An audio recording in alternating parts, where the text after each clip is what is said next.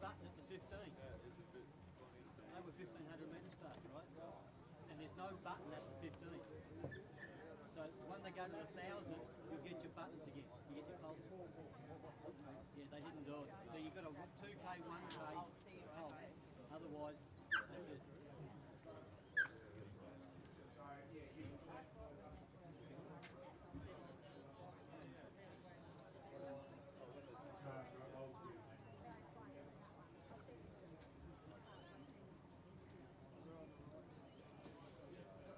Some reason, maybe How about with it goes back to 2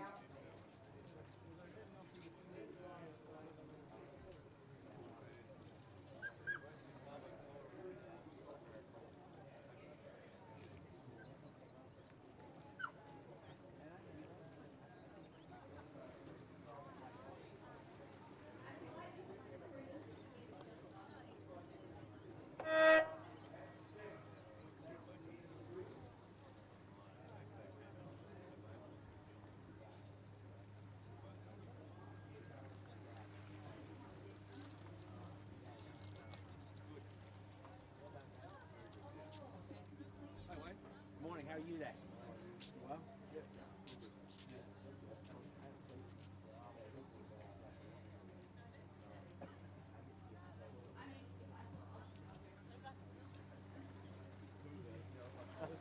Too early when I drive up.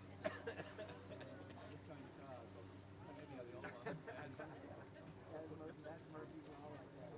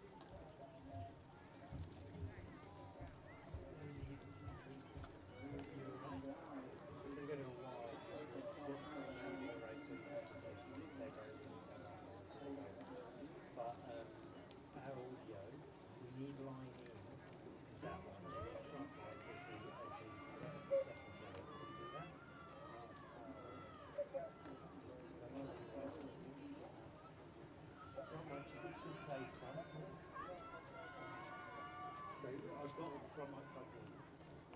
So channel 2 is front. Keep going with the race.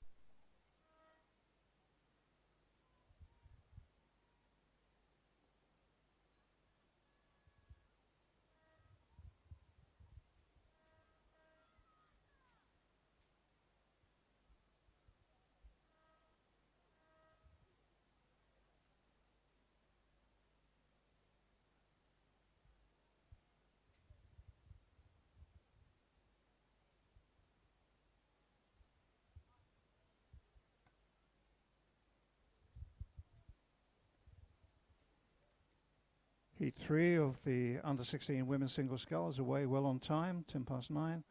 And in lane 2 we have Pulteney Grammar. In lane 3 we have Seymour College, number 2.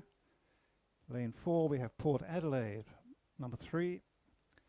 In lane 5, Loreto Marriotteville 6.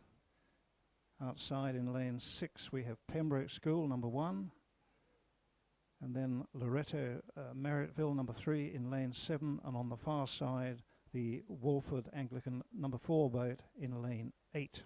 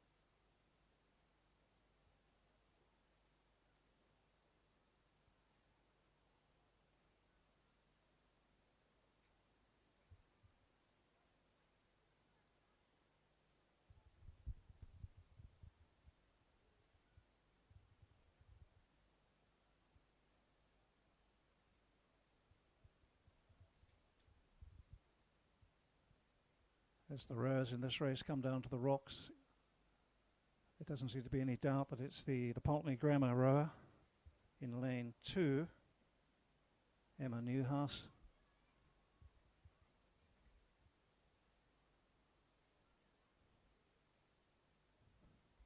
With a narrow lead, and I think then we look across the course to the Walford rower, Arva Morrow, in lane 8, who seems to have second position. Then it's the Port Adelaide rower in lane 3 holding third place. But as I've said several times now, it's the first two that go through, and the rest unfortunately are eliminated.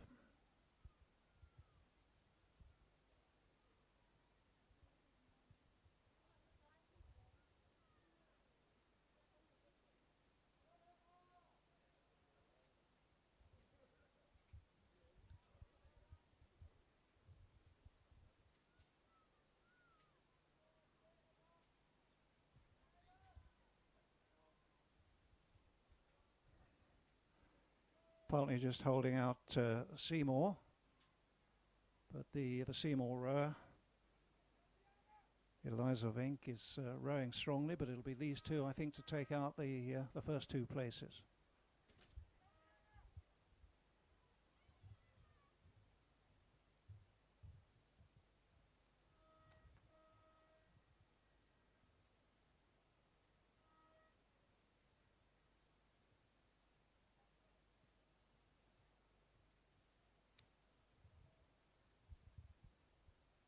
That was race 14, race 15, heat 4 of the under 16 women's single scull. In lane 2, we've got Loreto Marriotteville, number 7. In lane 3, Port Adelaide 1. In lane 4, Seymour 4. Lane 5, Walford 3.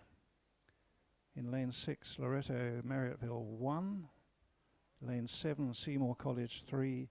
And on the far side, once again in lane 8, the Wilderness School number 2 boat.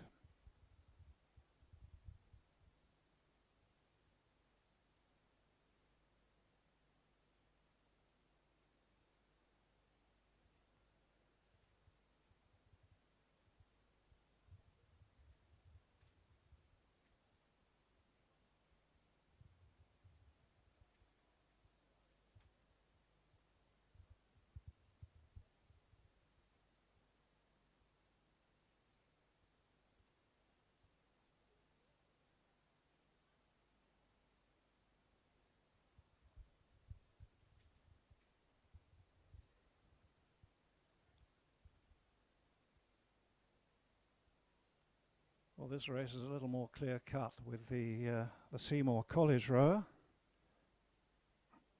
Chloe Pocock holding quite a nice, comfortable lead over Georgina Birchall on the far side from Wilderness. And barring any accidents, such as falling in or being attacked by sharks, these two should take the first 2 places and go through to the final later on today.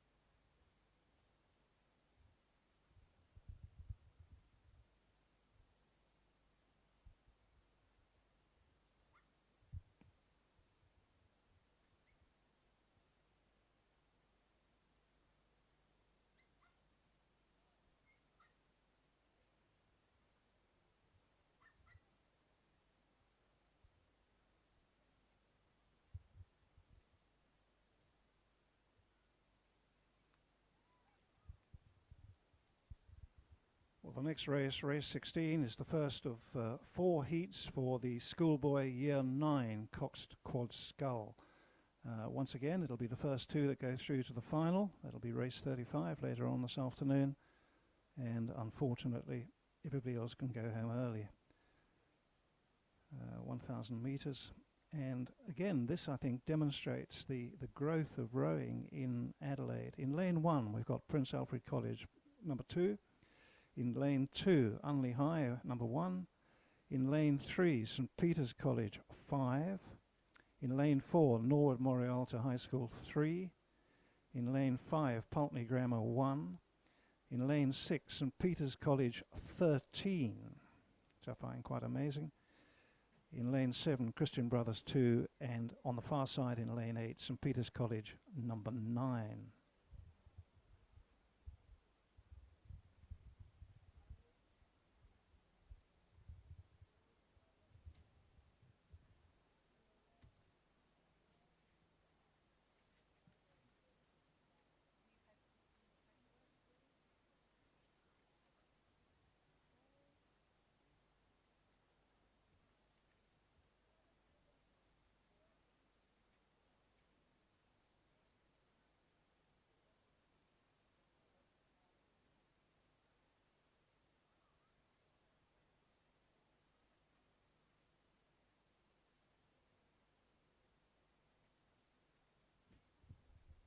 Race 16 is underway.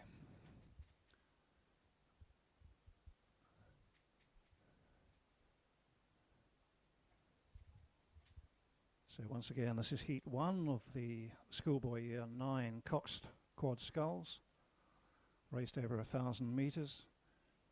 Prince Alfred in lane 1, Unley High, St Peter's, Norwood Morialta, Pulteney, St Peter's, Christian Brothers and St Peter's.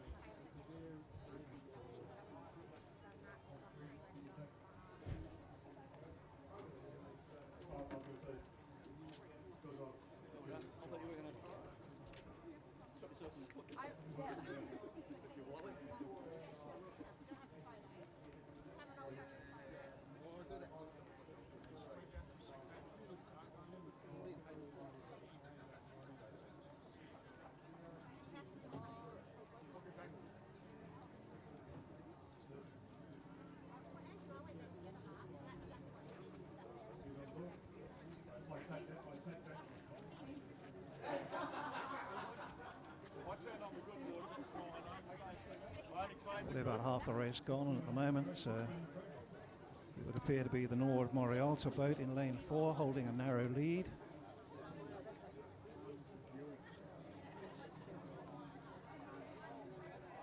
Narrow lead over St Peter's number 5 boat in lane 3.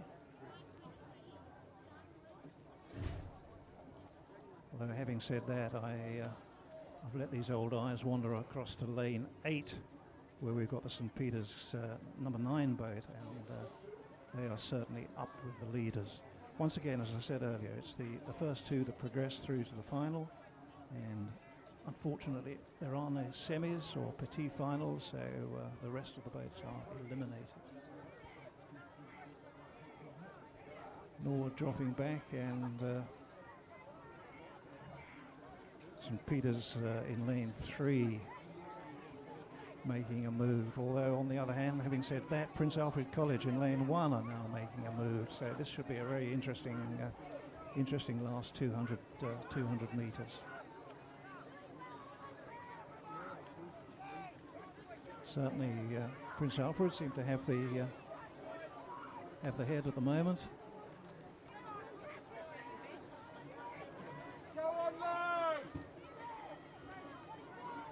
With the Saints boat in lane 3 in second place. So these two should go through.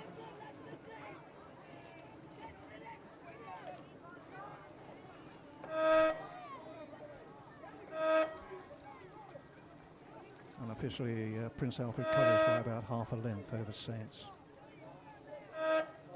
Old rivalries never die, do they?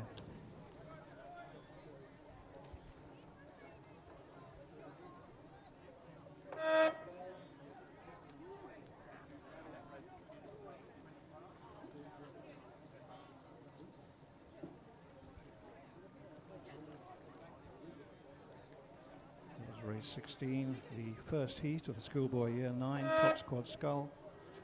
So heat 2, race 17. Once again a full field. St Peter's College number 6 in lane 2. Prince Alfred College number 1 in lane 3. In lane 4 Pulteney Grammar. In lane 5 St Ignatius. In lane 6 Norwood Morialta. Lane 7 Pembroke. And once again on the far side, St Peter's College 10 in lane 8.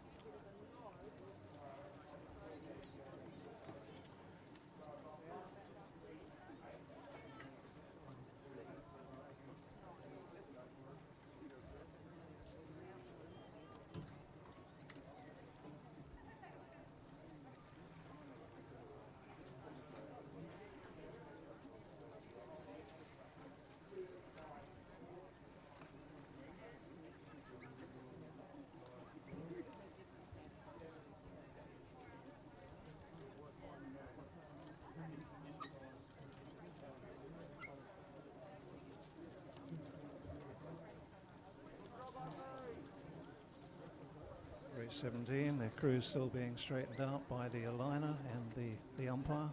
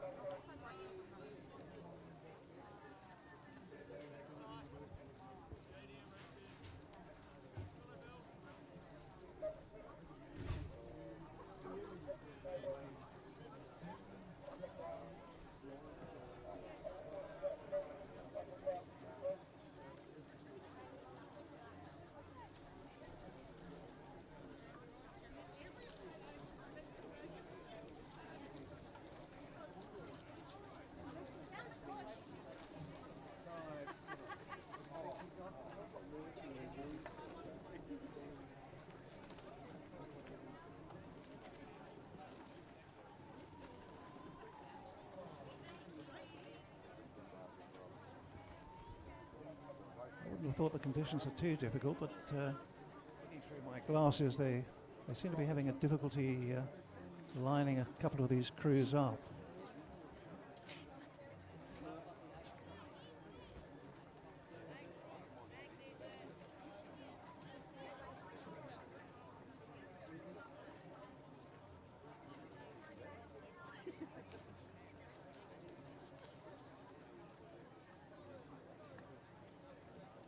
Not sure what's going on, but looks a bit of a mishmash up there at the moment.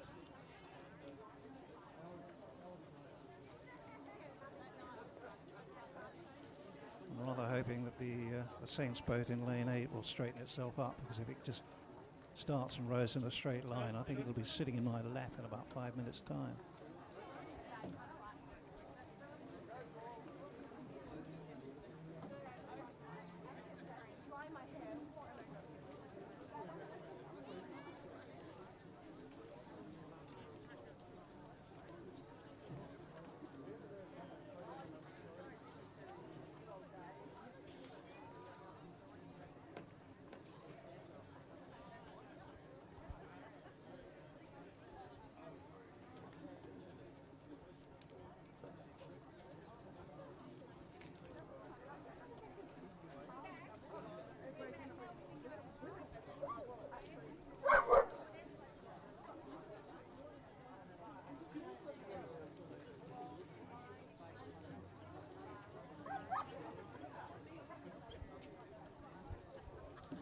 They're finally underway.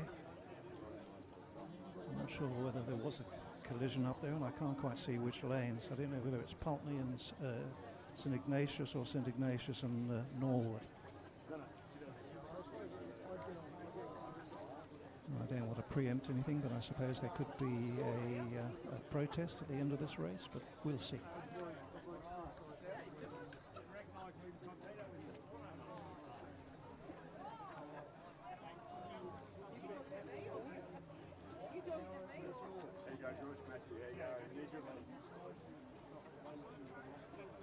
Well, straight away, within a short time, the Prince Alfred boat in lane 3 has thrown down the challenge.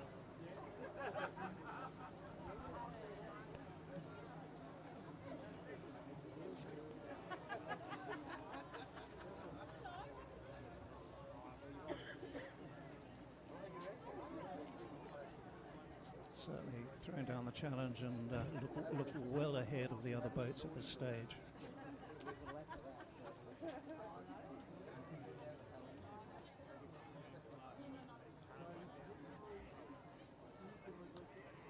So Prince Alfred holding a very, very clear lead, and second place I think is being fought out by the St Peter's boat in lane 2.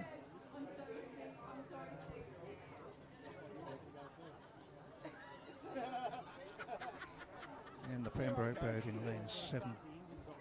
But at the moment, as they approach the rocks, there's no doubt that Prince Alfred College have got a very, very handy lead, and they're in that very wonderful position of sitting there, concentrating on their rowing and seeing everything that's going on behind them. It's a great feeling.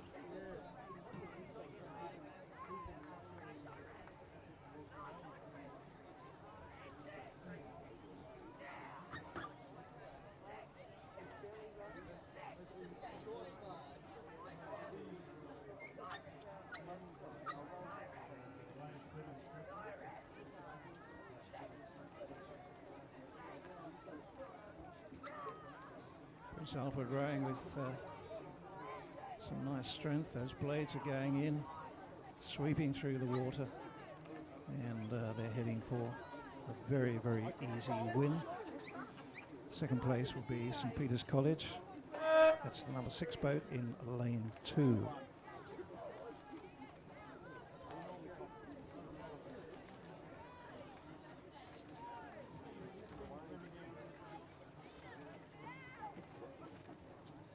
Saints rushing it a bit to my mind, but they're fairly clear and will take that second place fairly easily.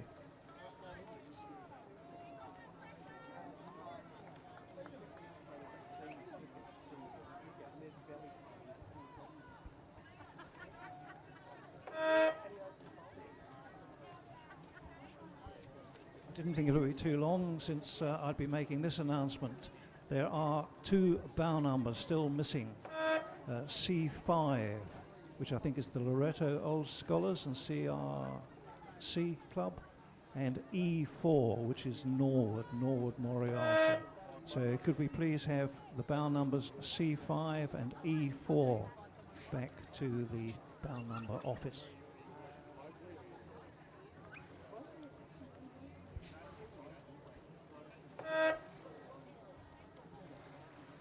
Another point I might just mention, especially to single scullers and any coxless boats going up towards the start, will you please make sure that you do not wander into or onto the race course.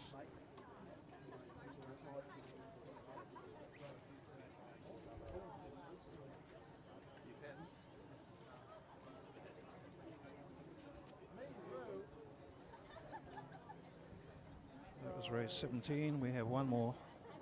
No, we have 2 more heats, I beg your pardon, of the Schoolboy Year 9 Coxquad Scull, and race 18, which is heat 3, will be underway at the moment. They're being lined up once again.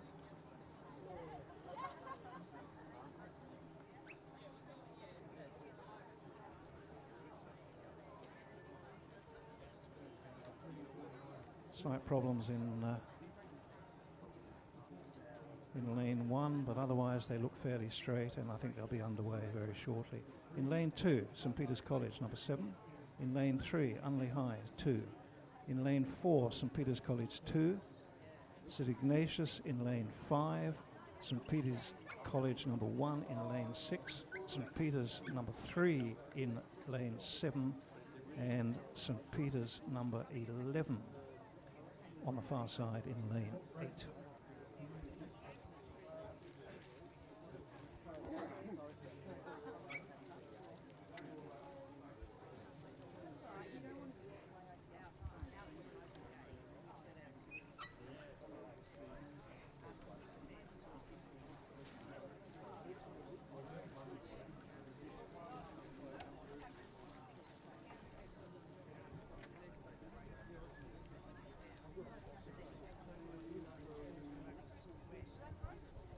Race 18 underway, and the last thing I would want to do is to be biased, but all I can see at the moment are the blue Zooties of Saints.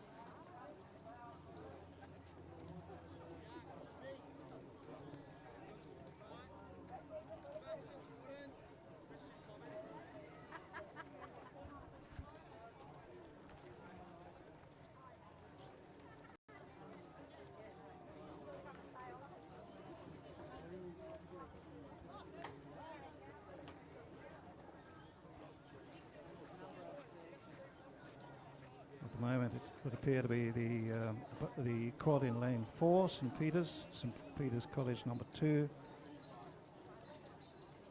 fighting it out with St Peter's College number 1 and St Peter's College number 3. So lanes 4, 6 and 7.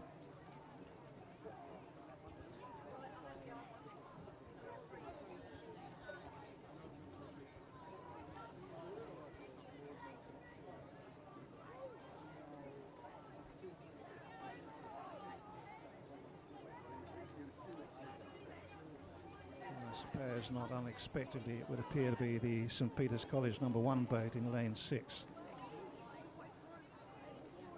Coming home ahead of their club mates. Clear water between them just about. So Saints 1, Saints 2, those two will go through. Saints 3, unfortunately an elimination spot.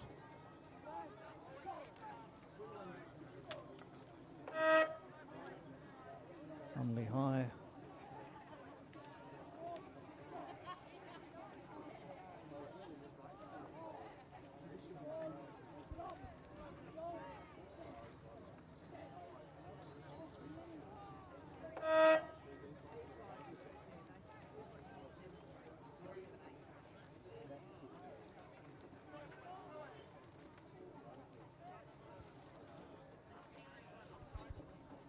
So that was heat 3 of the schoolboy year 9 Cox Quad Scull.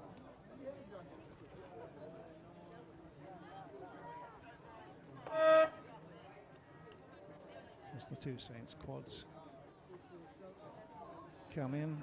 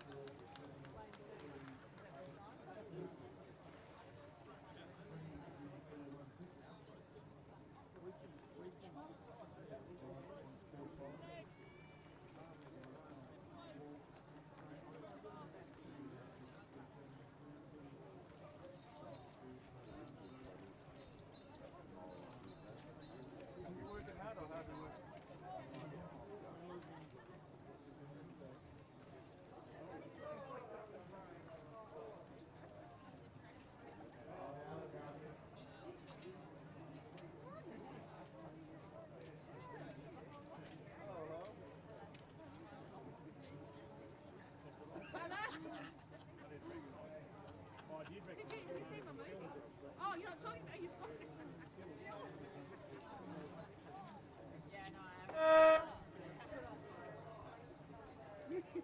And as St Ignatius go over the line in at race 18, we can see number 19, the last heat of the schoolboy year 9 Cox Quad Scull coming down. In lane 2, St Peter's College 8. In lane 3, Pulteney Grammar 2. In lane 4, Christian Brothers 1. In lane 5, Norwood Morialta 1. In lane 6, St Peter's College 4. In lane 7, St Peter's College 12. And on the far side in lane 8, Prince Alfred College 3.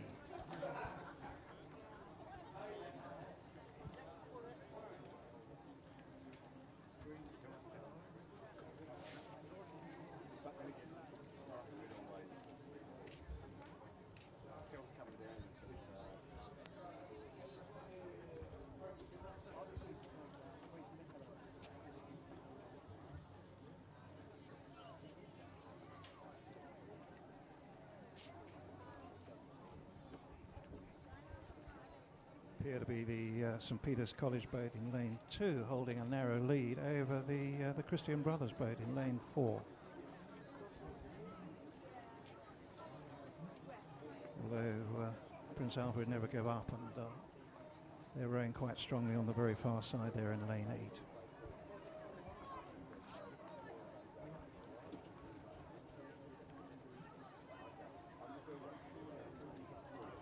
So at the moment it looks, can't quite judge the angle, but it's either Christian Brothers in the middle of the field or Prince Alfred on the far side, and I think Prince Alfred are just rowing that little bit more strongly little more together, a little more urgency in what they're doing.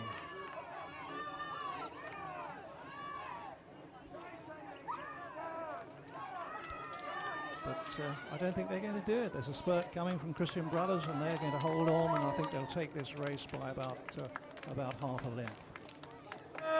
That's a gutsy win.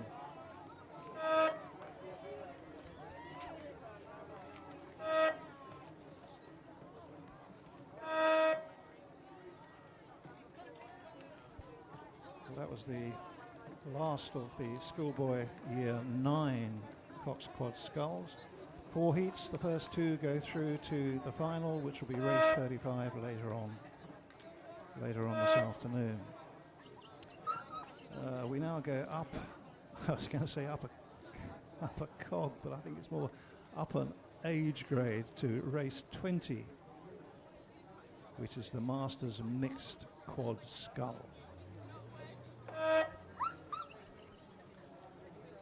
Again, a very full pack. We've got lane 1, Torrens, Riverside in lane 2, Torrens in lane 3, Phoenix in lane 4, Phoenix in lane 5, Riverside in 6, Riverside in 7, and Port Adelaide on the far side in lane 8. This is a handicap race, and in lane 1, Torrens will go on 45 seconds. Riverside in lane 2 will start on go. In lane 3, Torrens will start on 38 seconds. Lane 4, Phoenix on 32. Lane 5, Phoenix on 38, along with Riverside in lane 6, also on 38.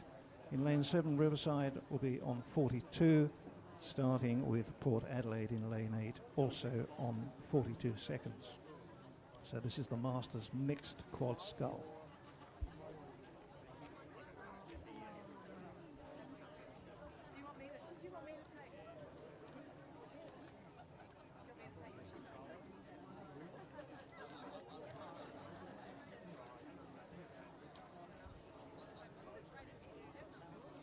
Underway, and it would appear to be the Riverside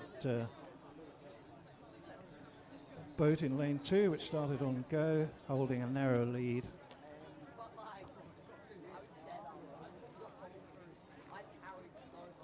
Over the Phoenix crew on their outside. In fact, there were 2 Phoenix crews side by side.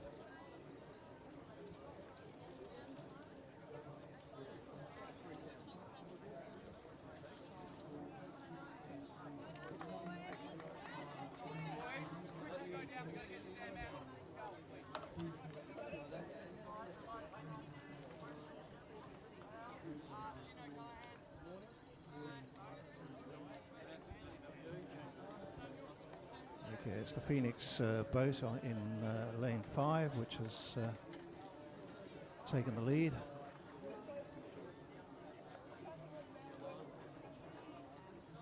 Followed by the Phoenix boat in lane 4.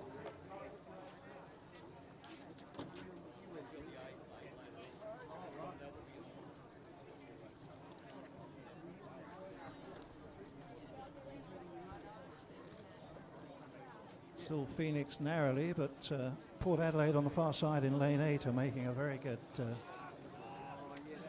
last 150. In fact, rowing with a little more urgency, slightly faster rating, and getting those hands away at the back very smoothly. Phoenix tend to be just sort of holding the hands at the finish instead of letting them roll out. And it's just about, they're out of my sight, but I think it'll just about be Port Adelaide from Phoenix. That's the Masters Mixed Quad Scull.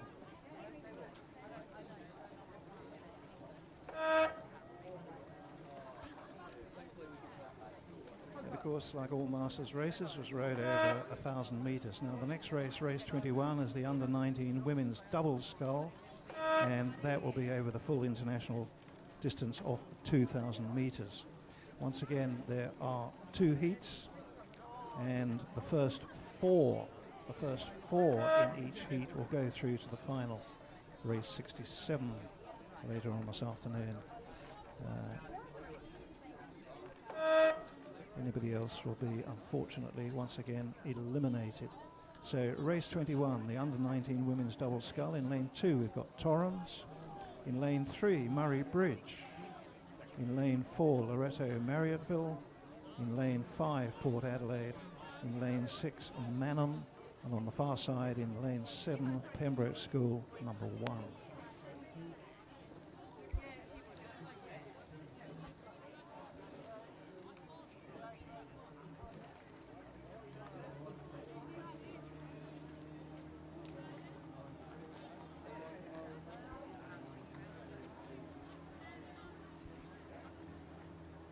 Just covered the first 500 metres, and I think at this stage we could throw the proverbial blanket over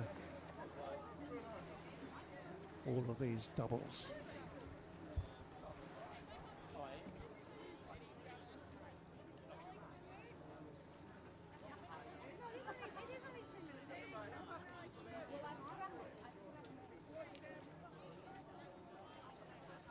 Having said that, it looks as if Torrens have snuck away from under the blanket and are holding a narrow lead over Murray Bridge.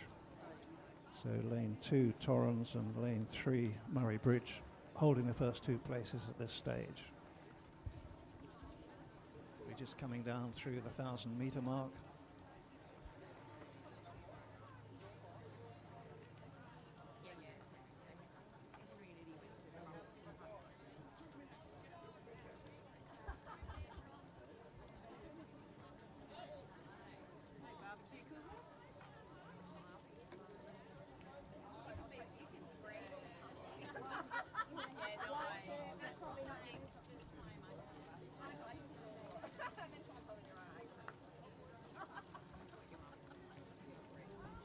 Torrens in lane 1 appear to be building their lead.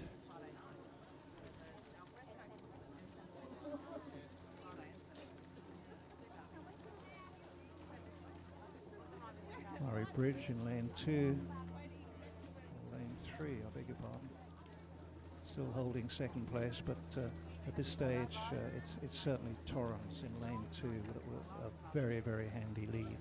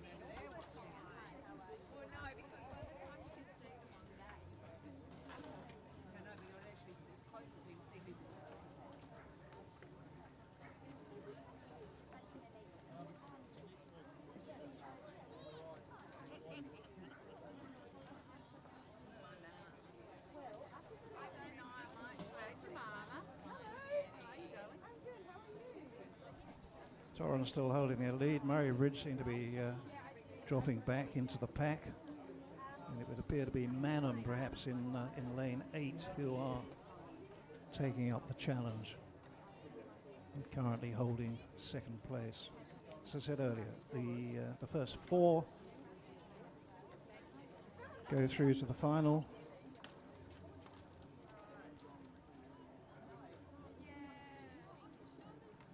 So there'll be 4 to the final, and the last 2 will be eliminated.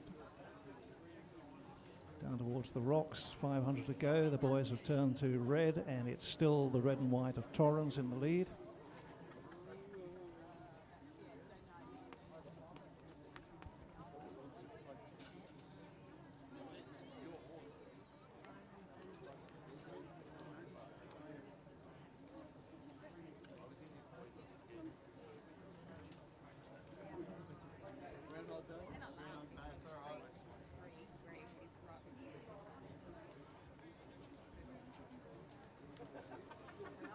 So Torrens with a very handy lead over Manham in lane 6.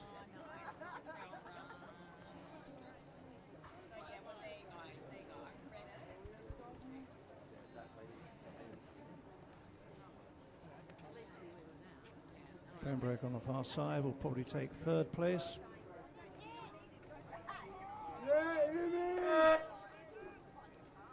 And a bit of a fight between Port Adelaide and Murray Bridge, which at the moment is being won by Port Adelaide.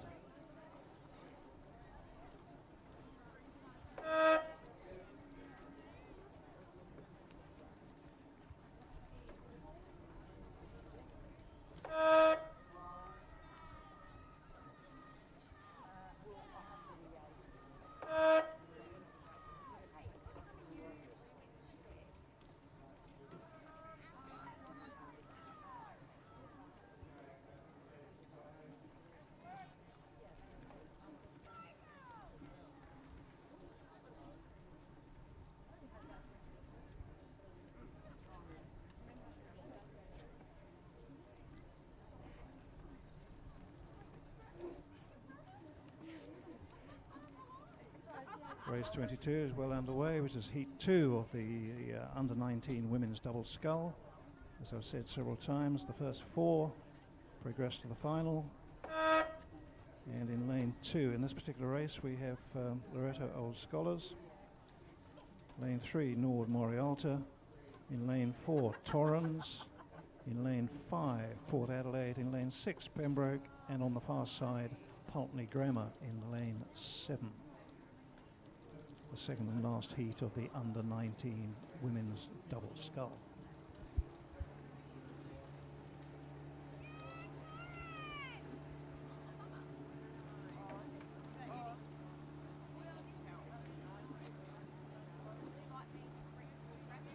I'll go with the binoculars, and it looks like in the moment, at the moment, it's the Loreto Old Scholars in lane 2, holding a narrow lead.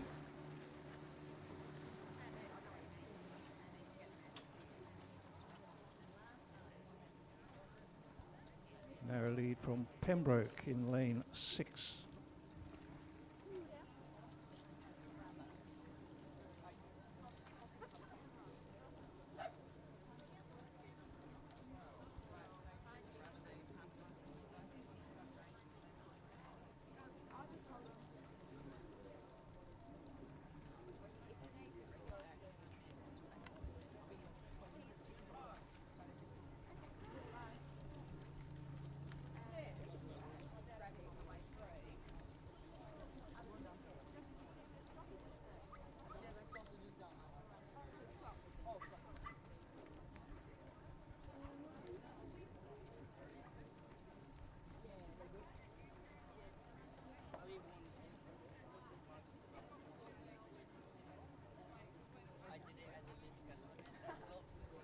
Not much change with the Loreto Old Scholars and CRC in the lead, followed by Pembroke School on the far side in lane 6.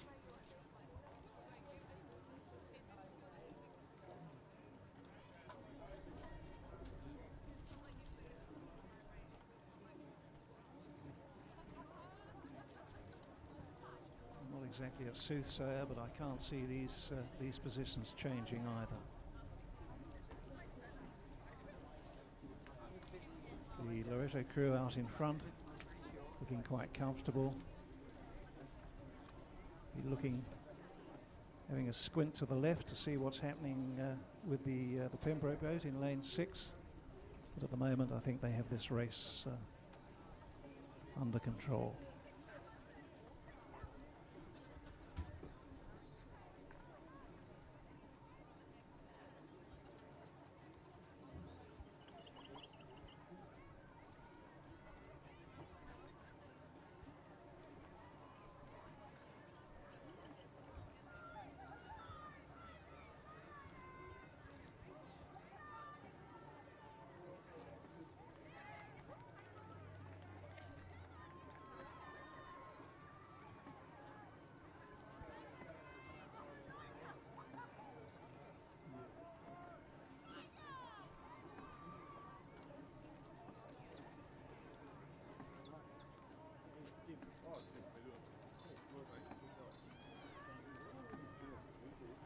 Those two crews approaching the line. Here goes number 1.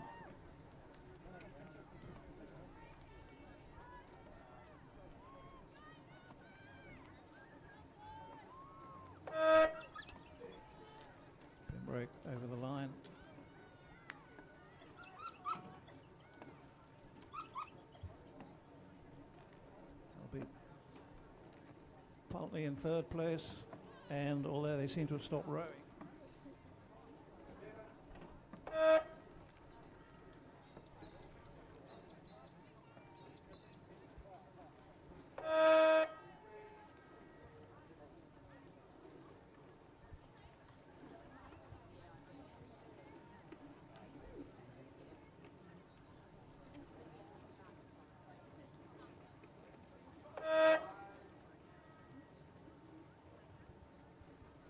That concludes the two heats of the women's under 19 double sculls.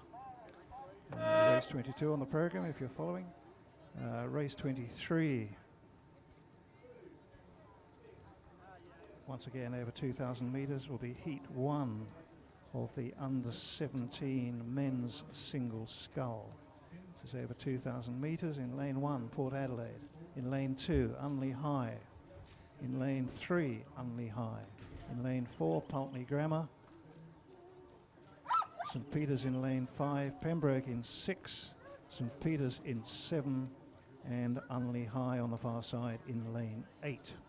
So this is heat 1 of the under 17 men's single scull, and here we have the first two finishers through to the final, race 58 later on today, and unfortunately everybody else will be eliminated. This is the first of 4 heats.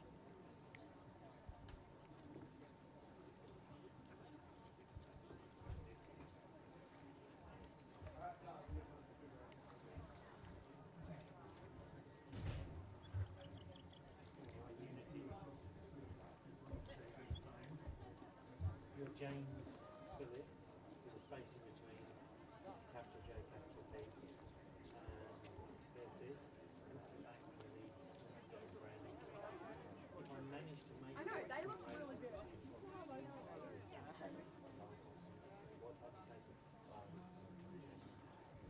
Just passed through the 1,000 metre mark. As I said, this is a 2,000 metre race, and it'll be Noah Metcalf from Unley High in lane 2 with quite a comfortable lead.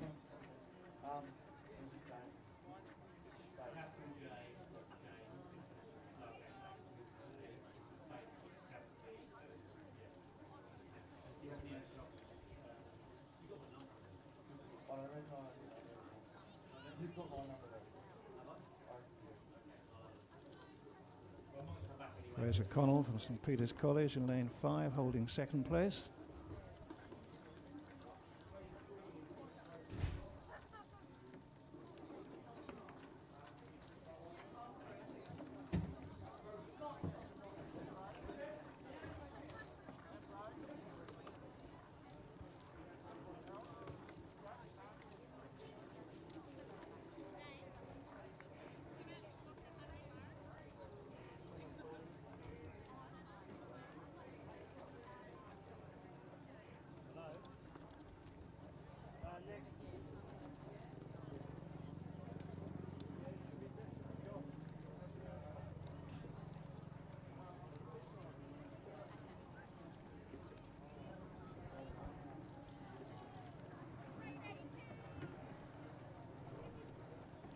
Coming down through the rocks into the last 200, and a very clear lead being held here by the Unley High rower, Joshua Felderhoff.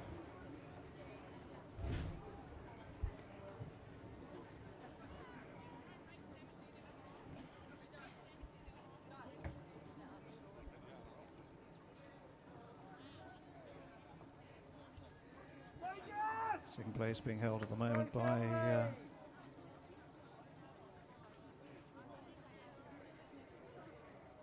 St Peter's College, which I think is Fraser Connell in lane 5.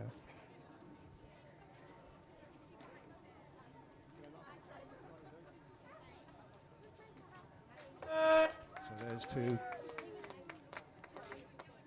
barring any protests, will go through and to the final, which is race 58. It's the first heat, as I mentioned, of the under-17 men's single scull. Race 23 on the program. Race 24, which is heat 2 of the same class. In lane 1, Torrens. In lane 2, Scotch College. In lane 3, Unley High. In lane 4, Port Adelaide. In lane 5, Unley High. In lane 6, Murray Bridge. In lane 7, St Peters. And St Peters also on the far side in lane 8.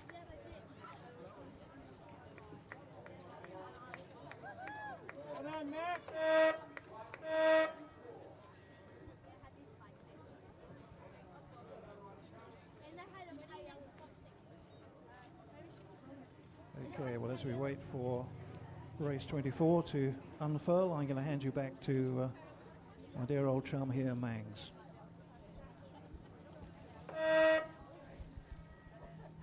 Thanks, Francis, and back to racing with the second heat of the under-17 men's single scull. Francis has given you the field, and again, with the important thing for these races is that the first two progress to the final.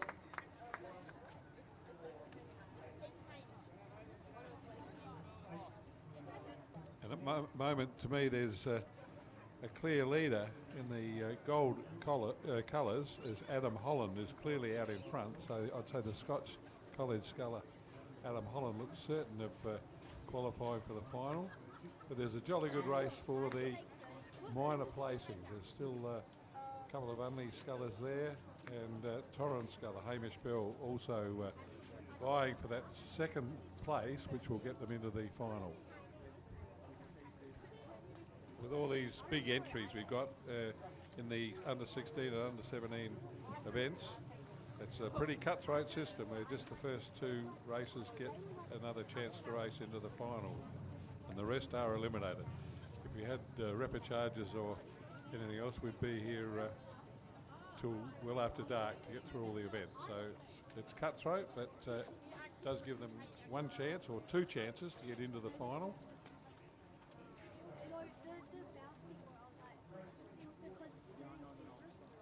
Certainly a good race between two Unley scullers, I think, and the Torrens sculler. So I think it's Heath McLeod and Liam Fashy with Hamish Bell from Torrens, those three battling for the second place. No doubt about the leader. It's from Scotch College.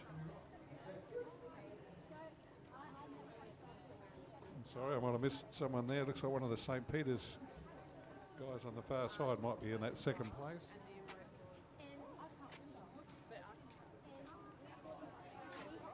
It is, it's lane 8, Edward Chipperfield, that's clearly in second place. So the Scotch College sculler, Adam Holland, is into the final, and barring accidents, Edward Chipperfield from St Peters in lane 8, X8.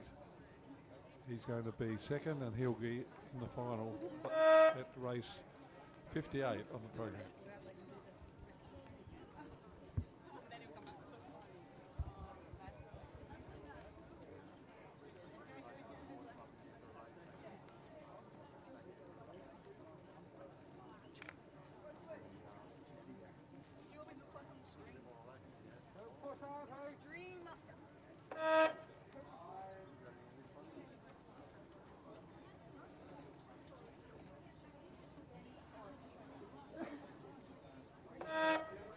The wonderful flat water racing conditions here for these single scullers.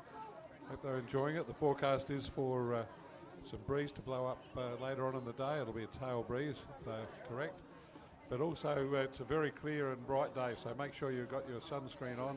It's a high UV rating day today, and very much have your hats on and your sunscreen or your sunscreen protection. Enjoy the day without getting any health challenges.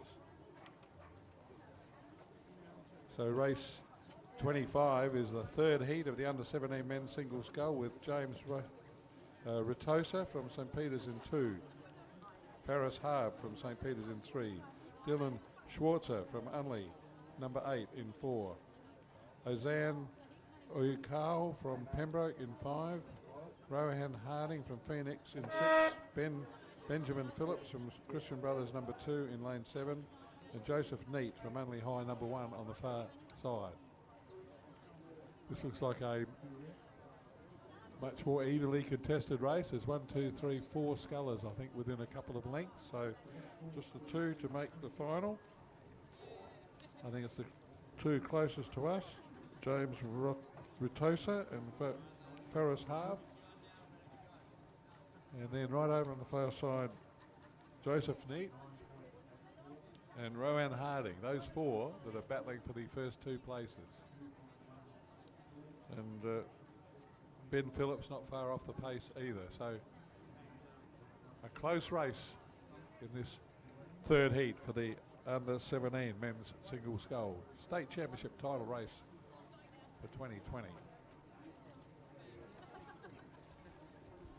It's my first stint on the microphone, and shows how much this sport has progressed. When I started rowing, started sculling when I was at Teachers College, there was only one sculling race on a normal Saturday regatta program. Lots of other races, but sculling wasn't a sport that a lot of people could do because the clubs couldn't afford to buy the old wooden boats as they were. They were a very expensive piece of equipment. Nowadays the boats are much more prolific, and we've got racing for all ages and all grades. And isn't it wonderful to see a race like this? There's 1, 2, 5 boats within 2 or 3 lengths of each other, and they're racing a heat to get into that final. And at the moment it's the 2 boats closest to the judge in lanes 2 and 3, James Ritosa and Ferris Harb, both from St Peters, that are leading and looking like scoring a place in the final.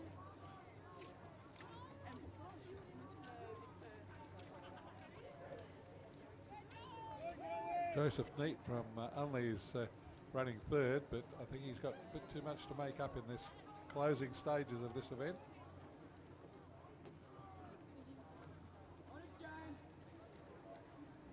So with 2 places up for grabs in the final, 2 St Peters scullers look like taking those. First and second, both safely across the line. Here comes the Unley sculler, it's going to be third.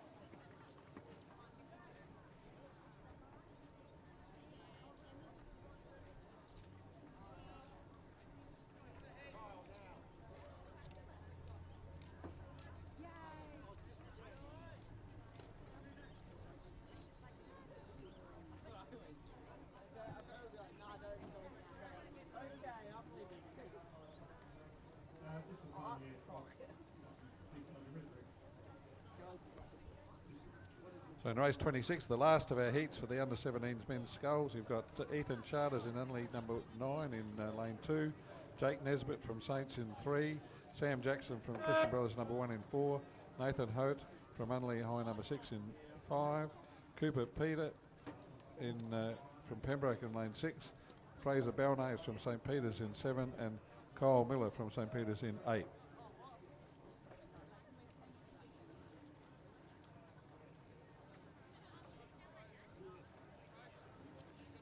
I can only see 6 scullers there.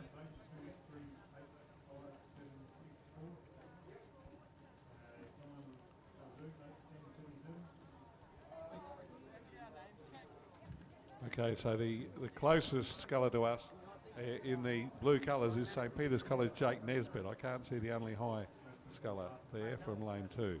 So it's Jake Nesbitt, and he's clearly leading, in fact, in front of the Pembroke sculler Cooper Peter.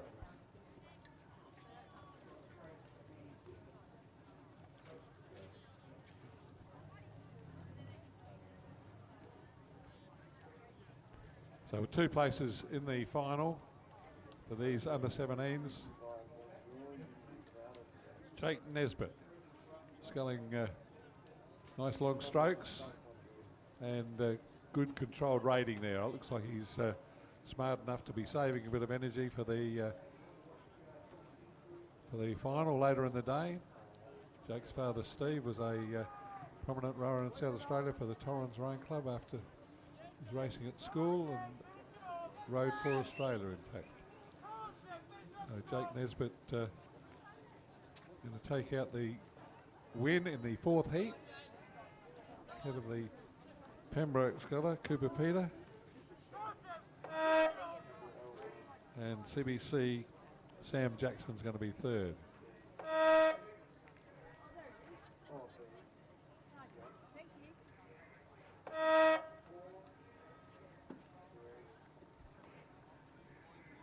And the next race is almost here also. In fact, catching the event in front of him, which is a pretty good effort. It's a row over, unfortunately, for entries. There's not any other entries except George Neary from the Adelaide Club, who's racing in the under-21 lightweight men's single scull state championship of South Australia. And the way our state championships work, and this happens in all the rowing, like even in the national regatta, if you're the only entry in a particular event, you get to win that event. It's not your fault if you race and train and enter and no one else does. So our rules are that in our rowing that for a state title you win it if no one else enters, but you do have to race over the course in full racing equipment and fulfill all the normal rules of racing. So we've got George Neary from the Adelaide Club in lane A5 in the red, gold and black colours. Going to give the Adelaide Club a great start to their state championship weekend, because Oscar McGuinness has already won the lightweight open men's single scull state title, and this is going to be our 2nd state title for the day. Will be won by George Neary from the Adelaide Club.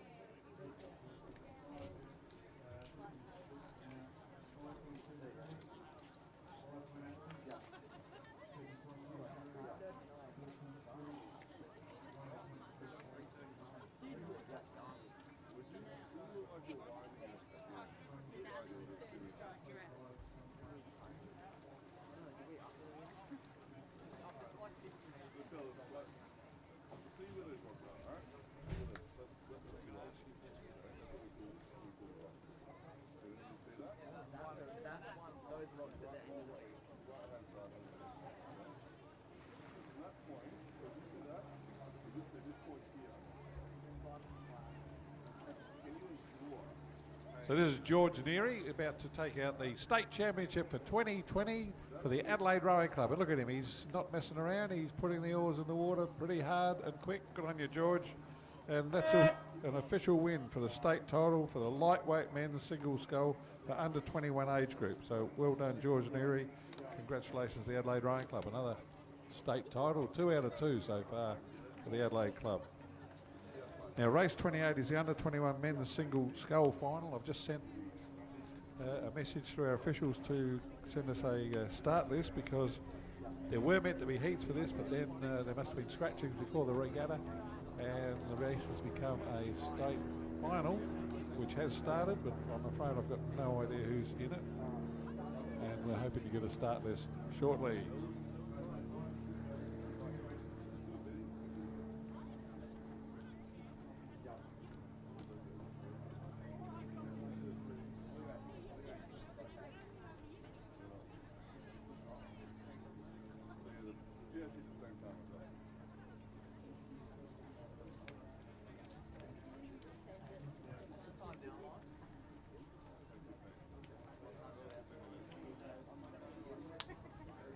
So this race was redrawn at the before the regatta started. There were heats to be for the under 21 men's single scull, so my program has only got a it's a blank list. I can look back at the heats that were there. So in the heats we had entered Lachlan Blesson from Adelaide Uni, Sam Button from Torrens, Jack Nielsen from Adelaide, Fabian Whiteman from Adelaide, Port Adelaide Joshua Harris, Harrison Francis from Adelaide Uni, William Smart from Torrens, Sam Gray from Essendon, Oscar Moore from Adelaide Uni, and Cooper Williams from Adelaide.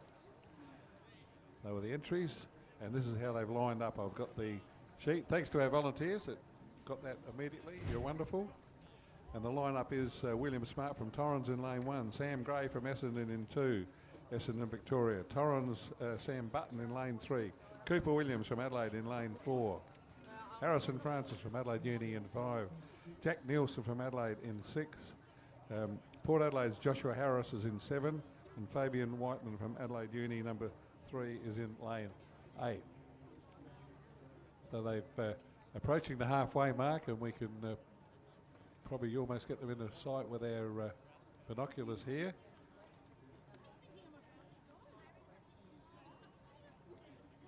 I think the race might be on between Torrens sculler Sam Button and Cooper Williams from Adelaide. I see Cooper Williams' name on the state team for one of our crews that was announced yesterday with our press release advertising this regatta. So Cooper Williams from the Adelaide Club is in one of our state youth crew, I believe, the state 8 for the youth interstate championships. And he's doing quite a good job here in the single scull at the moment, certainly in front of the Essendon sculler. And it might be, I think it might be the Torrens sculler, Sam Button, that's out in front.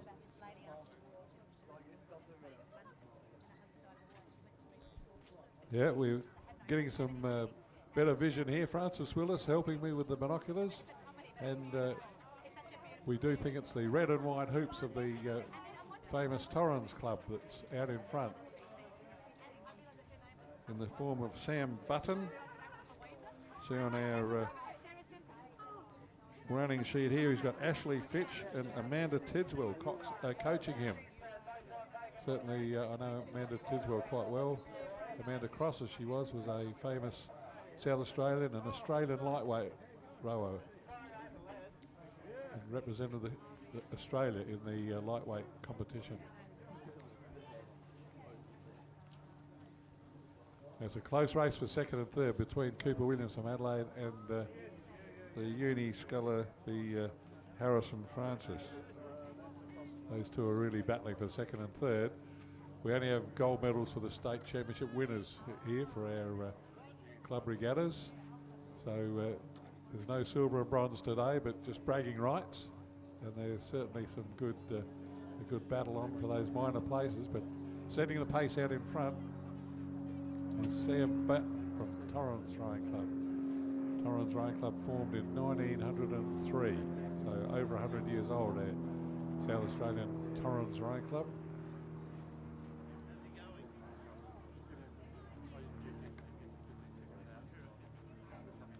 And clearly the Adelaide Uni sculler is in second place, so that's Harrison Francis. He's just in front of Cooper Williams from Adelaide. But no doubt about the leader, and about to cross into the red boys. The red boys indicate the last 250 metres, and this is Harrison Francis. Sorry, Sam Button from Torrens. Sam Button, who's leading Francis from the Adelaide Uni Club. And they're racing for the under 20 men's single scull state championship of South Australia. Our regatta today sponsored and run by Rowing SA. We thank all our volunteers for helping doing that. And Sam Button putting in the big ones here. He's not slowing down. He's going to push it all the way to the finish line. Probably interested in these good racing conditions, what his race time might be for the 2,000 metres. So the first state championship win for the day to Torrens Rowing Club. Sam Button takes out the state championship. Adelaide Uni are going to be second. And Adelaide third. So 1, 2, 3 to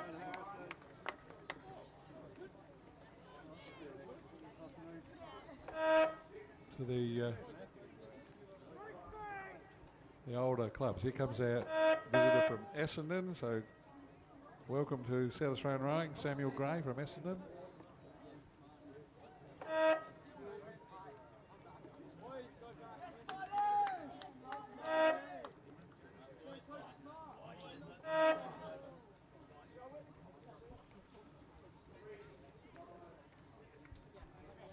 think it might have been Jack Nielsen. I might owe an apology to. I think he might have beaten Cooper Williams there. But the official call is just a commentary from the balcony up here. We're not guaranteeing accuracy, and you can get the results as soon as they're processed by our volunteers. They'll be put on the internet. You'll get them if you look up Rowing SA Regattas or Rowing Manager SA Rowing, and you can get the results. Will be published as soon as our volunteers get all those results. Don't forget the races are being live streamed too. If you've got family or friends or fans of your rowing career, they can actually be watching this on the internet. It's all being filmed, and every race being filmed live on the internet around the world. You can see any relatives overseas, you can let them know to get onto the website, and they can watch. The racing is all being filmed live and sent all over the world. So the results and times and the pictures are all going worldwide on the World Wide Web. Oh, smarty, Jono. Now that's it. First Open senior race today is the Open Men's Coxless Pair, and you've got in lane 3 closest to us, 3 times Olympian James McRae from Murray Bridge rowing with Nathan Bowden, who's a former captain of the Adelaide Rowing Club. Both of these guys have rowed several times in our South Australian Kings Cup crew, the interstate State of Orange representative crew. Now Nathan Bowden now a member of the Sydney Rowing Club because he was living and working over there and racing for Sydney, and he's rowing with James McRae, and they are setting a cracking pace leading this event. Adelaide Uni crew of Lachlan Ward and Ross Hamilton probably in second place, though they're having a good duel with the Adelaide crew. Matthew Nielsen want to drop back with his partner Tim Santon. Josh Duncan and George Neary back in the behind the field. So it's the Essendon crew that's probably in third place.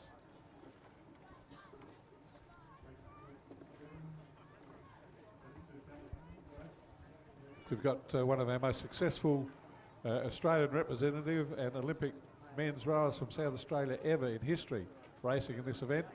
So you youngsters should have a look at James McRae racing sweep. He's more famous for his quad sculling. He's been world champion in the quad scull. He's also in that quad scull had at one time the world's fastest time. So James McRae from Murray Bridge in this leading boat in the men's pair. So here he is doing sweep rowing with just the one oar, proving his versatility. And as I said, he's rowed in our South Australian Kings Cup crew, which has come second and third several times, with his crewmate there, Nathan Bowden, who's racing from the Sydney Rowing Club. But Nathan, South Australian originally, he was a captain of the Adelaide Rowing Club in his youth. He's also been an Australian representative, won World Cup rowing medals as Nathan Bowden. So these two rowers in this double blue boat, double blue colours of Murray Bridge and the light blue famous colours of the Sydney Rowing Club, the biggest rowing club in Sydney, very famous rowing club, racing as Sydney and Murray Bridge composite. They're leading in the state championship men's pair. And look at the power of these formidable oarsmen as they take the catch. Beautiful timing. They're not letting the rating down. It's keeping it up at a good fast pace after well over 1,800 metres of racing. They're in the last couple of 100 metres. And it's the Adelaide Uni crew of Lachlan Ward and Ross Hamilton that are just behind them. These guys are in the State Kings Cup crew for this year. I think Nathan Bowden might be too. But it's going to be a win for the Murray Bridge and Sydney Rowing Club combination in the men's state championship open pairs, the senior men's coxless pairs. A win to James McRae and Nathan Bowden. Congratulations, Murray Bridge and Sydney Rowing Club, winners of the state championship men's pair. Adelaide Uni, a very creditable second against top class opposition, and the visiting foe from Victoria in the famous red and black colours of Essendon going to take third. That's Jacob Owens and Daniel Westaway. Great to have interstate competition here, and in fact that race from Sydney, from New South Wales, and from Victoria. Essendon take third place.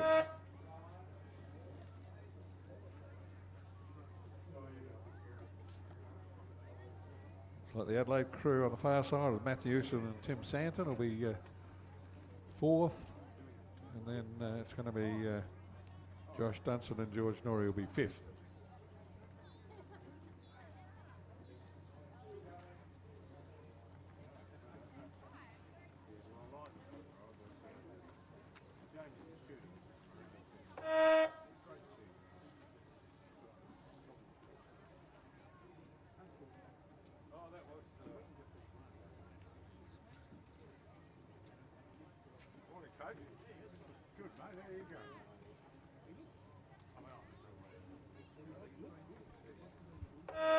Two of the feature races today are the first grade men's 8s and the women's single scull. These are the two of the celebrated long time events in Australian rowing. The single scull and the 8s are the most famous, what they often call blue ribbon events.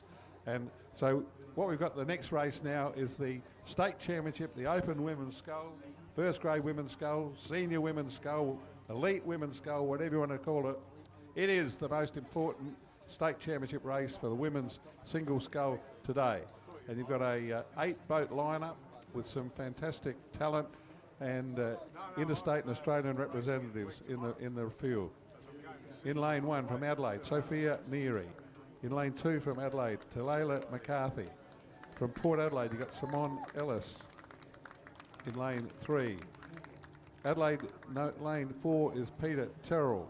Adelaide Uni in lane 5 is Celia Cowan. And the Adelaide number 1 sculler in lane 6 is Verena Zulm, who's represented Australia in the lightweight division. So she's a lightweight sculler, as is Celia Cowan. Both those women are in our state team for this year for the Women's Queen's Cup and ULVA trophy for interstate 8s. Christy Shanahan from Adelaide's in lane 7.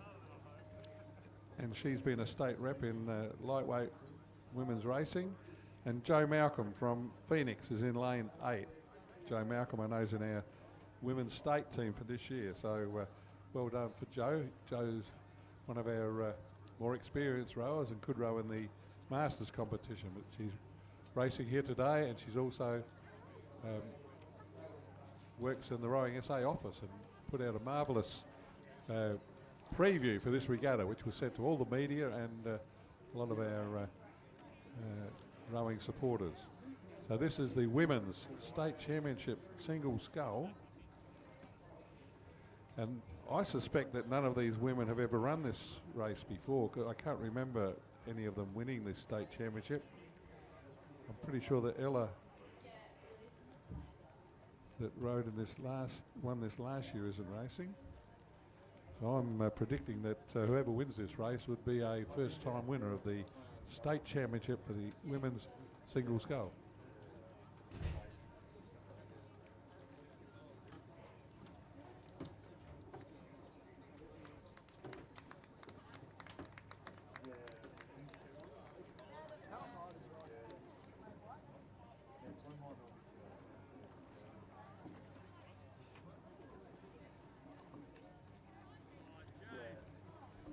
So having said all that, the race time hasn't quite come up.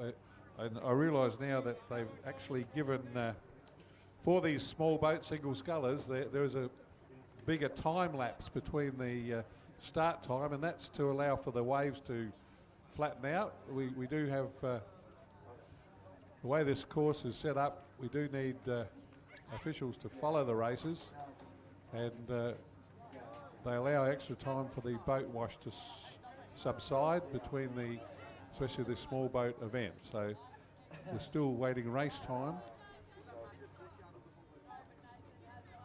And I apologise for any of these women who haven't given any credit to their careers for. I will mention Simone Ellis, the Port Adelaide sculler. Simone's a Masters rower. She's been rowing Masters, and she's over 50 years of age. She doesn't mind me telling her that because it's in the program. Whenever she rows in the Masters races, they put their age in there. Now, Simone to help her sculling 2 years ago, went in the trials for the state team and actually won her way into our state team. So at the age of 49, she debuted and rode for South Australia in the women's 8, the number 1 big boat for the state in the biggest women's race in Australian rowing. Last year she was the reserve for the crew. She went through the same process, went through all the trials, and at the age 50, Simone was selected as a reserve, and unfortunately one of our rowers did get sick or injured at the National Regatta, and Simone once again represented the state and rowed in the elite senior women's rowing 8 race of Australia, representing South Australia. So a two-time now state representative in the women's elite race. She's also in those same years represented the state in the Masters Australian Championship for over 50 years, and last year they won a bronze, that crew she was in won a bronze medal in Perth in that particular event. So that's Simone Ellis, who's rowing in this race here. As I said, she's a Masters rower, over 50 years of age, and rowing against a lot of our young talent here in this particular event.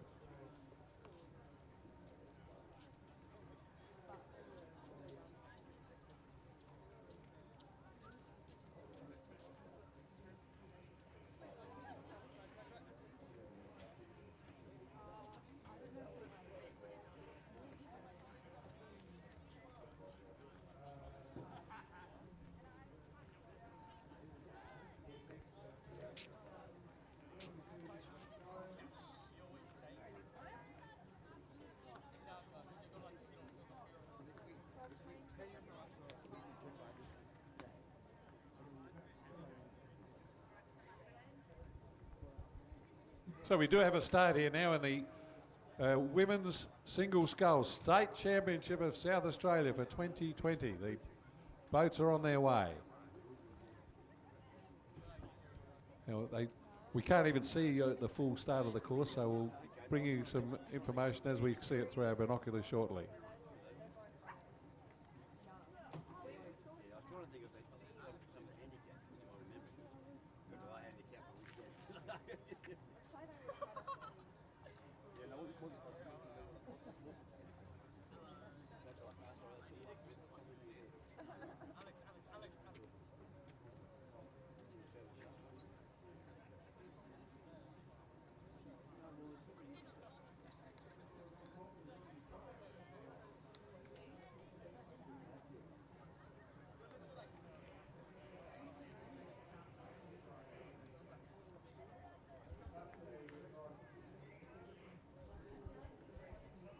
So we can't really tell you the position of the races here. We have a very simple and primitive commentary position. We don't have any timing like the luxuries of when I've done Australian Championships and World Championships, when you actually have a computer screen that shows you the picture and the times of the crews as they're racing.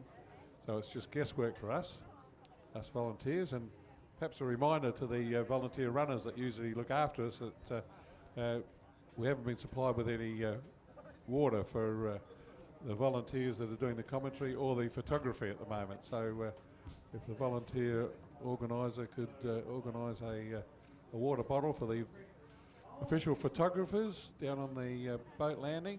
And we do ask you to keep off the landing, especially when the medal photographs are being taken, let the official photographers do their job.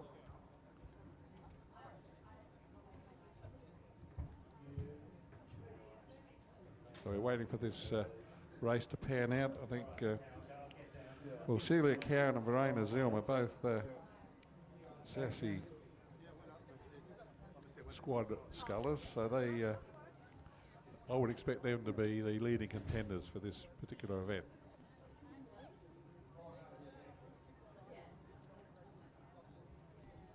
Having said that, both of them and also Sophia Neary and Christy Shanahan have all, I'm sure, all represented this state, the South Australia, in this state lightweight quad scull. So they're interstate representatives in lightweight sculling. So they're all a whole heap of lightweights there. But they'll be enjoying these conditions. It's flat water and everyone's pretty evenly matched.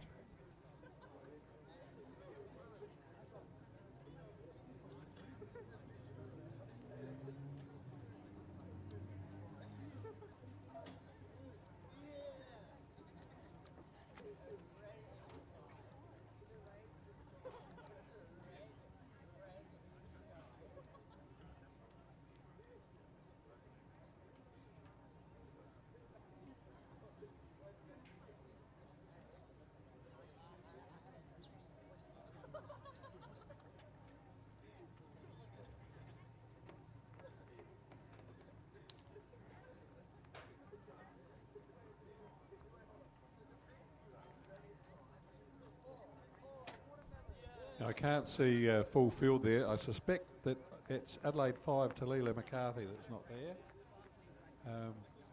And the lead, as I sort of predicted, I'm pretty sure is being fought out between Celia Cowan from Adelaide Uni and Brianna Zulm from Adelaide.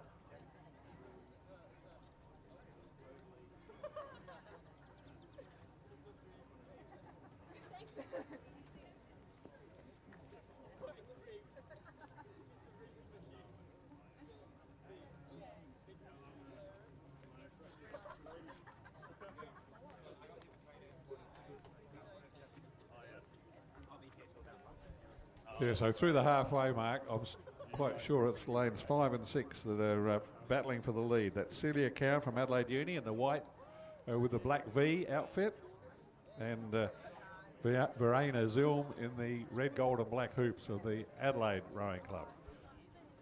So representing two of our oldest clubs, Adelaide and Adelaide Uni, have been rivals on the water for many years. Their clubs are certainly battling for this state title at the moment.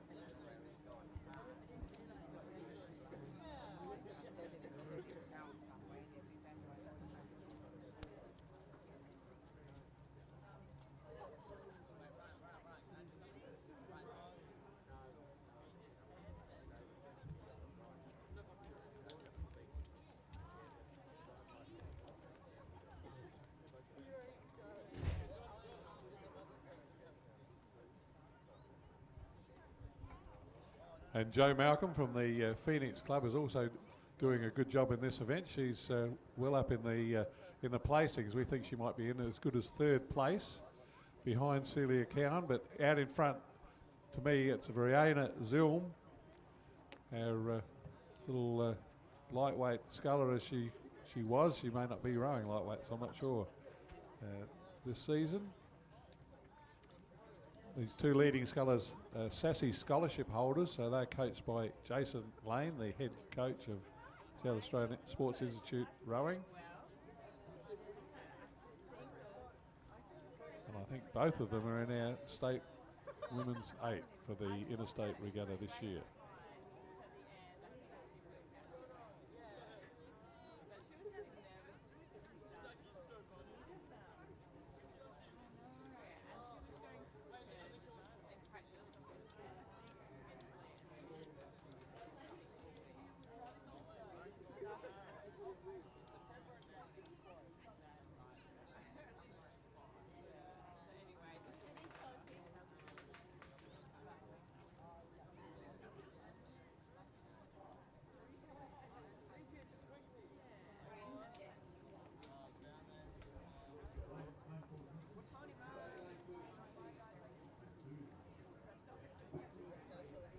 So ladies and gentlemen, this is world-class sculling here. This young lady, Verena, has represented Australia in sculling. I think Celia Cowan may have too. They've certainly both won national titles, so they're top-class scullers, and they're leading a talented field of young scullers and a couple of older ones in this.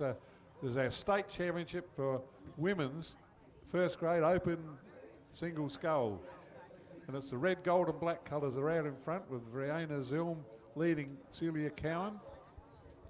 Got nice flat water here and good racing conditions. I'll be sure they'll be interested in their time because neither of them are slowing down. They'll be having a good workout here because it's only a few weeks to the national regatta and interstate events. As these two head for the line, Celia just hit a buoy, I think, then, and seemed to miss a stroke with her blade. So it just shows even these top rowers can make mistakes. But it looks like heading for the win, barring accidents, is going to be Verena Zulm. Great big long strokes, beautifully controlled sculling to take out the 2020 South Australian State Championship. Congratulations, Verena Zulm from the Adelaide Club. Celia Cowan from Adelaide Uni is going to be second. Jo Malcolm over on the far side, rowing for Phoenix, just holding on to third at the moment, so good effort from Jo Malcolm. Under threat from Sophia Neary from Adelaide, but looks like Jo's going to hang on to third place. Pretty good effort for Jo Malcolm from the Phoenix Club.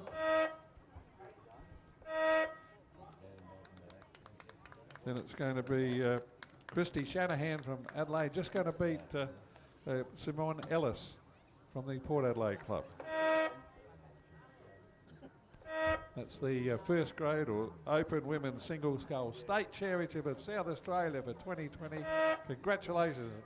First women's event title win for the Adelaide Club for this season. I didn't get a call. So usually I'll get a call saying come pick me up. Did you? Yeah. How many cameras you got going today? Or just this? Yeah. Because Fish is not here, is he? Nah. Yeah. Funny because window came off. Straight away I was, I didn't even ask him to roll. He said, can I drop a car? Caring stuff. Yeah, I know, yeah, good. Who is someone in the office? Yeah, Mark. Mark. Yeah, Mark's Okay, so get over. We don't know. Tom back in the flip up. Yeah,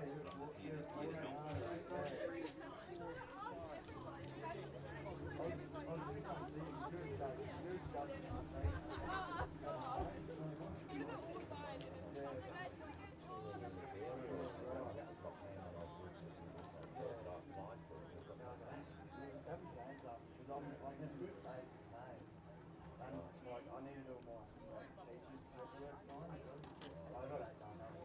Yeah, I got it sorted. I did it across the library, so yeah.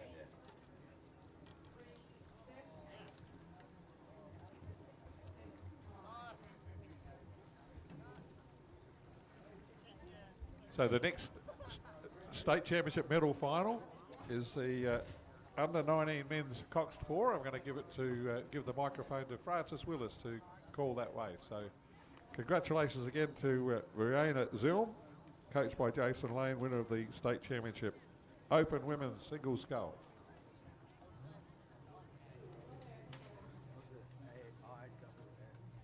Thanks, Mangs. I think it's one of these days when too many finals are not enough, because race 31 is the under 19 men's Coxed 4, a state final and a full field. In lane 1, Pulteney Grammar.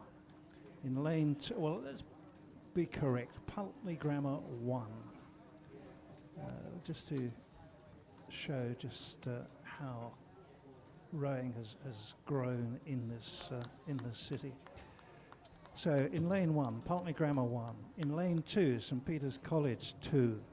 In lane 3, St Peter's College 3. In lane 4, St Peter's College 1. In lane 5, Pembroke 1. In lane 6, Norwood Morialta. In lane 7, Pulteney Grammar 2. And on the very far side in lane 8, Pembroke School 2.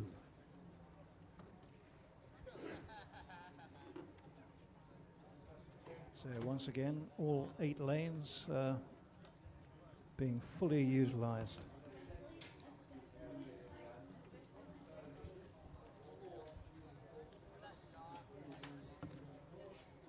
That race 31 was scheduled to start at a quarter to 11, just a minute ago, and the crews are underway. So in lane 1, Pulteney Grammar, lane 2, Saints, in lane 3, Saints, in lane 4, Saints, lane 5, Pembroke School, in lane 6, Norwood Morialta, lane 7, Pulteney, and in lane 8, Pembroke. And this is the under 19 men's Coxed 4.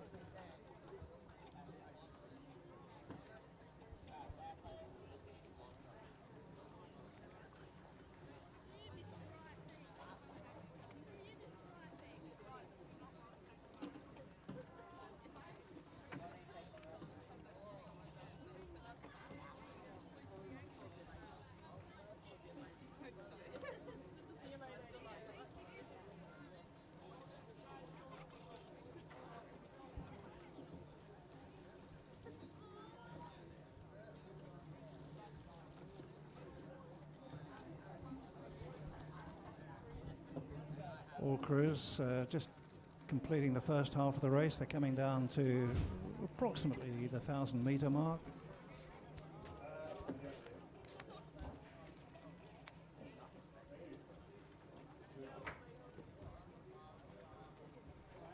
And I think it's perhaps not unsurprisingly the crew in lane 4, the St Peter's College first boat, holding a lead. I was going to say substantial, but I don't think it is at this stage, and they're barely through the halfway mark, so there's a lot of things can happen.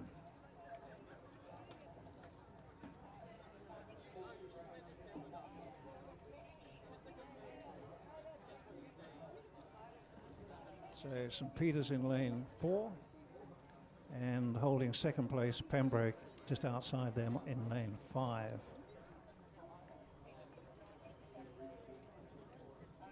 Yeah.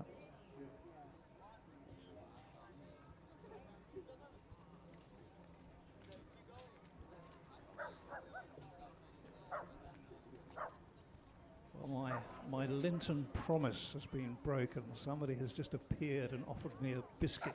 So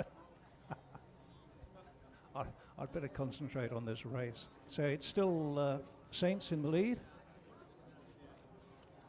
But not get excited and call them Hackney High School, otherwise I'll be in serious trouble again, and that hasn't happened for several years.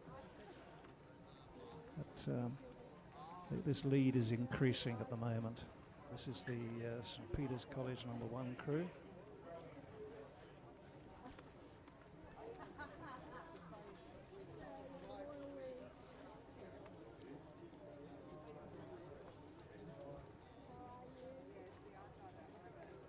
I was thinking this morning how time flies. I was getting some equipment together and I took out a photograph, and it was the state schoolboy 4 in 2011.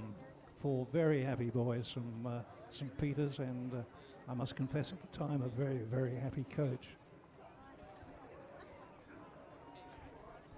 Anyway, Saints doing this really quite well at the moment. They've got clear water between themselves and Pembroke on the far side. And then, is that Norwood Morialta in third? Yes, Norwood Morialta in third, and then the second Saints crew in fourth. But there they go, over the line. Unofficial, of course, from our point of view, but that's the St Peter's College first boat, who are the state under-19 men's Cox 4 champions.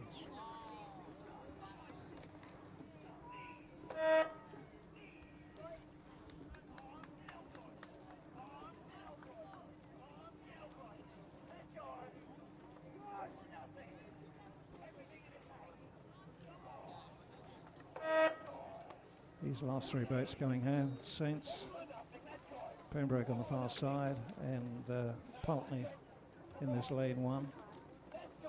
But as you can hear, these boys have not given up.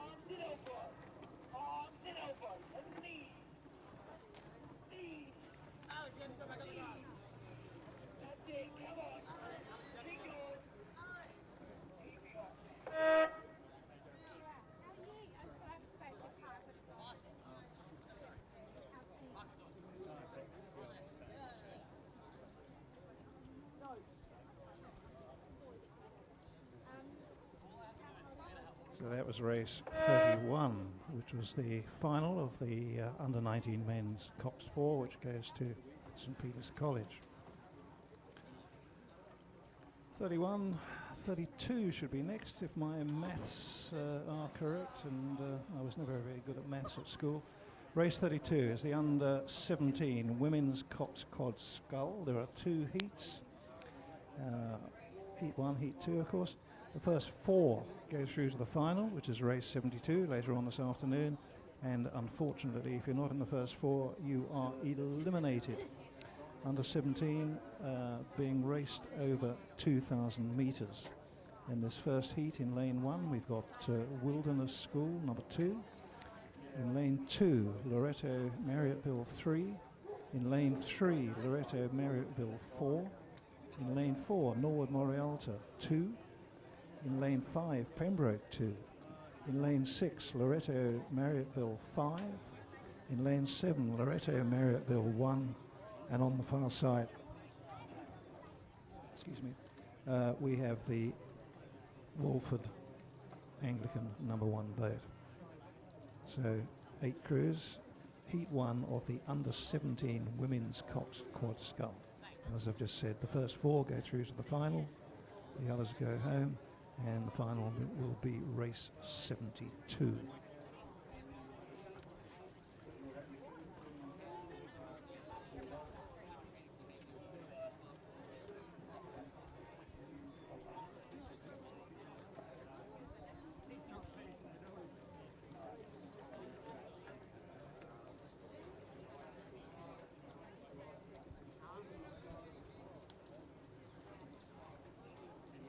I must confess I can't make out whether that race has started or not. It's scheduled for 10:50 and we have been running to time, so well done to all the volunteers, the starters and the aligners. Race 33, which will be the second heat of this under 17 women's Coxed Quad Scull.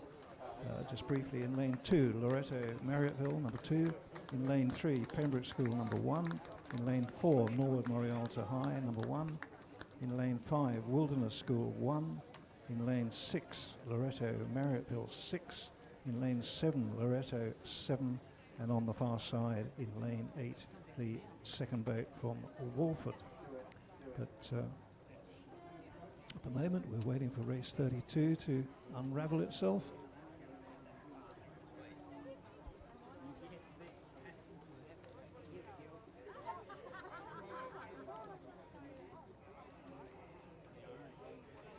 Which it has done so, and it's underway. So let me just tell you once again. Wilderness 2 in 1, Loretto Marriotteville in 2, Loretto number 4 in 3, Norwood Morialta 2 in 4, Pembroke School in 5, Loretto Marriotteville 5 in 6, Loretto Marriotteville number 1 in 7, and Walford number 1 in 8.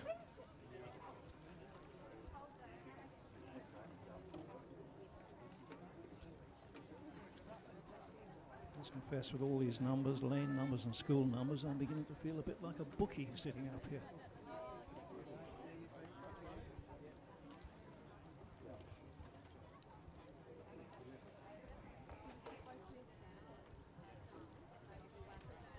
Anyway, as I said, I'm now going to, while we're waiting for this race to unravel, I'm going to sin very slightly and open this packet of biscuits and pretend that I'm not enjoying them.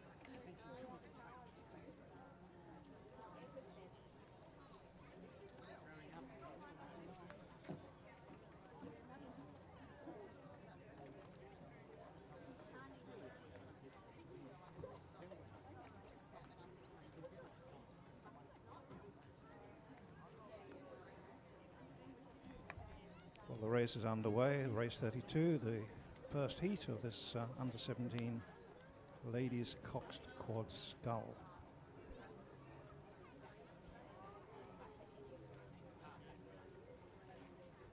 And if anybody is interested in my biscuit, I can't think for one reason why they should be. It is absolutely terrible.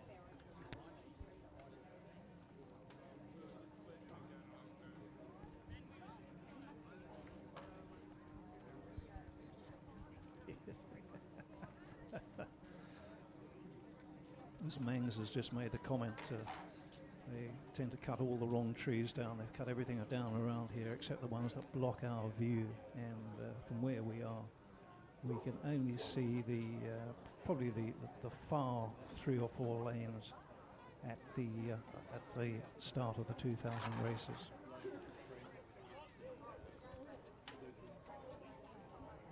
So if we sit here making inane comments, talking about biscuits and doing nothing about rowing, you can probably begin to understand why.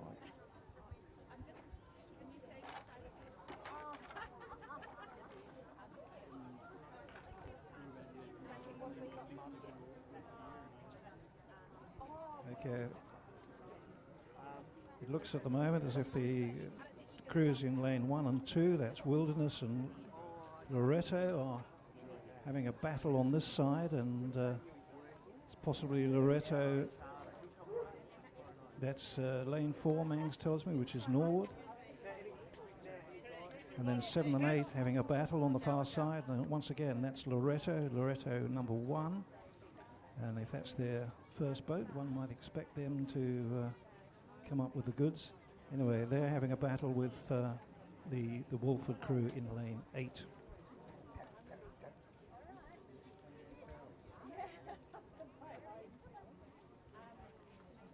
So at this stage it looks as if there are 5 boats battling for those 4 positions. The first 4 go through to the final and the rest go home.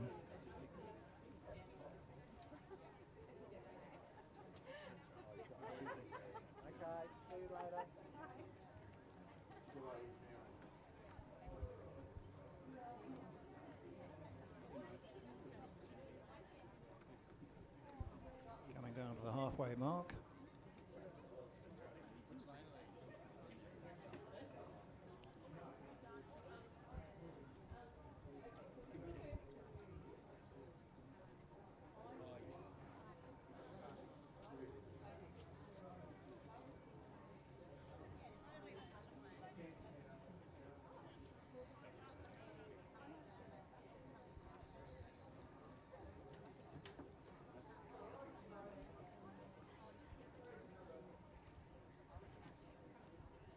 Strange how you can sometimes see things that you don't want to see, and you don't see things that you should see. And I'm looking back at the field, and way out in front in lane 8 is the Wolford number 1 crew. Absolutely clear water between them and the number 2 boat, which I think is the Loreto number 1 boat. So Wolford, Loreto,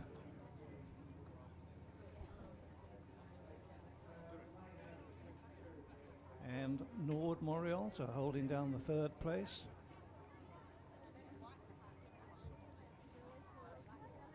And I think it's another Loreto boat, the 3rd boat from Loreto in lane 2, holding down the last qualifying place of this first heat of the under-17 women's Cox Quad Scull.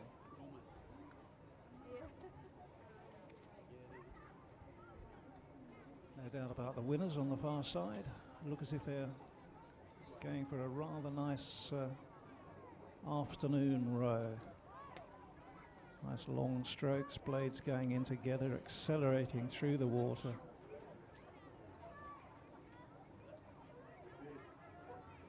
And a credit to themselves, and a credit to their coach, and a credit to their school. Little battle developing for 2nd place between Loreto on the far side and Nord Morialta. Again, Nord seemed just a little more aggressive, but I think Loreto will just hold them out, so Loreto should take 2nd place. Nord will take 3rd, and Loreto will have 2 boats in this final, because their 2nd boat, which I think is lane 2, will be 2nd Loreto boat, no, the 3rd Loreto boat, I beg your pardon, will take the 4th qualifying place.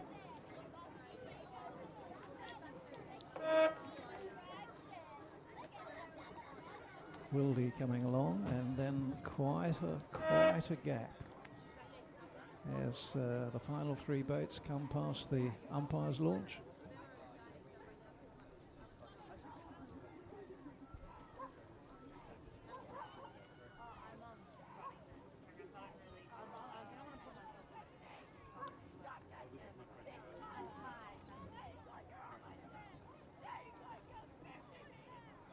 I always remember talking of umpires' boats as a very young rower rowing somewhere in the UK, and oh, I was giving it my heart and soul and everything else, and suddenly above me I heard this voice. It wasn't the Lord God Almighty, it was the umpire saying, "I'm awfully sorry, chaps, but I'm going to have to go past you."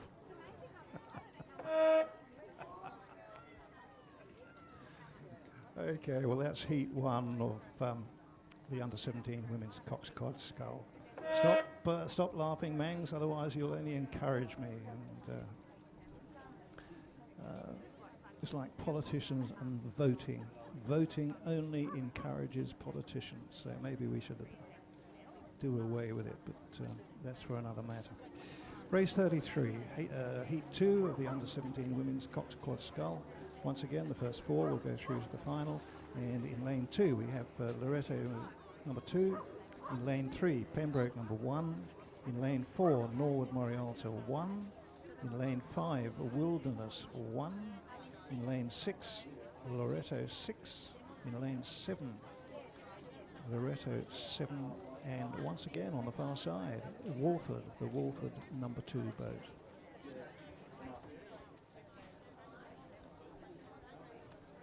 So they're on the way, they're coming down just through the past the beach, so they're at about 500-600 meters, coming down towards the halfway stage.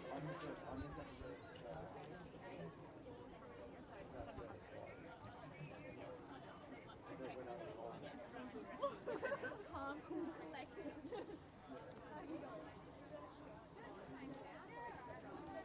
I won't make the same mistake that I did in the last race, so I'll look into lane 8, and sure enough there's the Walford boat with a fairly comfortable lead at this stage.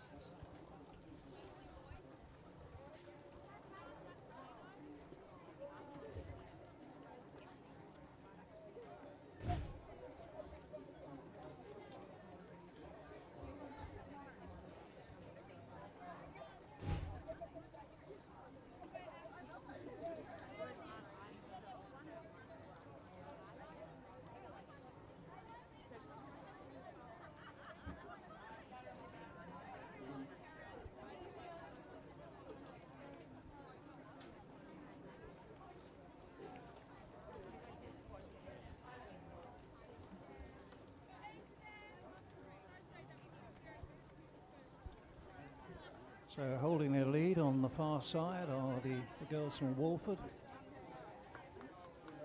Second place seems to be in the hands at the moment of Norwood, and then Pembroke.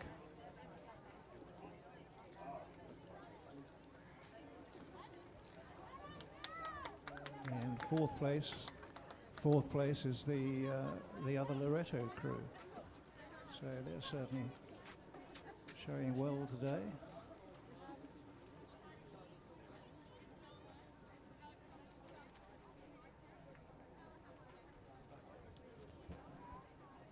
Yeah. Walford pulling ahead now on that far side. Barring accidents, they shouldn't be troubled and should take home this second heat of the under-17 ladies Cox Quad Scull.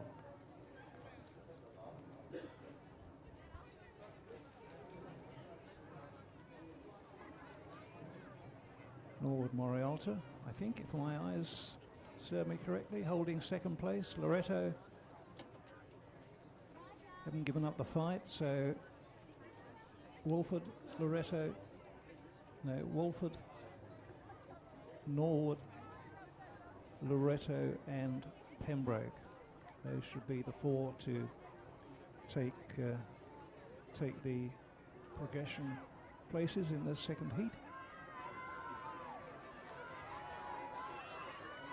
Up go the cries from the bank, and I can tell you, after rowing 2,000 metres, when you start to hear the crowd egging you on, it does absolute wonders. Makes you sit up and concentrate and give it your all. So Loretto coming very strongly towards the finish, but I think Norwood will hold them off. There go Walford over the line.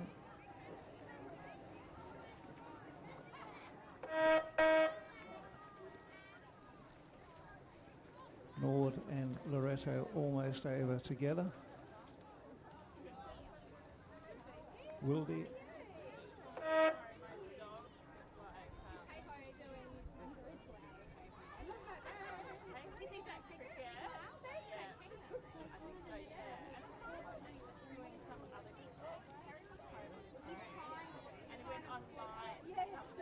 Well, I think we've got this wrong, because going over the line now in last place is Norwood Morialta.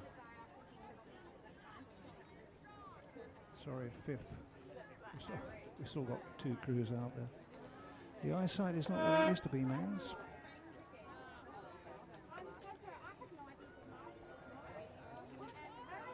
Anyway, as I think Mang said earlier, if you don't believe what we're telling you, and there's no reason why you should, the results are not only on the internet, but they're posted downstairs at the base of the tower next to the regatta control office as soon as they're verified and printed. So if you want to go along and check these at your leisure, you can do so. Right, Wilderness were fourth and Norwood were fifth. So Norwood, unfortunately, will miss out on the final of this under-17 Cox Scull, ladies Cox Scull. Race 34 is well underway, and it is the final of the under-19 women's single scull. In lane 1 we have Torrens. In lane 2 we've got Walford. In lane 3 we've got Manham. In lane 4 we've got Loretto Old Scholars. In lane 5 Adelaide. In lane 6 Walford, number 3 boat. In lane 7 Walford, number 2, and on the far side we have Pembroke. So this is over 2,000 metres. State final of the ladies under 19 single scull.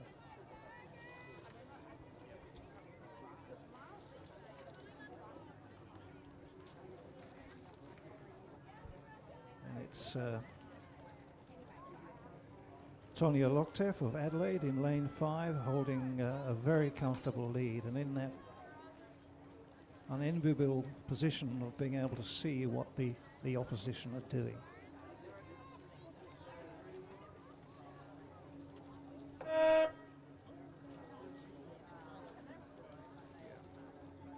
Second place is Loretto Old Scholars, which is Noni McCullum, and then Manham, which is Madison Cook Palm in lane 3, holding down the third place. But at the moment, reasonably comfortably is Tonya Lockteff of Adelaide.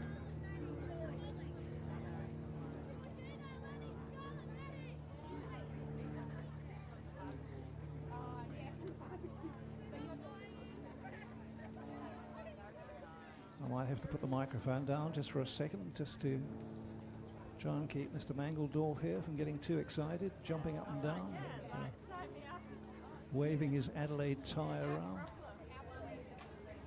Actually, Mangledorf has got a very, very smart Adelaide Rowing Club tie. It's probably got more moth holes than colours, is that right?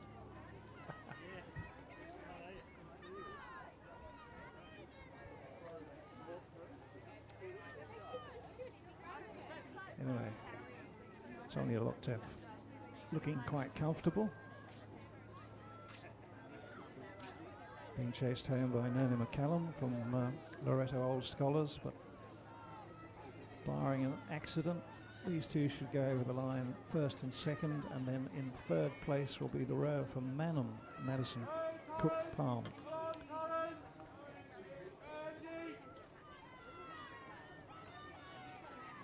Clear water between first and second. And then Walford having a little mini battle for fourth, fifth and sixth places.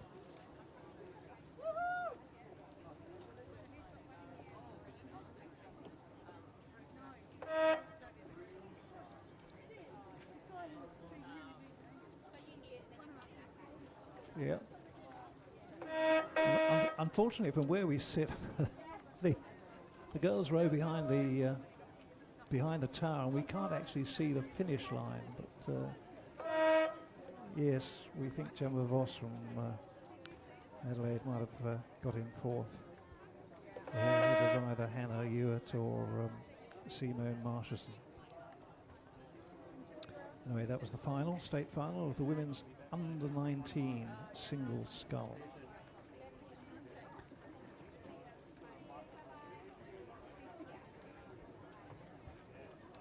That was race 34. Race 35 is we're dropping down now to 1,000 metres, and it's the schoolboy year 9 Coxed Quad Scull.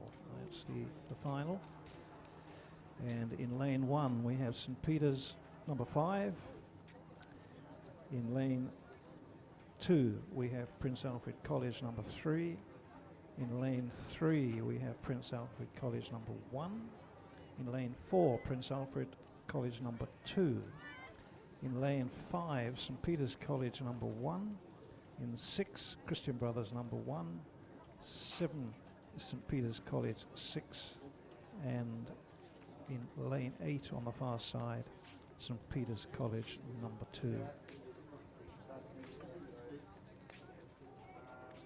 Again, the crews in this final demonstrating the growth that has gone on in particularly in school rowing over the past few years.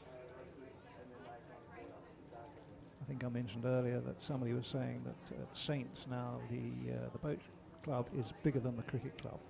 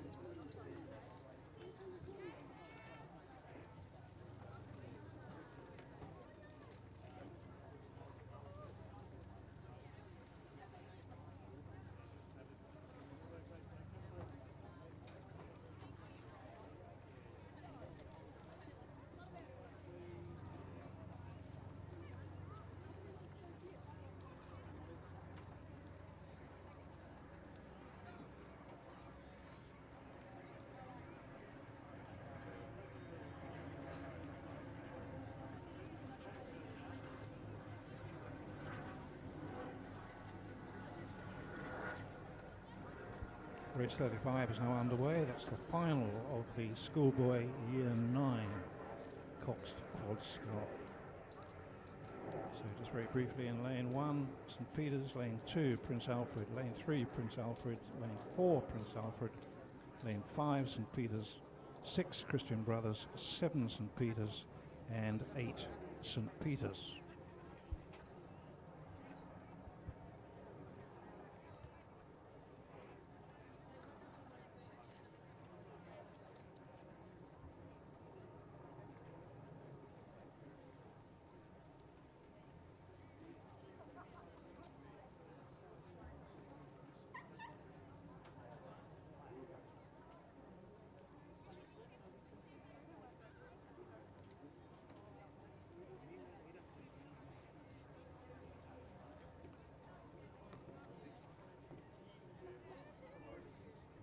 Well, I think this race is a bit like Oakbank at Easter. It's a bit of a fight between Prince Alfred and St. Peter's.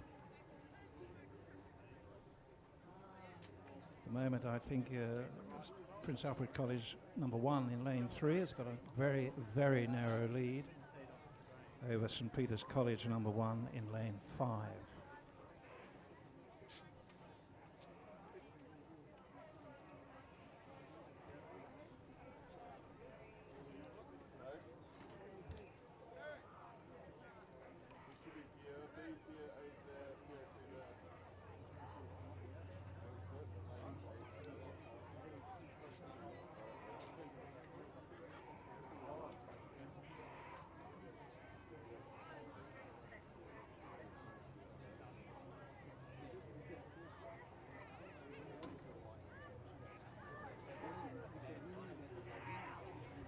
So as they come down towards the rocks, it's that PAC boat,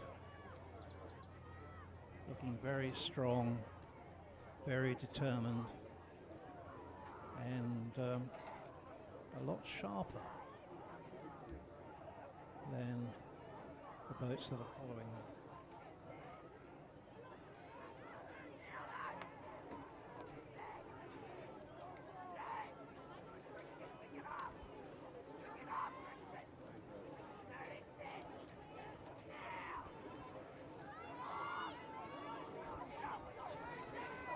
PAC just about hanging on. I can hear the cocks calling for a rise in the rating, and they're just beginning to pull ahead of Saints.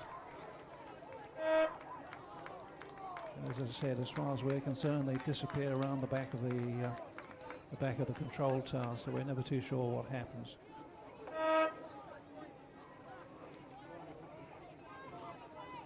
But a final there of the schoolboy year 9 Cotswold Scull to Prince Alfred College. So, bragging rights to Ketterville Terrace.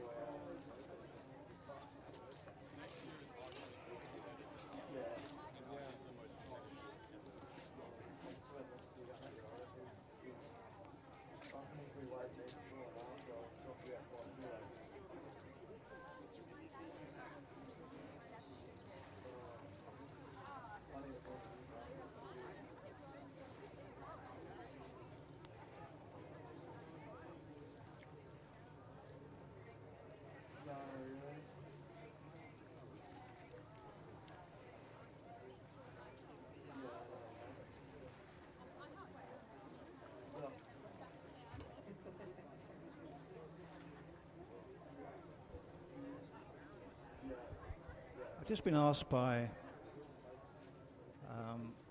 Andrew Swift to bring to your attention the fun and generosity of one of our main sponsors today, which is the West Beach Community Bank. I think they have a stall or a marquee somewhere, and if you wander up, you'll find their representative, Matt, there willing to talk to you and discuss various things. But what they are sponsoring is a 100-meter ergo challenge, which will take place later on in the Bendigo Bank marquee. You can, I presume, I didn't ask, I presume you can just turn up and enter. And the prize donated by West Beach Community Bank is a $50 voucher to the cafe here at West Beach. So if you fancy a bit of a splurt on the ergo, you'll be able to do it over 100 meters and possibly win $50 or a voucher for $50, given to us generously by the West Beach Community Bank.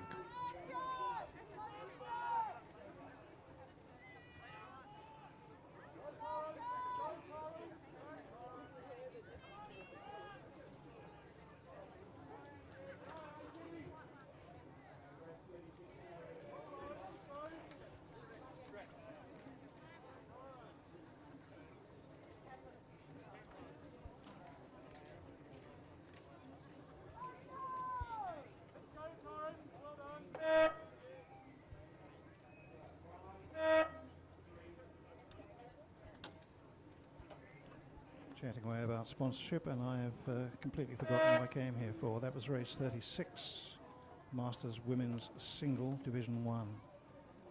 We saw Torrens in lane 2, Phoenix in lane 3, Port Adelaide in 4, Port Adelaide in 5, Port Adelaide in 6, and Port Adelaide in 7. That will be followed, that was Division 1, by Division 2 of the Masters Women's Single, race 37. And we will have Port Adelaide in lane 3, Jeanette Caldwell. Lane 4, Chris Firth, rowing in the colours of Phoenix. Riverside, Claire Sweeney in lane 5, Lizanne Edgar from Phoenix in lane 6, and Caroline Musserud from Phoenix rowing in lane 7. These are handicapped, so Caroline in lane 7 will go on go. Lizanne in lane 6 will be on 29 seconds. Claire in lane 5 will be on 13. Chris Firth will be in of 29 seconds, as will Jeanette Caldwell from Port Adelaide in lane 1. So that's race 37, Masters Women's Single, Division 2.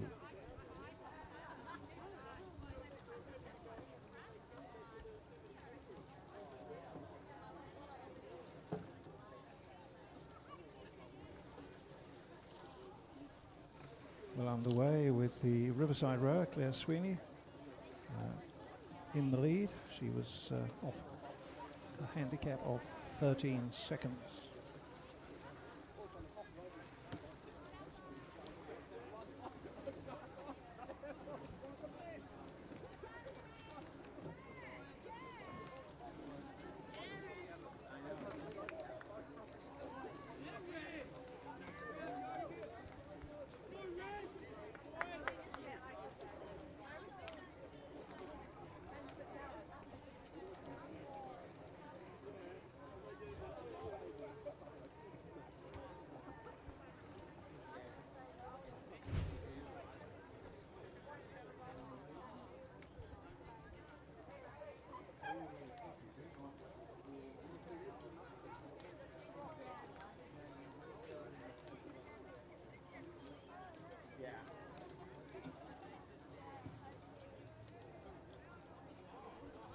Here's a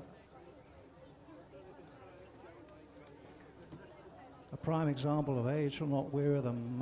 One should never talk about the age of a lady, and Caroline Musserud is indeed a lady. She's a wonderful person, and she is still holding her lead. She was off on go, and she's well clear of the field. She's well clear of Claire Sweeney of Riverside.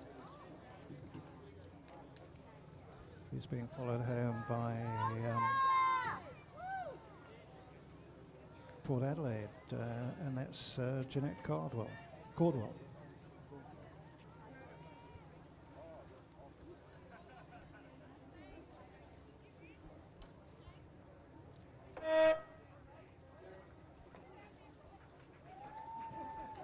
That's a very well-deserved and very popular win.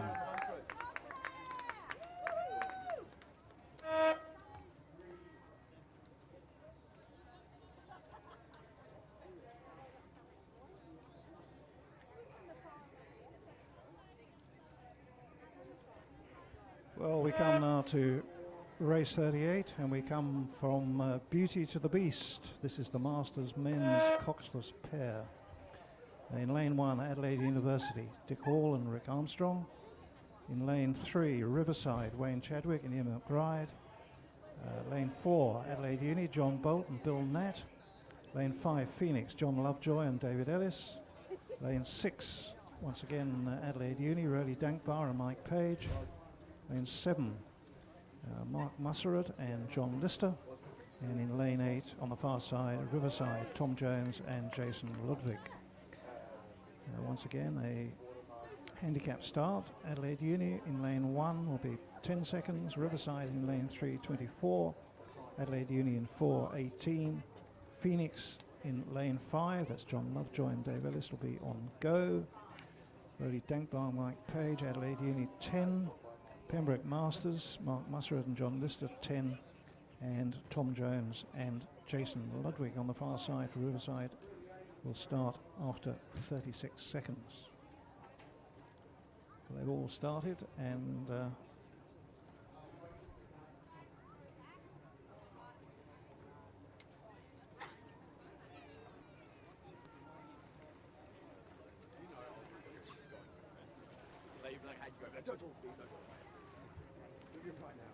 perhaps, as we might expect, the lead being taken by Bill Natt and our ex-Olympic rower John Bolt.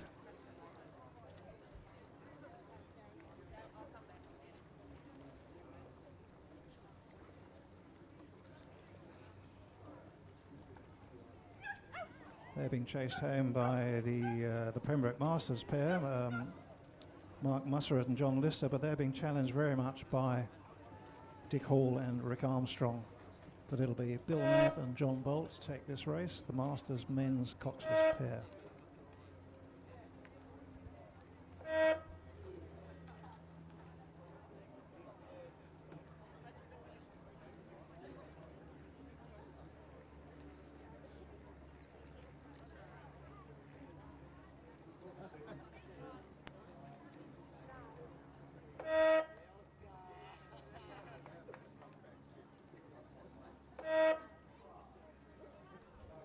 We have one more race before the lunch break, and this is race 39. It's the final of the schoolboy year 10 coxed quad scull. In lane 1, St Peter's College, number 5. In lane 2, Norwood Morialto. In lane 3, Unley High, number 1. In lane 4, St Peter's College 2. In lane 5, St Peter's College 1.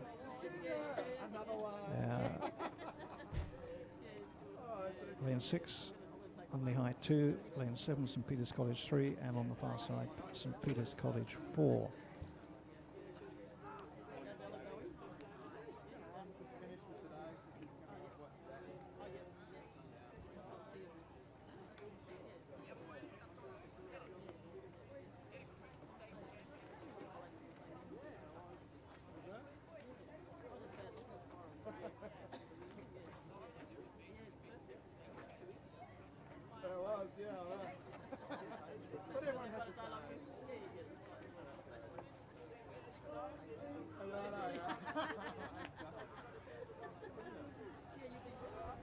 This race seems to be a race between St Peter's and St Peter's.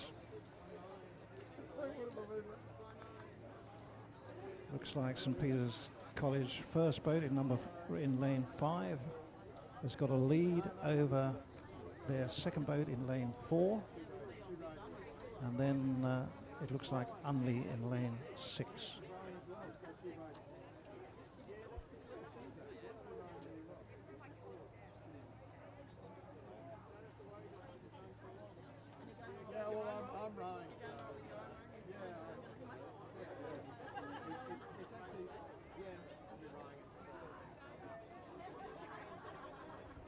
So perhaps not unexpectedly, in lane 5, the St Peter's College first boat holding a comfortable lead over the second boat in lane 4,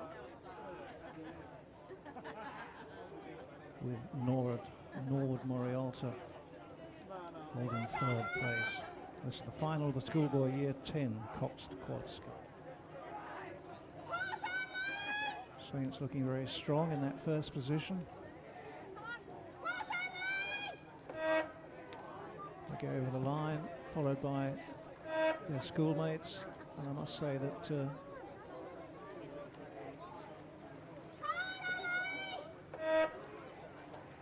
Unley are moving their boat extremely well to take third place.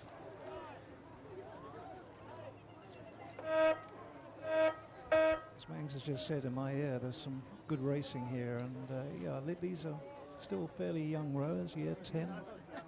They've probably been rowing for 2 seasons. And they're showing some style and some dedication and some application, and it's good to see.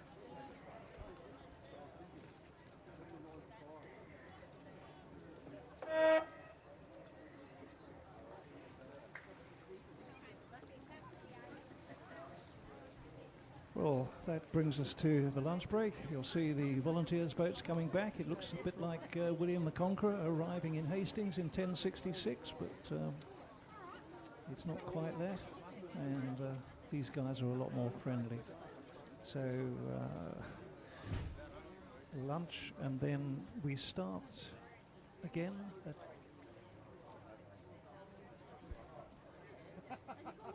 It's 12:25, so it's about 25 to 12 now, so we've got about 15 minutes to get our breath back and get ready for another fabulous and hopefully exciting afternoon's racing.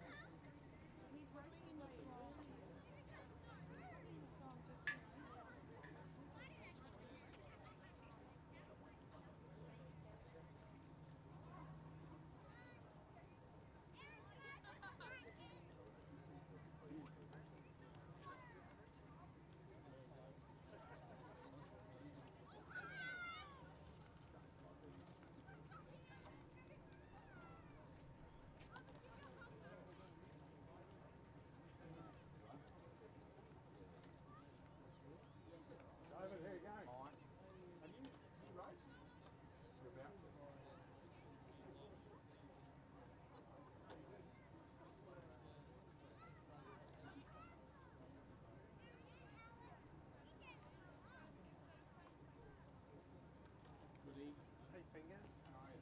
Good, yeah.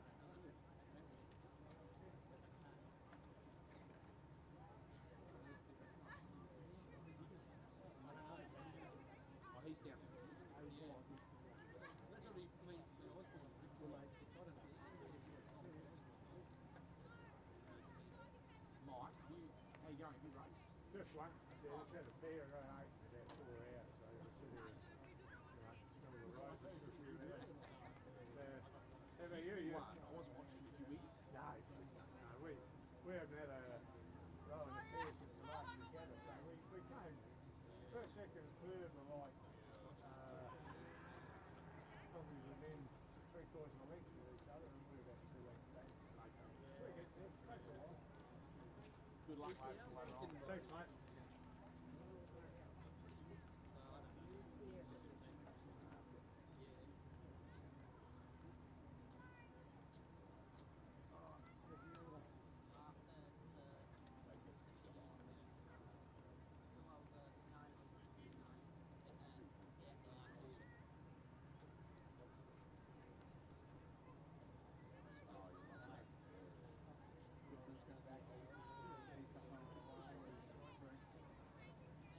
That's pretty heavy.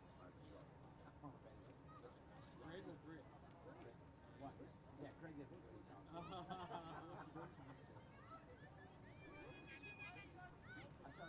saw this one.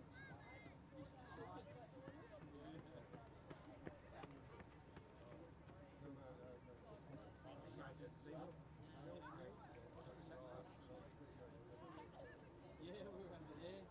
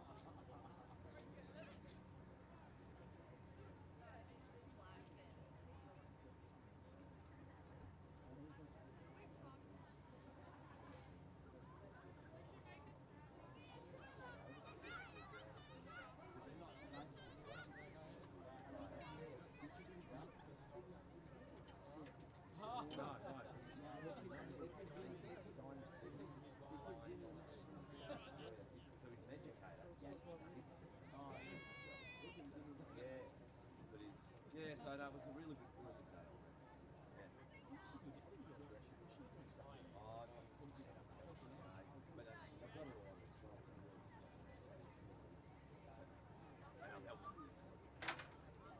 Oh, good, son, good. Yeah. Josh, we're this way actually.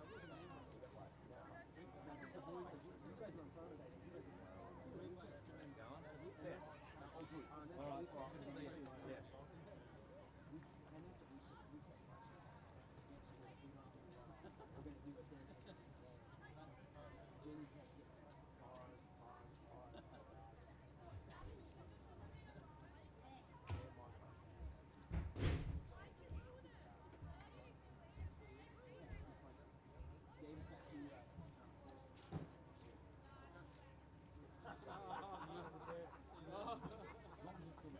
Yeah.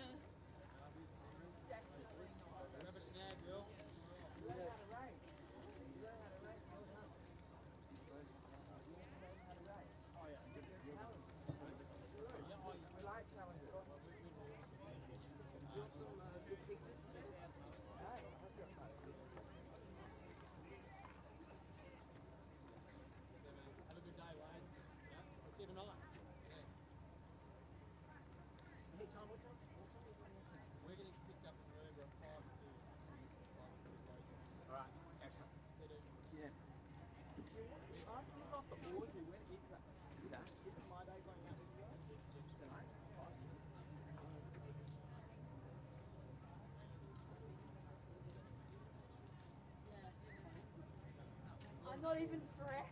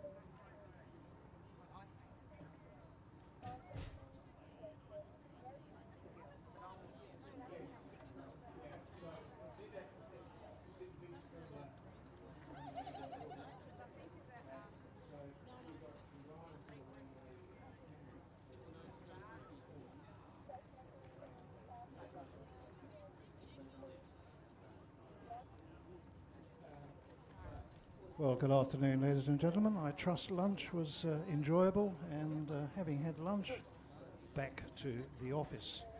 And the first race now is race 42, which is the Schoolgirl Coxed Quad Scull.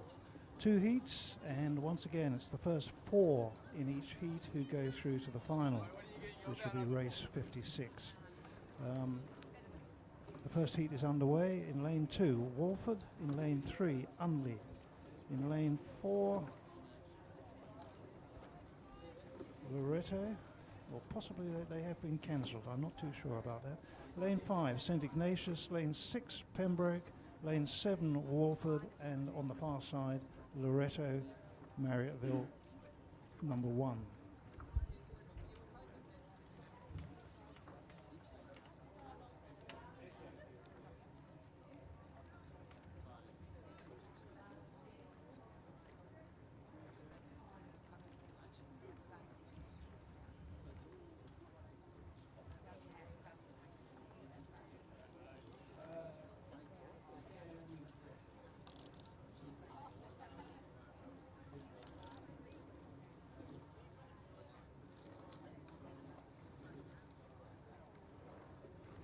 Well, they seem to be well spread out as they cover the first 500 metres or so.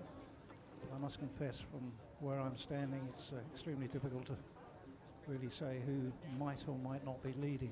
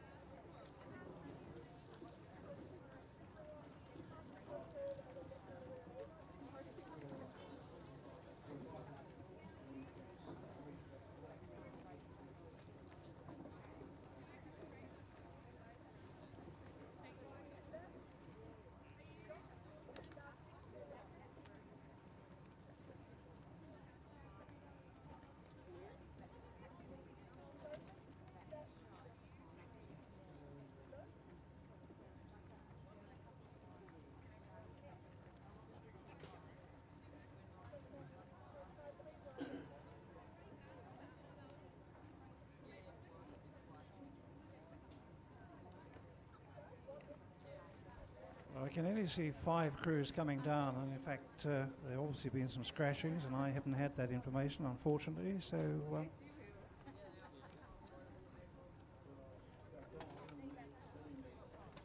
I'll try and make out what I can of what I can see.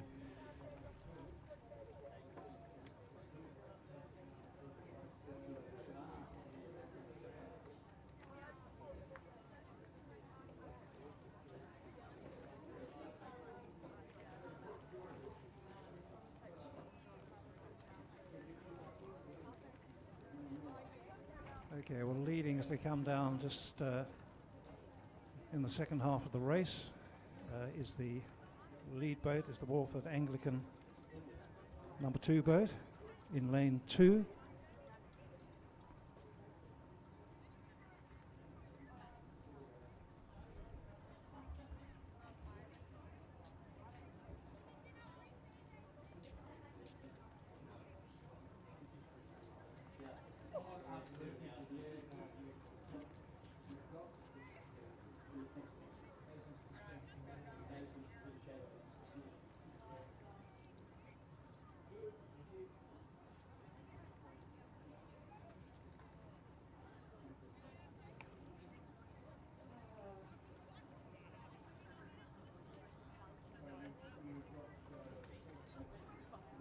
far as we make out, there have been a couple of scratchings. One is from Loreto and the other is from St Ignatius. But as they come down into this last 250 metres, it's the Walford crew in lane 2 with a very, very comfortable lead.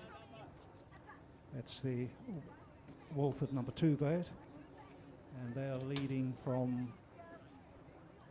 the Walford number 3 boat on the far side. You've then got Loreto in lane 8 and Pembroke in lane 6. But this is Walford coming home to a very, very easy win in Heat 1 of the Schoolgirl Cox Quad. And these first 4 boats should qualify for the final. So over the line in first place goes Walford. Walford in second place. Pembroke in third. And Loreto conserving a bit of strength for the final on the far side.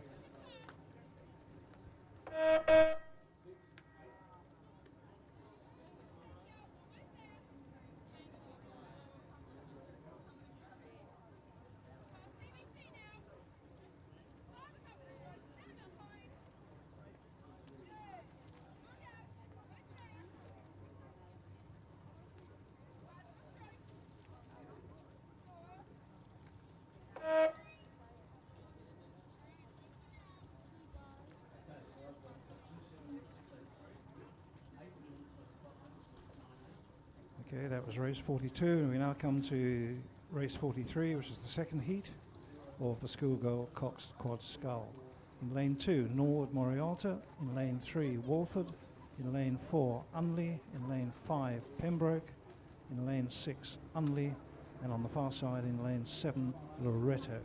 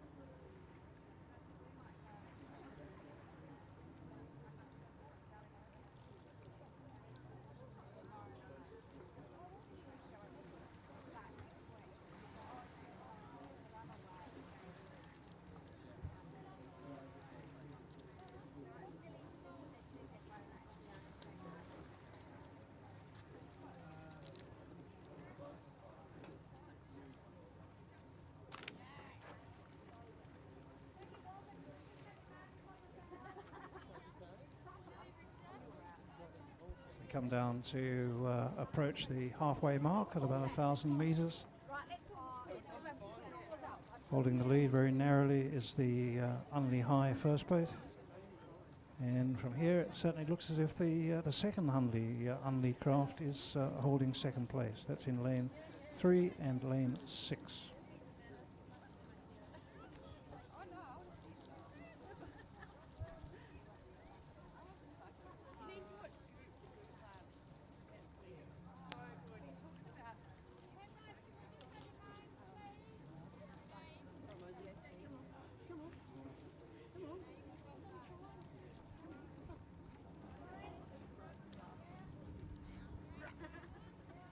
Lead is changing very slightly. Unley number 1 are still in the lead in lane 4, with the Walford crew, the number 1 crew in lane 3, moving slowly up towards them.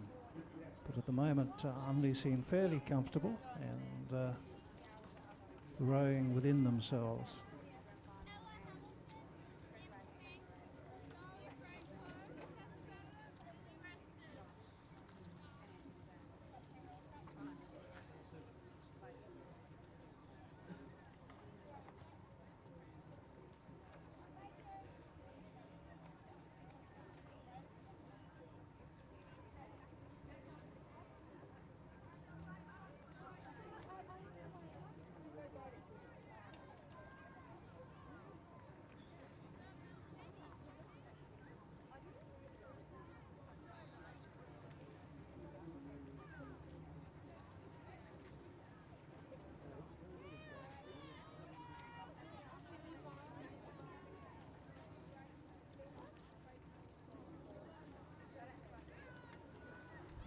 As the boys change colour from yellow to red, it's still Unley with a very, very unassailable lead over Walford.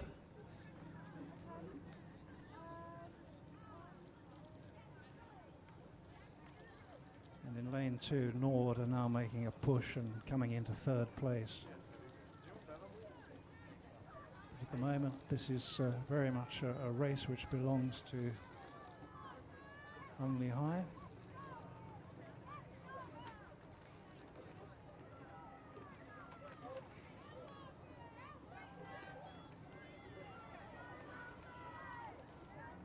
So High go over the line, well clear of Walford. Norwood coming up into third place, and the second Unley boat, Unley High 3 in lane 6, holding on to fourth position. As I said earlier, it's the first 4 in these 2 heats which will go through to the final later on this afternoon, race 58.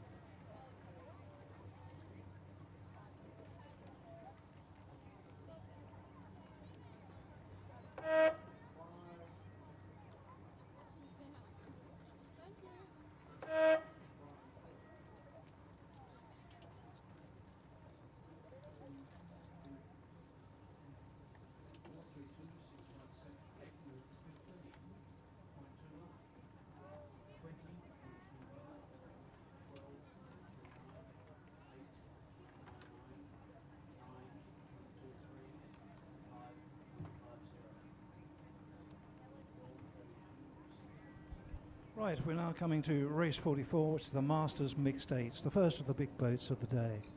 And we have 4 crews in this. In lane 3, we have Riverside. In lane 4, Port Adelaide. In lane 5, Phoenix. And on the far side, in lane 6, we have Riverside. It's a handicap race, and we will see Riverside in lane 6 start on go. Riverside in lane 3 will start on 10 seconds. Phoenix in lane 5 on 17 seconds, and Port Adelaide in lane 4 on 26 seconds. So this is the Masters Mixed 8.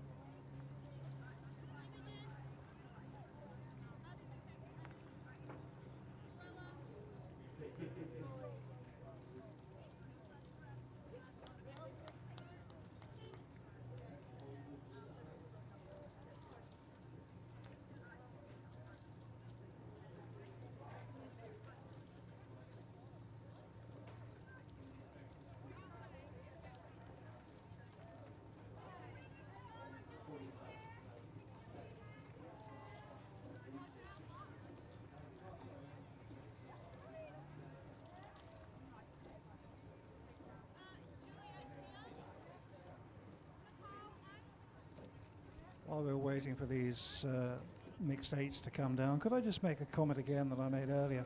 If you're going up rowers towards the start, would you please make sure you do not stray onto the course, especially around the 1,000-metre mark, where you're likely to find several boats of various sizes. So please, as you go up, coxes, if you're steering, keep an eye, and please make sure that your boats don't wander into that lane 1.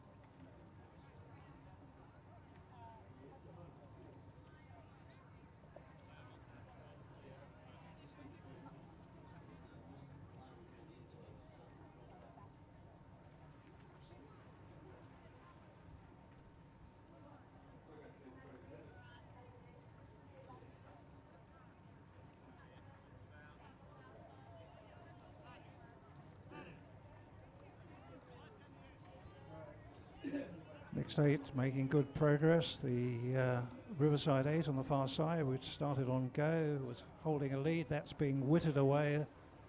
And at the moment, it's the Phoenix crew rowing off 17 seconds who are nosing into the lead. Port Adelaide just slowly behind them and keeping up with them at the moment. So it looks like a race between Phoenix and Port Adelaide. This is the Masters Mixed 8. Phoenix is a F8 and Port Adelaide is D.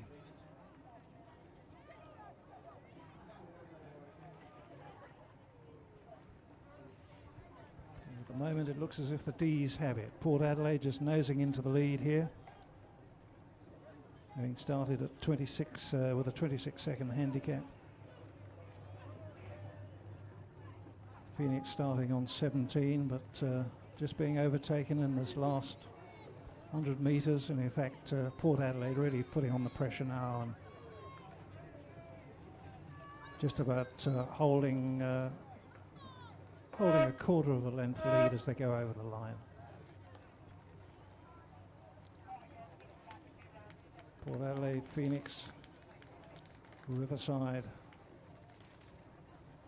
and this is the Riverside G crew.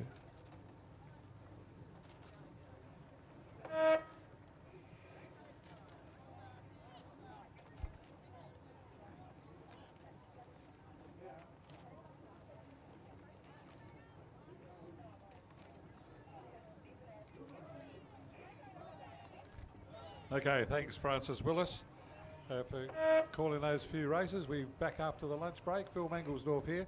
Now, don't forget there's a competition. There's an ergo competition, 100 metres that anyone can go in for men and women. That's at the being sponsored by the Westpac Community Bank. Matt is down there in charge of the sponsorship.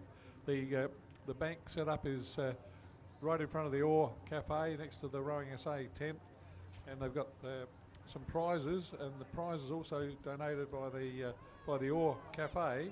There's a $50 cafe voucher for both the best man and woman over 100 metres. So it's free entry. Anyone wants to go on the ergo competition at the West Beach Community Bank sponsored tent there, and the competition in conjunction with the Oar Cafe, with the Oar Cafe vouchers for the fastest man and the fastest woman over 100 metres on the ergo. So you're all welcome to go in that competition.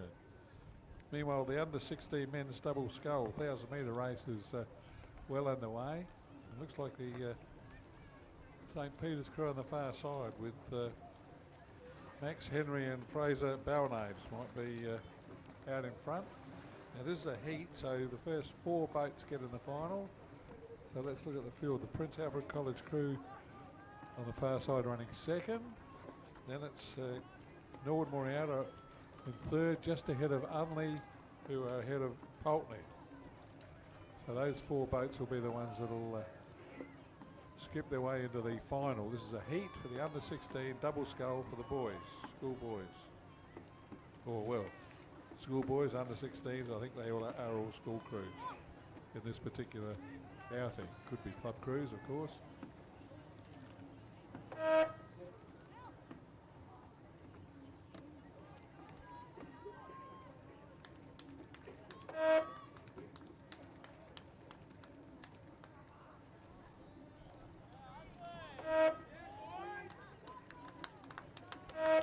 And the next race has also started. That's race 46, the under 16 men's double. Again, 4 boats to get into the final. This time it's got Port Adelaide, Prince Alfred, Unley, Pulteney and Norwood Moriata. So you're all invited to go in that 100 metre ergo competition. That's being run at the tents on the main lawn by the Oar Cafe, and the Oar Cafe $50 meal vouchers are prizes for the best male and female over the 100 metres on the ergo. So that's a competition you can go in.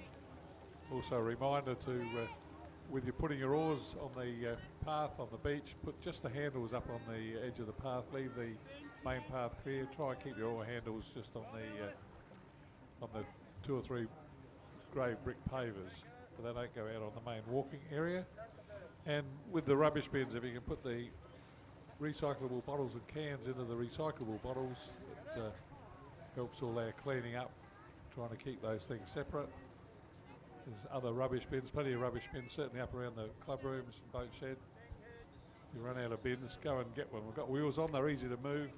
If you need to take a bin down to your area, take one. There's plenty up by the club rooms.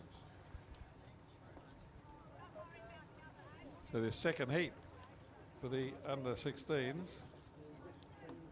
It's Prince Alfred College and Port Adelaide that are leading the way. Those two battling for the lead. Looks like Pulteney might be running third.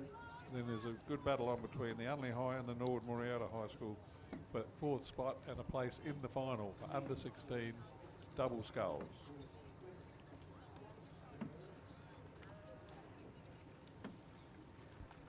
I could be wrong, but I don't remember under 16s racing for state championships in this regatta before. So I know we've had under 17s and we have got them in this regatta. They have under 17s in the nationals, so I think under 16 might be a South Australian idea. Well, good luck to it. I think it's just wonderful. You might have heard me say before when I started single sculling years ago, there was only one single sculling race on the whole program. So if you wanted to row sculls, you had to row open senior sculls. That was it. No school races, no second, third or fourth or any other grade, and no underage races. So this is a battle now for the bragging rights for the heat, though. It's a Port Adelaide versus Princes. And both crews going hammer and tong for the win. They only need to get in the top four to go into the final, and those two crews certainly will do that. Princes ahead of Port. Pulteney should finish third. They're ahead of Norwood Moriata, and it's going to be Unley that misses out on the final if they all cross the line in the order they're in at the moment.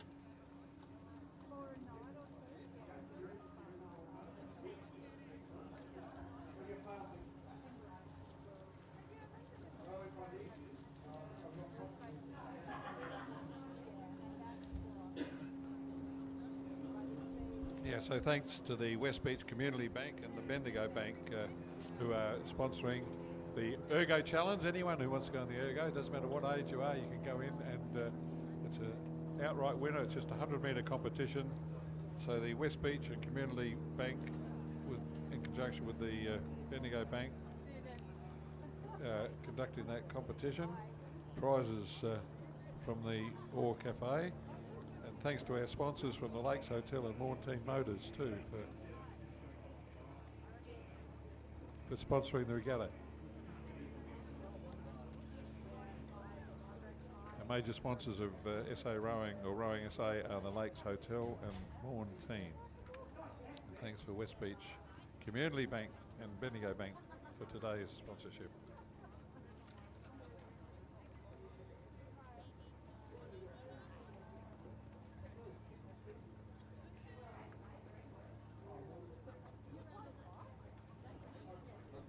Now the next group of races are the schoolboys 4s and 8s for the open age group. So these are the rowers who row with the sweep oar, so just one oar each. So we've had all the underage races for the sculling events, and now we've got a whole bracket of the schoolboys 4s, schoolgirl 4s, schoolboy 8s, schoolgirl 8s, all heats, and then we go to another bracket of the state championship finals.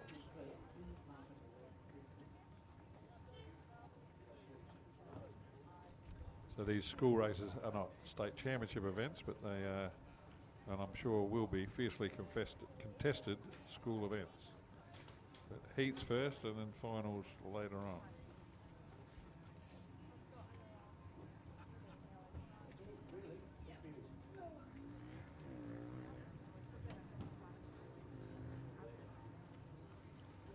The way the program is, the heats are elimination heats. That's I guess it's a way of showing the school boys and school girls how the elimination works for the state championship events.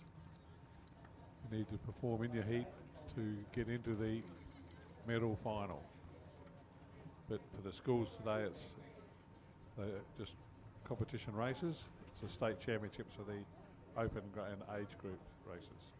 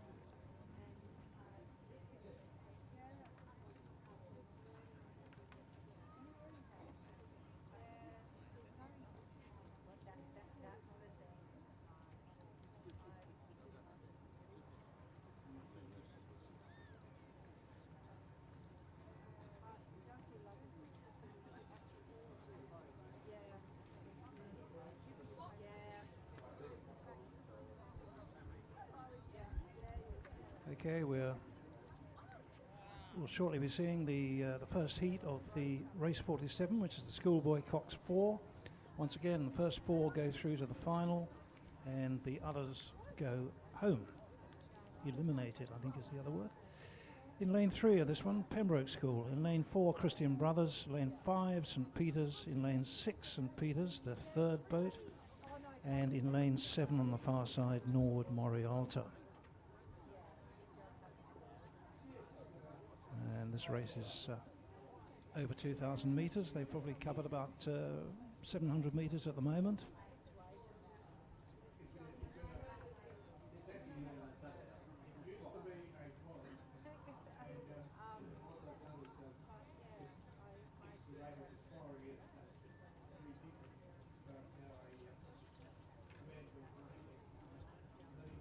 At the moment, it looks as if Pembroke in lane 2 are holding a narrow lead over the St Peter's first boat in lane 5, and then St Peter's third boat in lane 6, Norwood in lane 7, and Christian Brothers dropping off the pace in lane 4.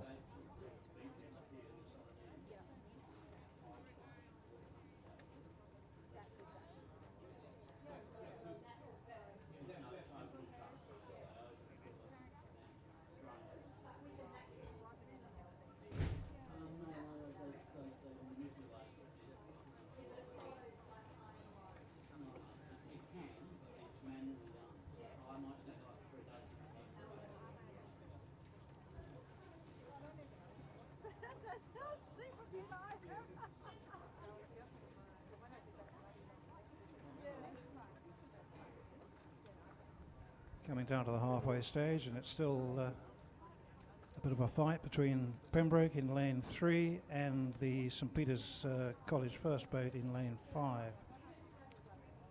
think Christian Brothers are rather out of the offing, so the other 4 boats should progress through to the final, which is race 74 later on this afternoon. As I said, this is heat 1 of the Schoolboy Coxed 4.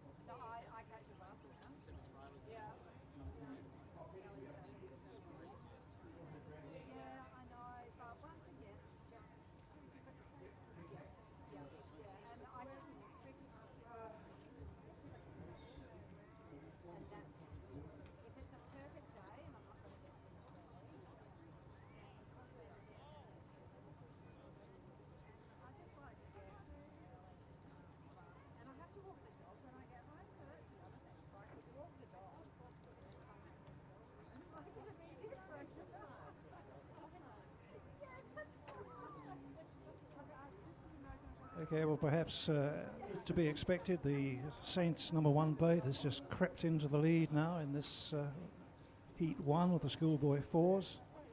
So St Peter's College number 1 building up a lead, leaving Pembroke and the second St Peter's boat to fight out for second place.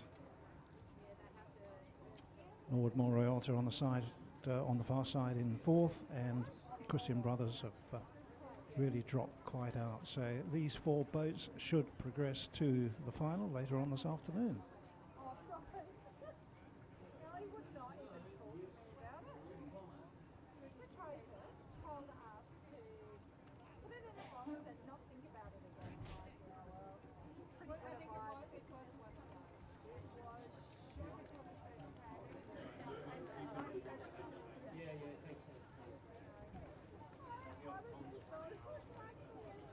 So Saints number 1 up 3 strokes from the line. There they go, followed by the second Saints boat.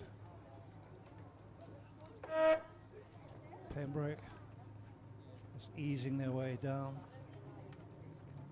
They've got through to the final, so there's no point in expending too much energy in these heats unless you really have to.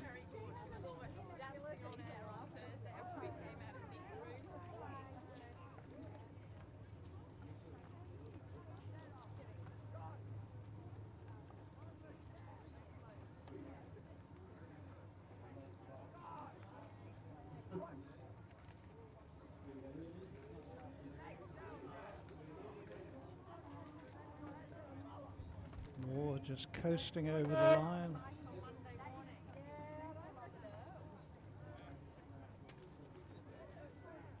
Leaving Christian Brothers with another 25-30 strokes to go. So that's heat 1 of the Schoolboy Cox 4. That's race 47. Next race, 48 of course. Second heat, once again, the first 4 to go through to the final. And in this race, we'll be seeing in lane 3, St Peter's College, number 2. In lane 4, Christian Brothers, number 1. Lane 5, Norwood Morialta, 1. Pembroke, number 2 in lane 6. And on the far side, Pulteney Grammar in lane 7. So 1, 2, 3, 4, 5 boats, and the first 4 will go through to the final.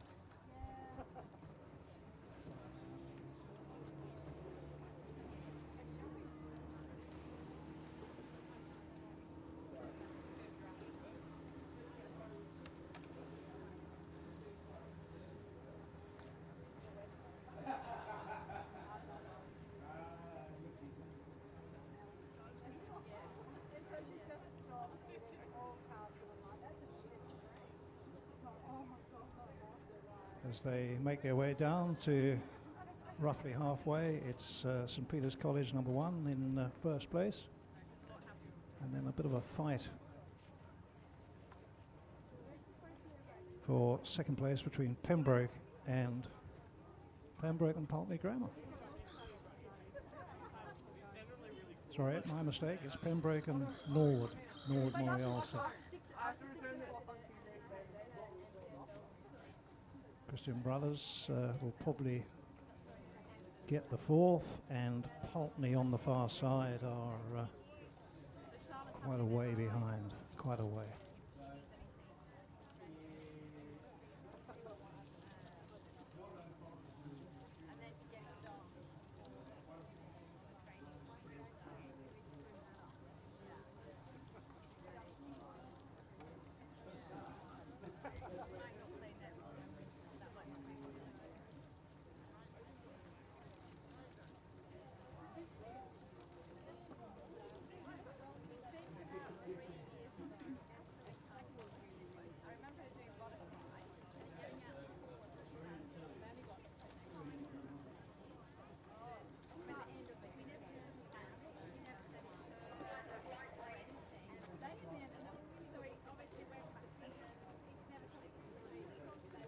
Saints are still holding the lead, but they are struggling a bit. I don't know whether it's this wind that's upsetting them, but their timing has gone astray.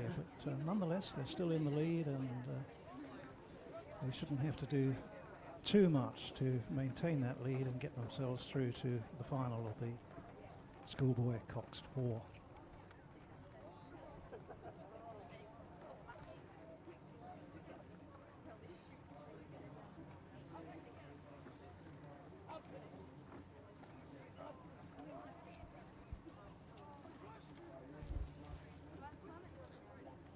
Norwood holding second place,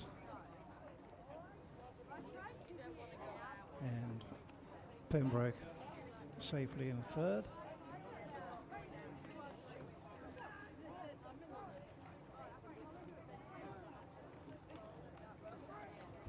Christian Brothers out there on their own, but holding 4th, and Pulteney on the far side, somewhat behind the. So the first 4 of these boats will go through to the final, which is race 74 later on this afternoon.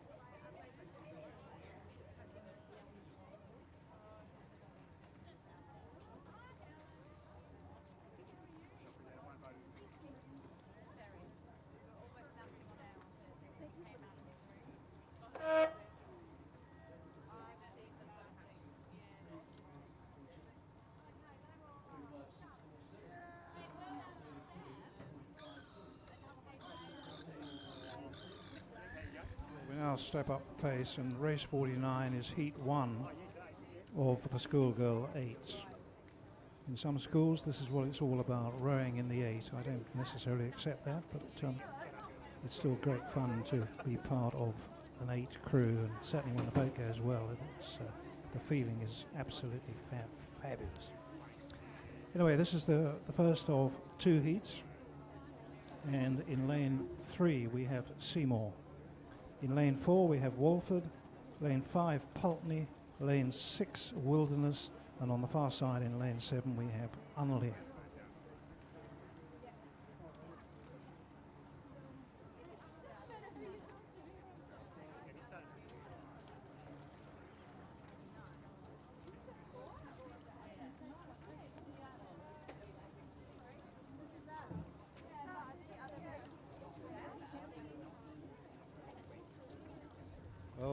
Wilderness are already dropping back a little bit, and I should say that it's the first 4 that will go through to the final. But at the moment it looks like lane order: Seymour, Wolford, Pulteney and Unley High as they come down to the halfway stage.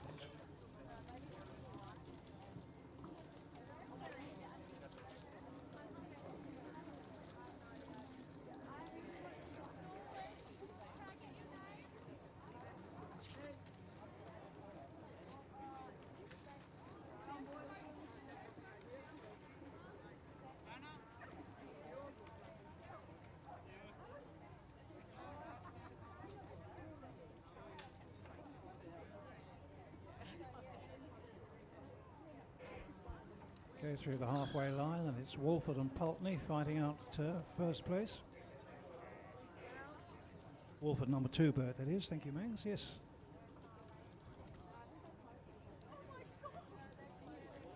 Seymour College number 1. Holding her own with Wolford. In fact, Pulteney beginning to just drop off the pace a little bit now, so it looks as if it's going to come down to Seymour College number 1 in lane 3 and Wolford in lane 4, the Wolford second 8.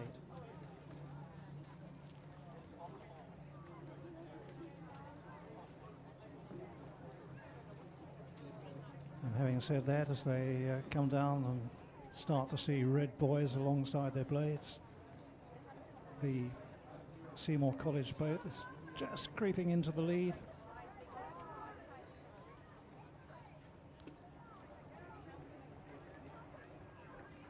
Rating in a very leisurely fashion, but of course, as we said earlier, this is a heat, and the first 4 will go through, so there's no point in spilling blood and using too much energy.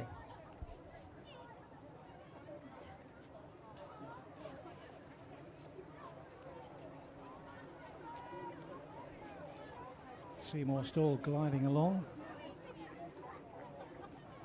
Too much hesitation at the finish for my liking, but nonetheless they're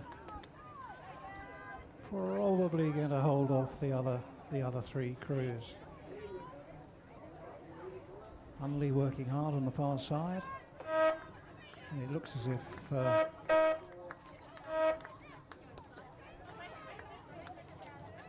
Wildy will get second place there.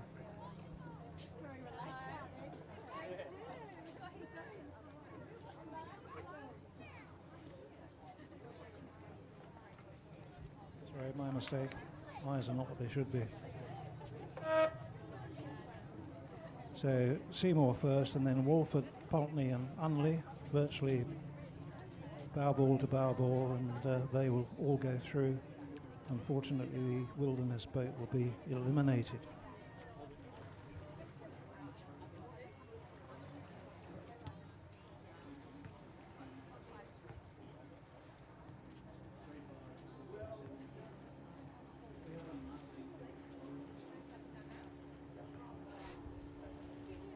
So thanks, Francis Willis, for helping out with that commentary, and for helping with the commentary all day. It's great to have some company and someone as well versed in the rowing to help entertain you, hopefully, with the information and what goes on.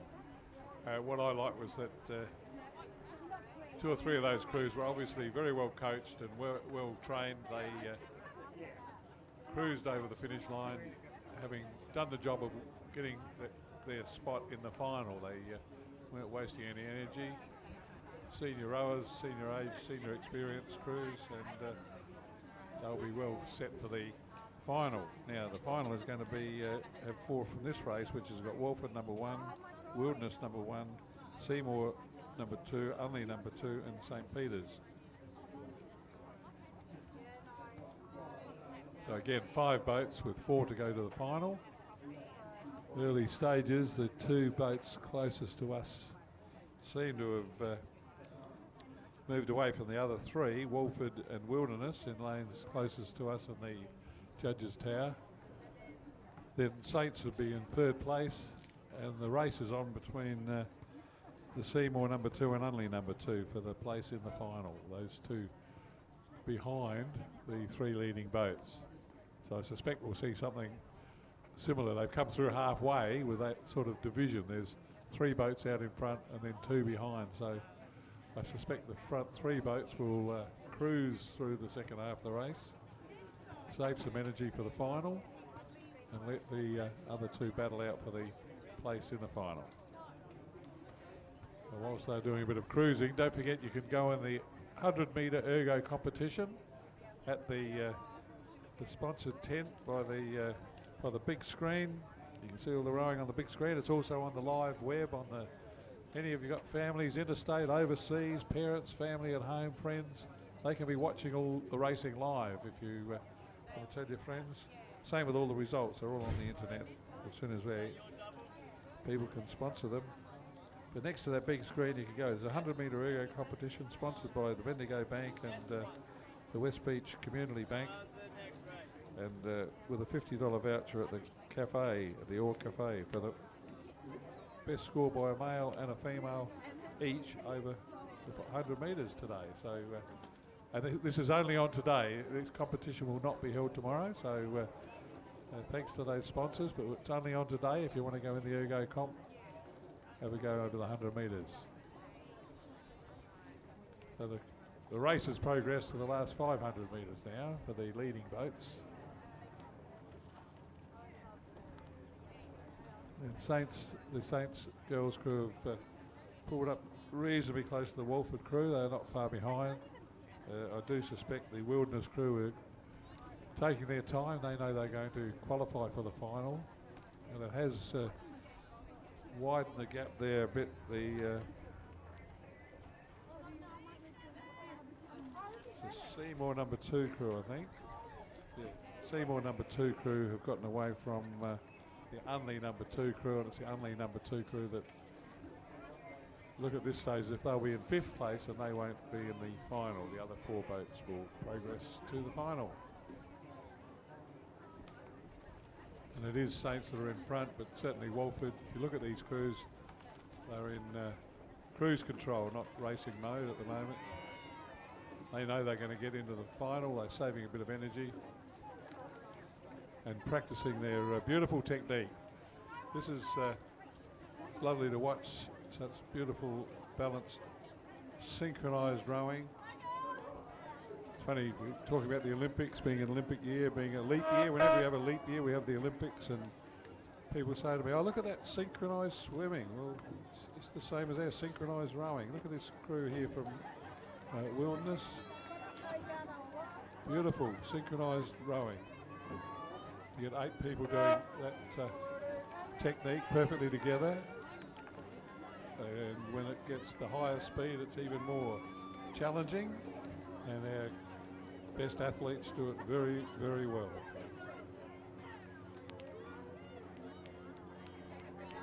Can't tell you who was first over the line.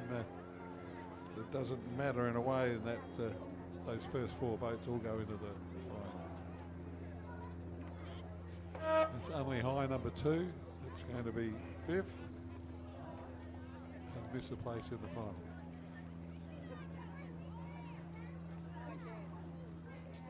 Now this is our state championship weekend, and the next bracket of races are all South Australian state championship races. And the next one is the Open Women's Coxless 4. We've got 2 crews from Adelaide and Adelaide Uni in the middle, those 3 battling it out. So this is the Open Women's Coxless 4. So these are our elite women's rowing, state team contenders, state youth team rowers in the past perhaps. And this is the highest size boat. It's the women's 8 is tomorrow. So these are the women from our first grade women's boats that are racing in the Coxless 4. 2 crews from Adelaide battling it out, and Adelaide Uni, the meat and the sandwich in the middle lane. I'd say it is the Adelaide crew on the far side, which is the number 2 crew that are leading, but not by a lot, from their number 1 crew. And then Adelaide Uni, they would have their bow ball overlapping the boat from Adelaide. So there's only a couple lengths between the 3 boats, as one would hope in a first grade or open Women's Coxless 4 State Championship race for South Australia for 2020.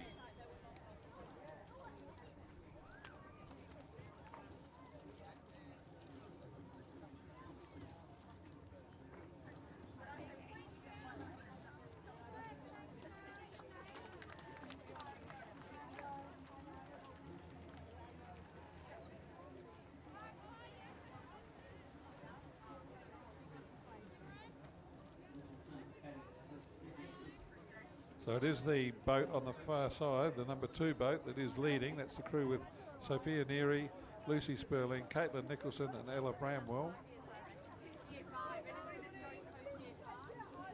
Those women, I think nearly all of them have been in state crews, either youth crews, lightweight crews or the women's Interstate 8. The other Adelaide crew is Christy Shanahan, Peter Turra, Amy Seed and Anna Collins. Now they, a couple of those women won the national title. Hang on, they got a silver medal in this boat class at the club's national championships last year. So very experienced rowers, and again, several times state representatives. The Adelaide Uni crew, Sarah Petrov, Jessica Smith, Sophie Radford and Alakwa Tunny. I think they're less familiar names to me, and I'd say probably less experienced racers. But no doubt about the leading club, the Red, Gold and Black of Adelaide Rowing Club are leading in the Open Women's Coxless 4, and they're going to probably hang on to the Quinella here with first and second place.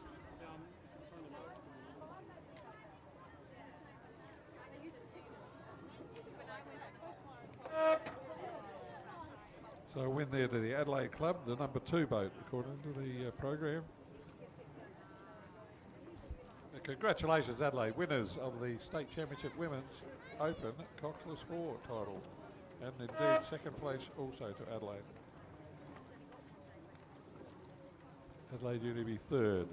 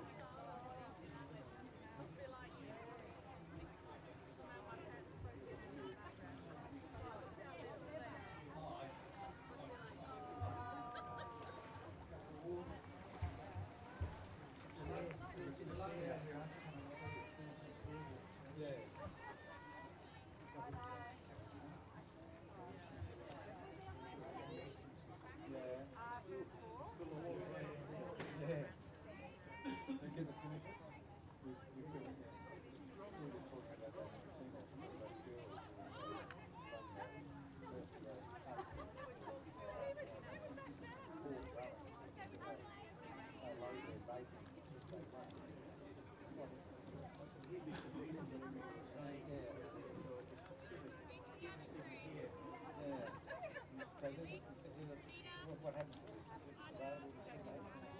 It's on live. Yeah, it's not. Is it being recorded? I imagine that when we come into football, you can actually go back and every game you watch what you're doing today, so another one later. Yeah. So whether this is actually on the service or what, I don't know. So who's what's the organisation? I think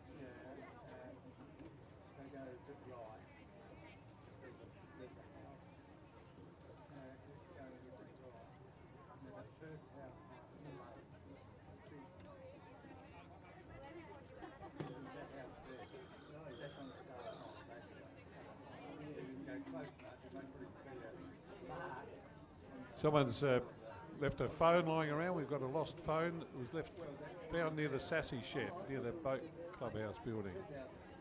It's got a pink case. If you've lost your phone with a pink case, it's up in the commentary position. Anyone that's looking for their phone, we've had one handed in the commentary. If you've lost your phone, there's one being handed in at commentary. Now the next event will be for the men's sculling. The feature event today, the men's single scull blue ribbon event is on tomorrow. So today the open men's double scull is the main event for the men's scullers. And this one has got an 8-boat field. You got Adelaide in lane 1 with Jack Deans and Oscar McGuinness. Now Oscar won the lightweight scull title earlier today for under 20 for opens.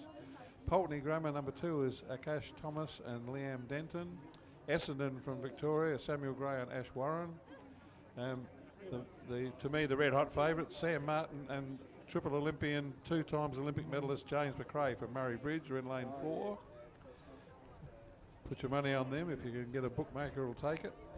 Lane 5 is Adelaide Uni number 3, Lachlan Bresson and Mohammed Hijaz. Adelaide Uni number 2 are in lane 6, Cameron Nat and Brodie Hand. Pulteney Grammar number 1 in lane 7, Alex Nikoloff and Urza Chappell. And Adelaide Uni number 1, Hugo Langsford and Ross Hamilton. So there's 2 guys that are in the South Australian Kings Cup crew squad. Hugo's representing Australia in international competition. So they would be the main opposition, I would think. We'll watch the Murray Bridge in the double blue and Adelaide Uni lanes 4 and lanes 8 for this men's double scull. Yeah, no, the captain doesn't need to bring it back on the field. Yeah. So this today well, no, it's not. There's something I'm after going wrong, but I'm injured, so it's not. No, it's just a bit sure of everybody's in. They've even had a group of where it's all the school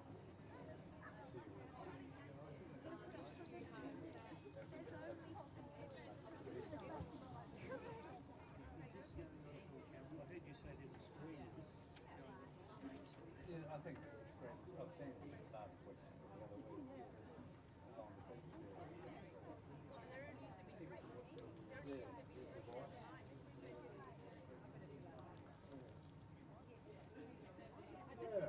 Okay, I'll leave it to you.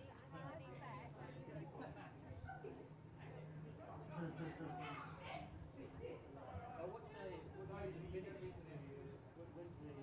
What's the last race? About 4 o'clock last night.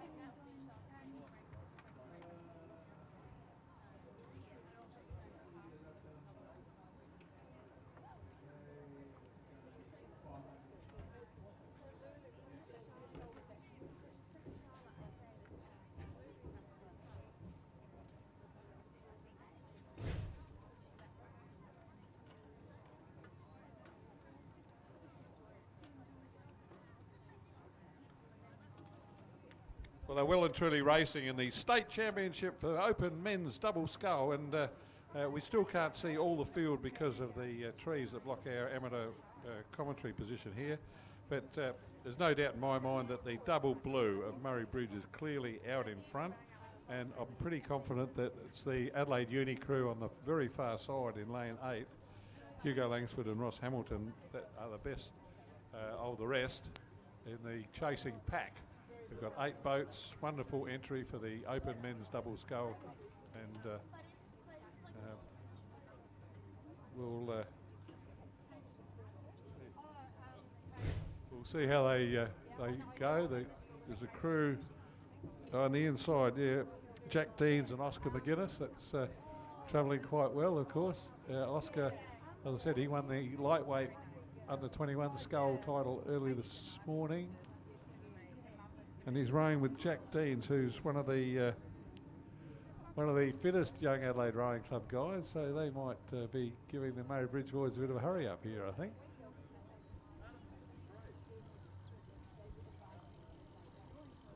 I see Jack Dean's doing a lot of extra training down at the Adelaide Club when I wander through there, and I know he had an injury from the trials last year, at the end of last year, when they were doing selection trials, but he's been doing a lot of work to get back to full fitness, and he's racing here with Oscar McGuinness, who's Oscar raced in the New South Wales State Championships a few weeks ago and won his age group, the under 23, I think it was, lightweight single scull. He's won the under 21 state championship earlier today, and I think he's got Jack Deans pumped right up here and out in front of the Murray Bridge crew. And the crew on the far side from Adelaide Uni might well be in front of the Murray Bridge crew too. Good thing I didn't have a bookmaker here, I would have been losing my money at the moment. And Sam Martin from Murray Bridge is a former state representative. He's represented the state in the single scull. He's also represented the state, I think, in the King's Cup crew.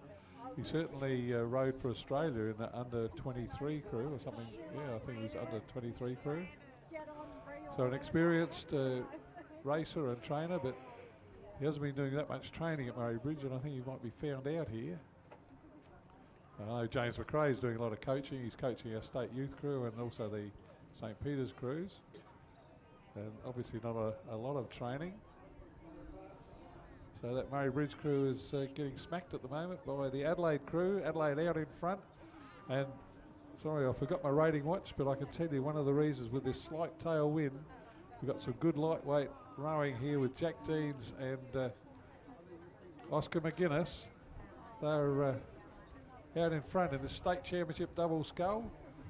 The race that I won back in the 1980s with Dean Mobbs, my partner. He's here today coaching the Manham guys and girls. So we won this very state title race back in the early 80s. When it was first raced, we didn't have this event for most of my racing career.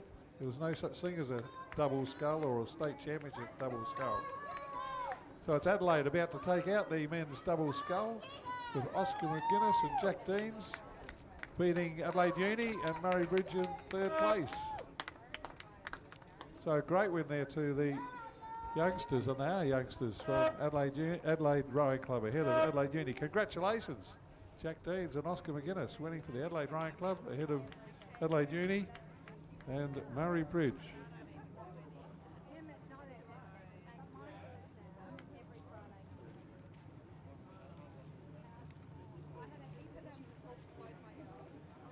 Comes the other Adelaide Uni crew, and then the third Adelaide Uni crew are going to be ahead of Pulteney and then Essendon. Great to have Essendon here racing from Melbourne, giving us an interstate flavour. We also had Nathan Bowden racing for Sydney earlier in the day, and the other Pulteney crew. But it's still good. It shows the length and depth and breadth of our sport. The fun things is these Pulteney boys can line up at the school canteen on Monday morning and say to the kids from the other sports, well, I raced against an Olympic medalist in my sport on Saturday. What did you do? And not often that you can see the depth and width of our sport, where we've got school crew here that can row and race against a boat from Murray Bridge that contained a 3 times Olympian, former world champion sculler in the quad scull in James McRae. So well done for at least entering and racing all those crews that raced in the Open Men's Double Scull State Championship. That event won by Adelaide Rowing Club. Oscar McGuinness and Jack Deans. Good on you, Jack. I say that because I know he was injured there before Christmas and has been doing a lot of extra training to get back to fitness. So that's a commendable win there for Oscar McGuinness and Jack Deans. I'm pretty sure it'll be their first win in the State Championship Open Double Scull.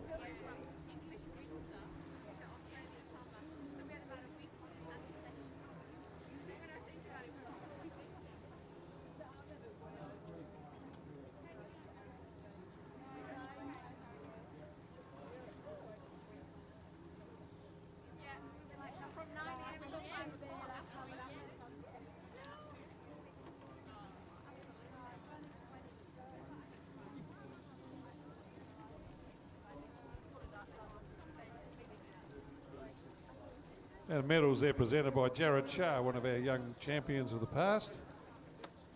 Thanks to Jared for presenting those medals. I can see him giving a bit of lip to James McRae there.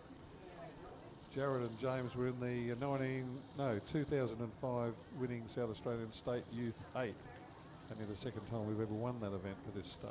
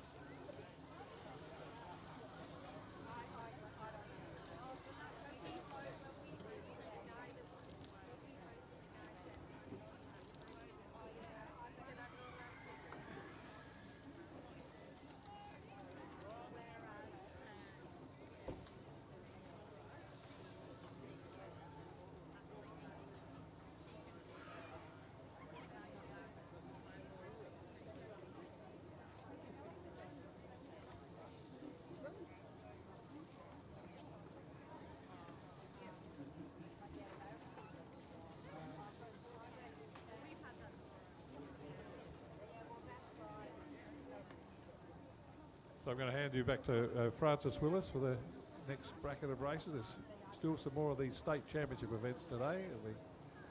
It's already on the way.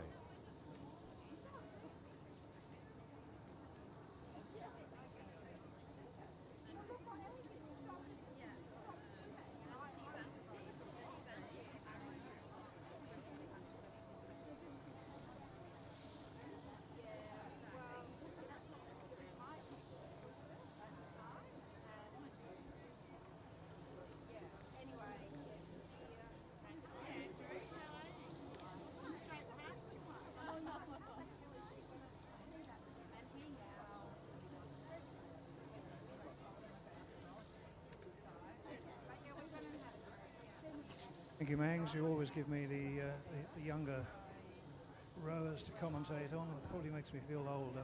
This is race 53, the under-19 men's quad scull. No, I know it's not deliberate. Thank you very much indeed. I'm just getting old. Back to the racing. So, Pulteney Grammar, number 2 crew in lane 3. St Peter's College in lane 4. Port Adelaide in 5. And Pulteney Grammar in lane 6. And that's the Pulteney Grammar first quad scull. This is over 2,000 metres.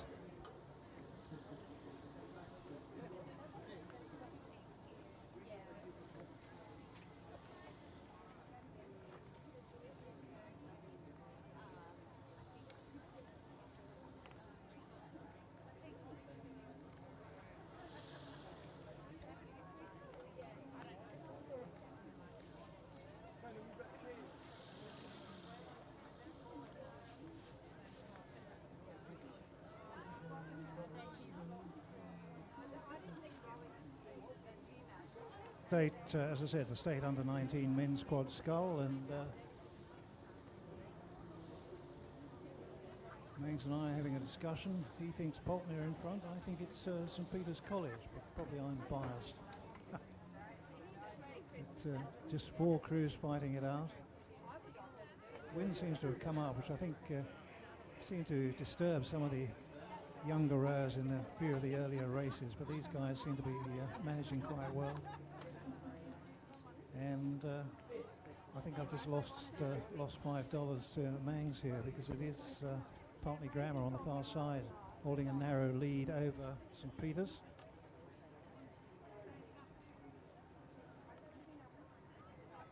And it's certainly barring any accidents between these two. I would say that Pulteney are raising the rating, moving away. Don't know whether Saints are saving themselves for something else, or maybe they realise that their case is a bit lost and they seem to have dropped their rating a little bit.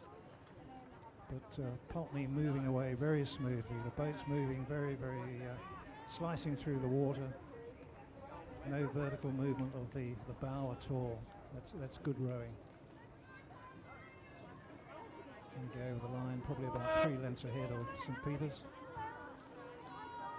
A little bit of battle for third and fourth place between Port Adelaide and Pulteney Grammar, the second Pulteney Grammar boat, and I think Pulteney have just about got their bow ball in front, and I think they'll probably just keep it there and go over the line about 3/4 of a length in front of Port Adelaide.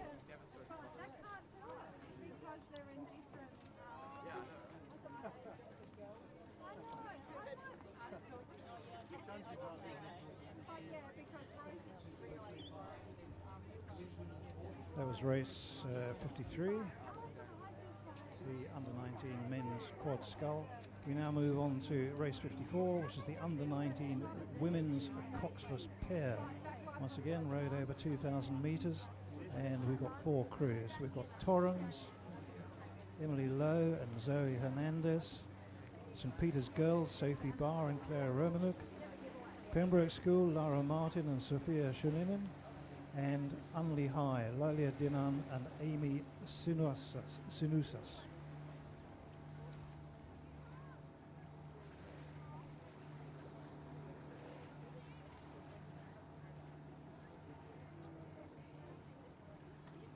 This race is scheduled to start at 1:50, so I guess we've got about 3 or 4 minutes before the off. So this will be the under-19 women's coxless pair, a state title. Torrens in lane 3, St Peter's Girls in lane 4, Pembroke in lane 5, and Unley High in lane 6.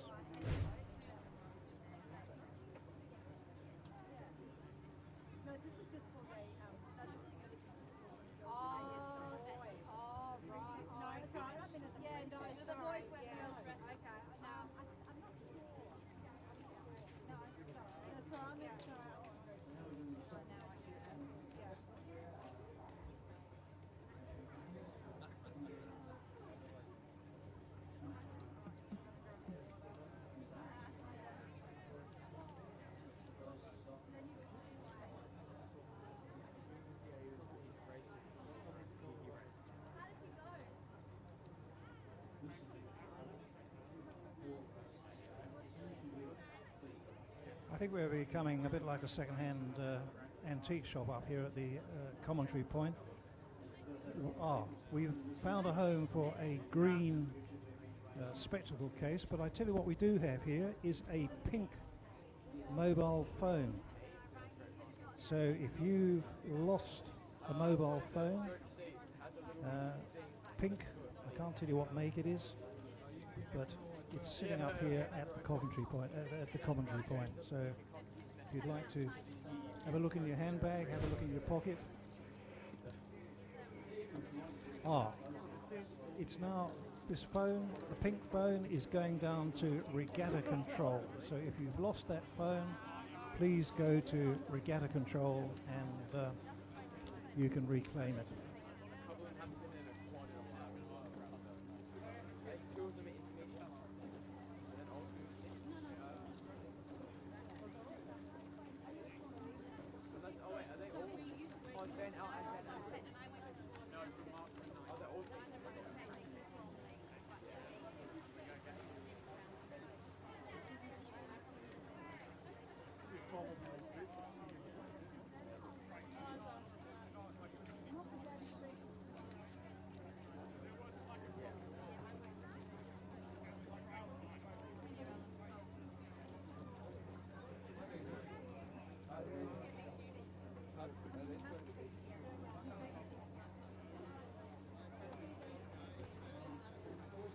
I think he's into that as well.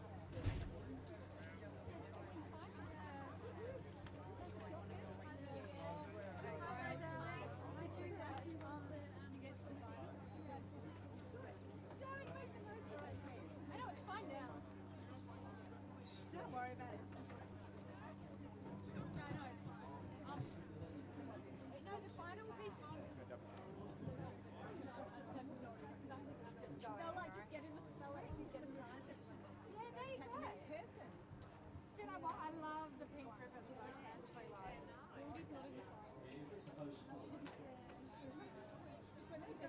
Actually, no, it'll be fun. The under-19 women's coxless pair is underway, and again, two sets of eyes are having a little bit of difficulty in seeing just what's going on at that other end of the course, but it looks as if the St Peter's girls pair are in the lead. At the moment, we're searching for the Pembroke pair. We can't see them, so they may well have scratched. Not too sure, but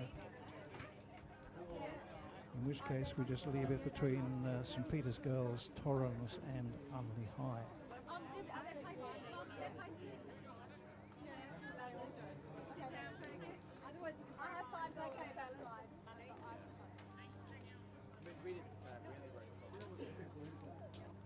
Torrens seem to be having some trouble with their steering. Perhaps this westerly wind is more difficult than we thought, so St Peter's girls are certainly out there in front with Unley High in second place.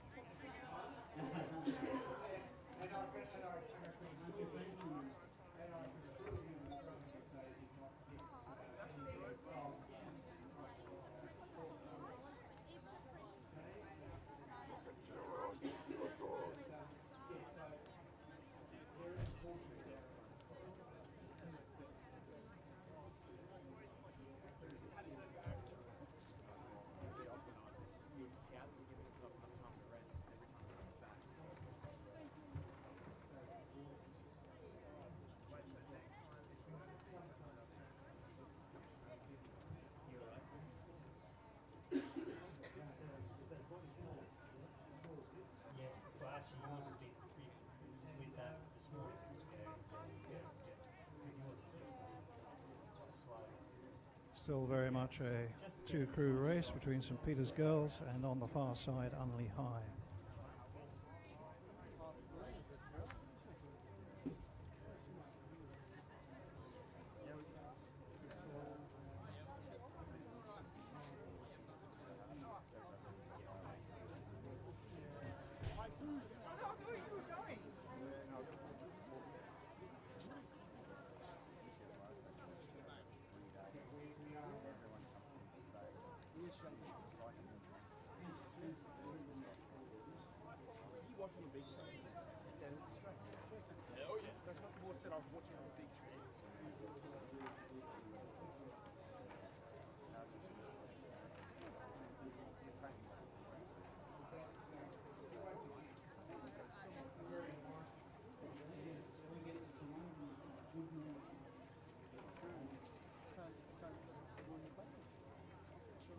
All crews feeling themselves rather gingerly, I think, down the course. I think this wind is a lot more difficult than we can feel up here. We're extremely sheltered, but certainly way out in front at the moment are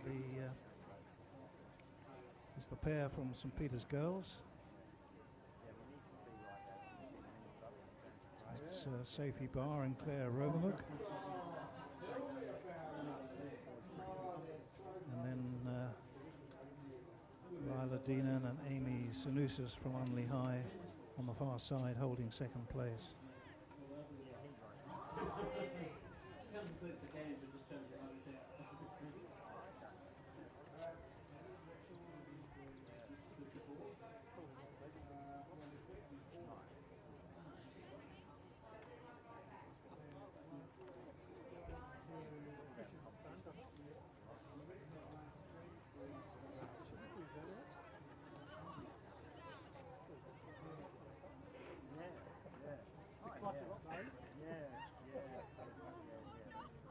coming down in the last 250 metres, the Saints girls crew. Holding a steady course. Drawn well ahead now of the Unley pair. But unfortunately the Torrens pair are having some trouble way back.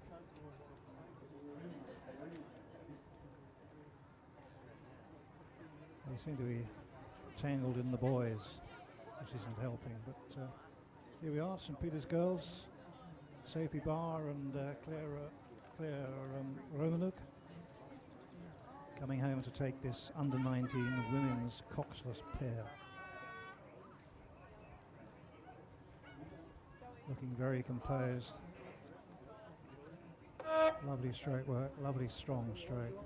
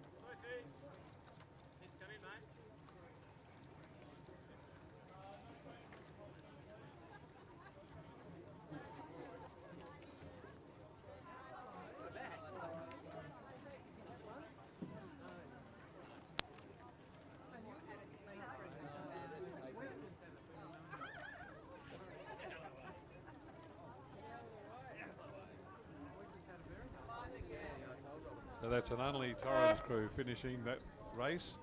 And don't forget there's a 100-metre ergo challenge on with the prizes. It's being run, sponsored by the West Beach Community Bank in conjunction with the Bendigo Bank. And a $50 cafe voucher for both the fastest man and woman over 100 metres on the ergo. So that competition is only on today. It's on at the club rooms, on the tents in front of the club rooms on the main lawn, next to the big screen there. Thanks to the West Beach Community Bank and the Bendigo Bank and the Orr Cafe for providing the $50 vouchers and the sponsorship. There's a 100-metre ergo competition for the fastest male and female. Any age, any male, any female, jump on the ergo, do 100 metres. And there's a prize for the winners.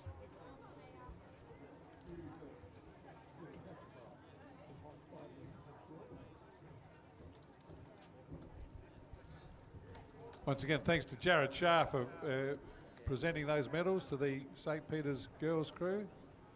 St Peter's won that women's pair for the under-19s.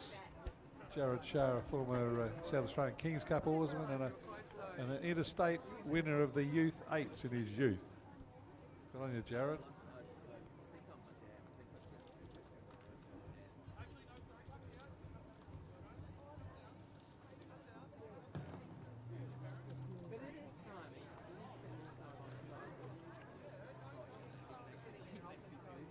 build something.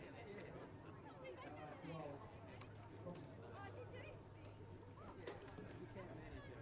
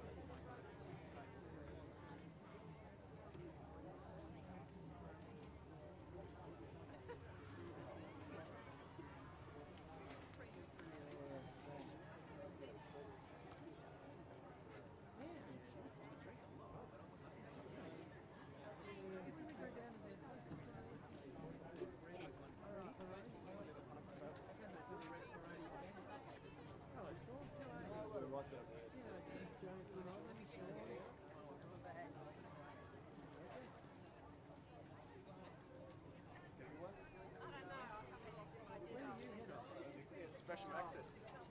Special access for the GoPro. Oh, Claire! I got an urge. Sean's in the Army Reserve. He's going to play the ball.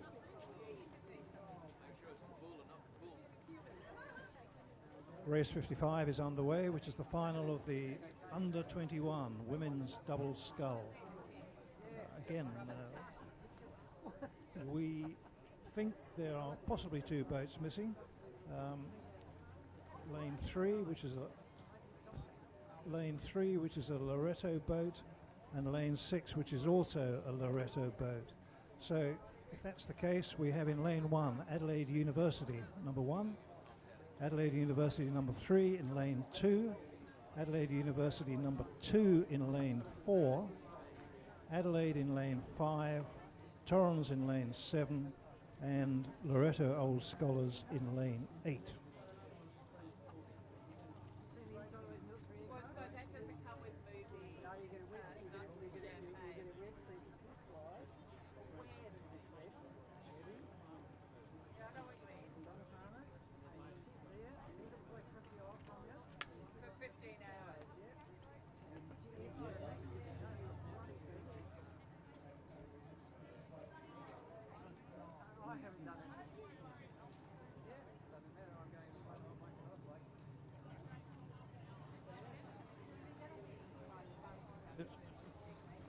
Certainly at the moment it looks as if it's a trifecta to Adelaide University in the first 3 places.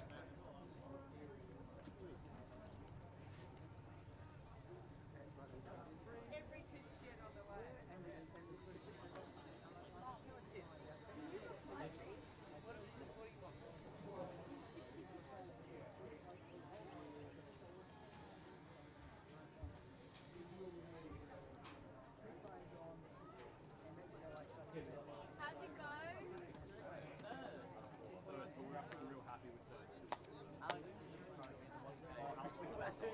okay.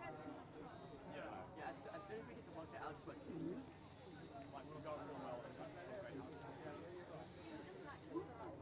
No, he dry hurled. He didn't eat anything before the race. Well, that's okay, right?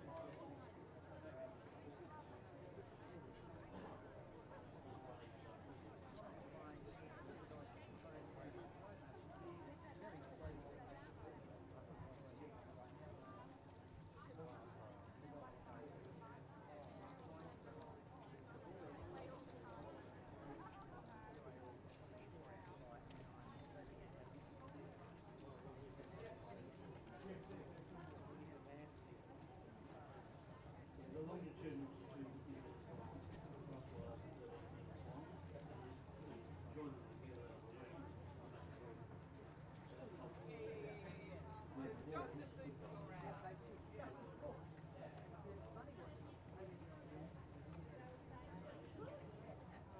Still Adelaide University in first, second and third position. Leading is the crew in lane 1, which is the Adelaide University first boat, Celia Cowan and Karis Jones.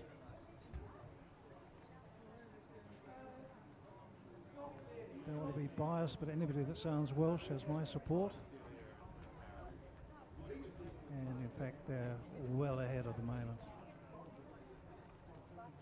of the Adelaide University number 2 boat, Gabby Huxtable and Sophie Tickner.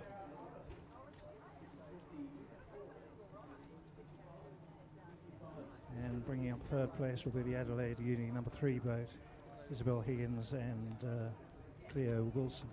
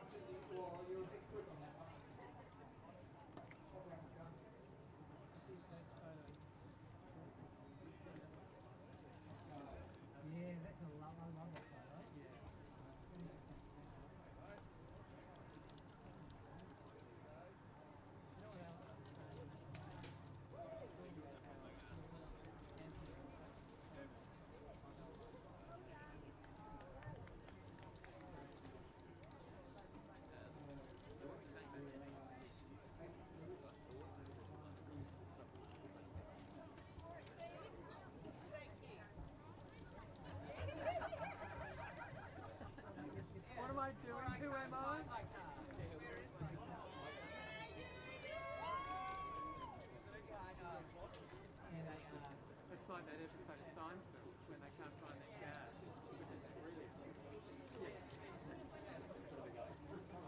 Have you ever seen? Oh, we've got a break. We've got a break. See, That season, they tried rather than that car, they were just uncontrollable. Julia Louis-Dreyfus could never keep a straight face. She was always dispersing in tears. Oh, God. And the guy who, interesting enough, the guy who plays Frank, he was always really smart. He's a great actor. Okay, if you want to crack at the 100-metre ergo competition, sponsored by the Bendigo Bank and the Community Bank from West Beach.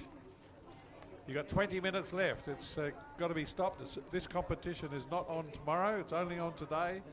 100 metres on the ergo, and there's a prize for the best men's score, the best women's score. Just 100 metres. If you want to go, you got 20 minutes before competition closes. That's sponsored by the West Beach Community Bank and Bendigo Bank. The prize is a $50 food voucher from the Orr Cafe. Thanks to the Orr Cafe for helping out with that. And the Community Bank, thanks to Matt, our bank man that's down there. There's just 20 minutes left and then the competition closes, and it's not on tomorrow. You can only do the ergo comp today. If you want to go 100 metres on the ergo, come down and try it now.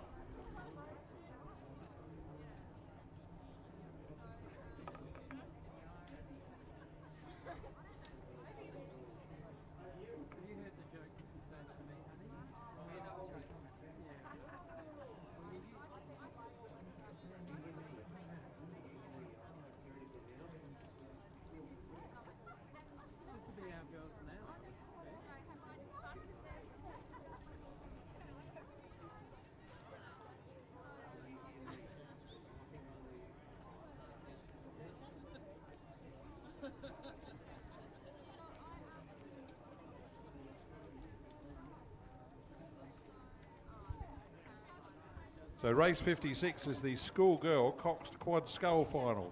Had heats earlier in the day, and the lineup is Loretto in lane 1, Norwood Morialta in lane 2, Walford number 3 in lane 3, Unley in lane 4, Walford number 2 in lane 5, Walford number 1 in lane 6, Pembroke number 1 in lane 7, and Unley number 3 in lane 8.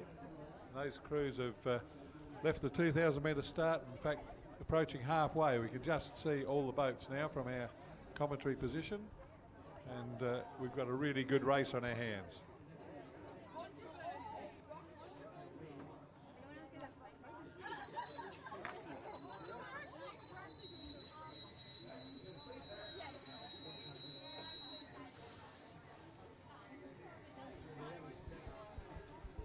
Now I think the Walford crew, possibly the number 2 crew, are in front.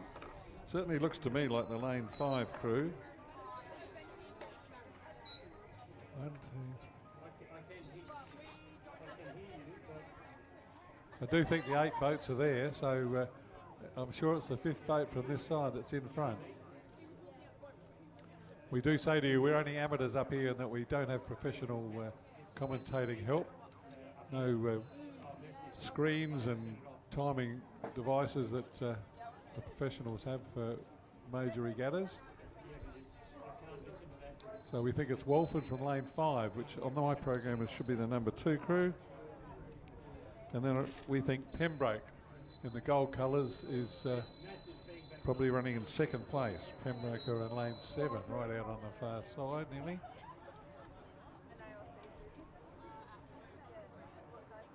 So and Walford number 1 would be in 3rd place. And the only high crew probably not far off them in lane 4.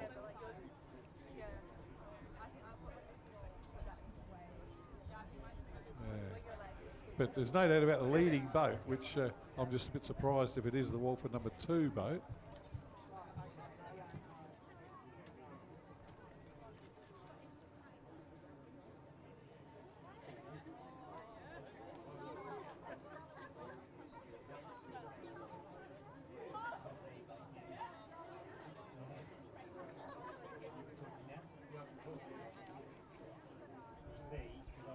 It's definitely Walford that are leading this race. This is a state championship. No, it's not. It's a schoolgirls Cox Quad Scull. Sorry, got a bit excited there. No, the school races are not state championship events. So this is our state championship regatta, and the format is the same. We're running heats to all takers, and then finals. So we're raising. It's the progression format for the state championships is the same for the school races. So this is the schoolgirl Cox Quad Scull final, and definitely Walford leading from Pembroke. Then another Walford crew, Unley and Walford again, battling for third, fourth and fifth. But no doubt about the leading boat, there's Walford clearly out in front, Pembroke in the gold, clearly running second. So Walford in the mainly blue with the yellow trim.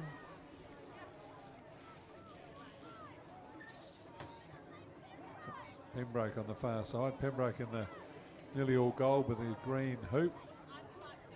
They are in second place, but about to take this the Walford boat in lane 5, which according to me is according to my program, that's the number 2 boat. And a wind to Walford. Pembroke look like they'll hang on. The other boats are catching them under the shadows of the finishing post. But Pembroke just hang on ahead of the 2 more Walford crews and then Unley.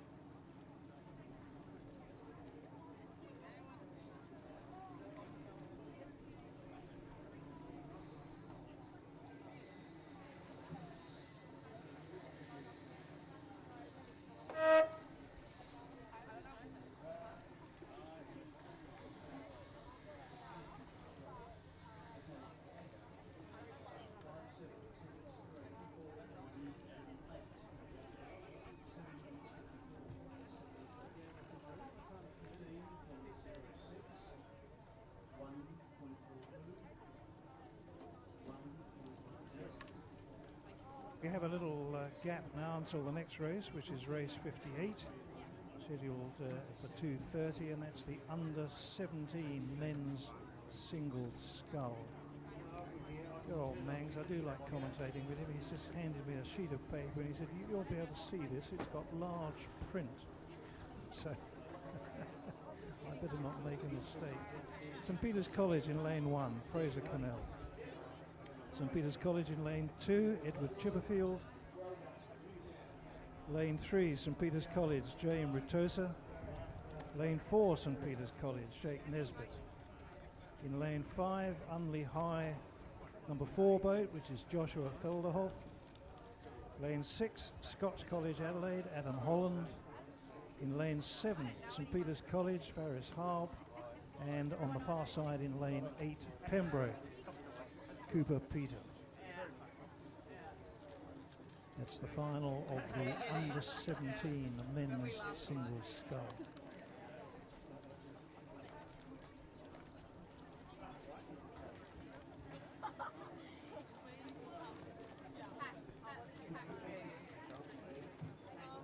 And can I just remind you, if you feel like ripping an ergo to pieces, you have just about 10 minutes in which to do it.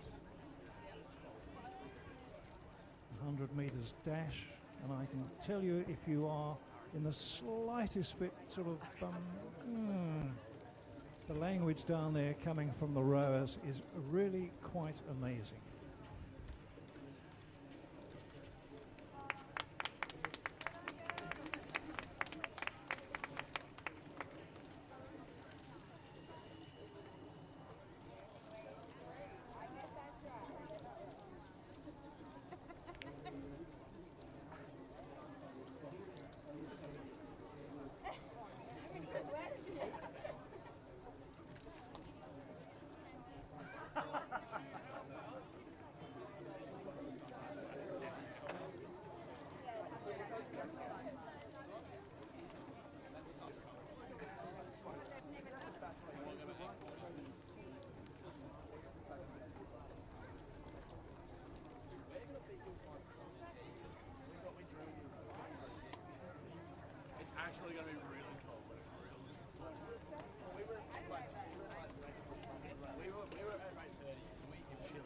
was stroking, I don't know how to stroke, so I was like...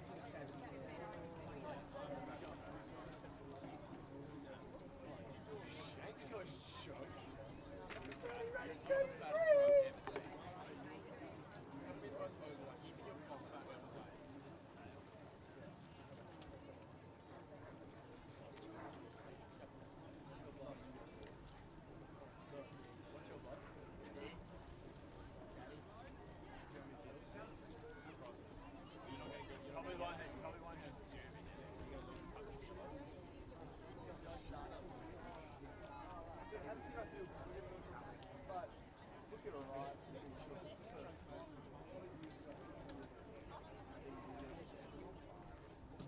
I was very upset.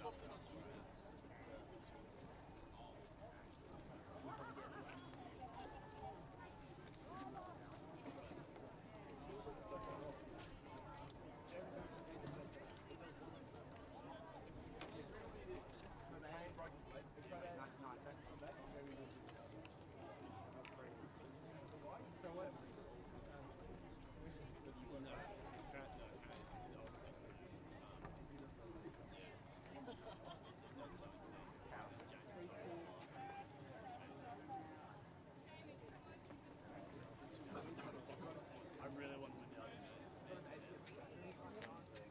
What if I get R8?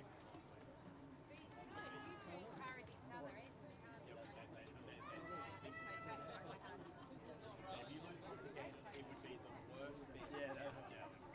We'll get you. Exactly. We lose once. It's probably negative votes for that. Probably negative votes for that.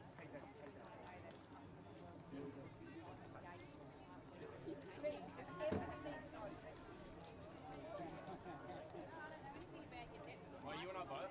Oh, neither do we. Let that vary.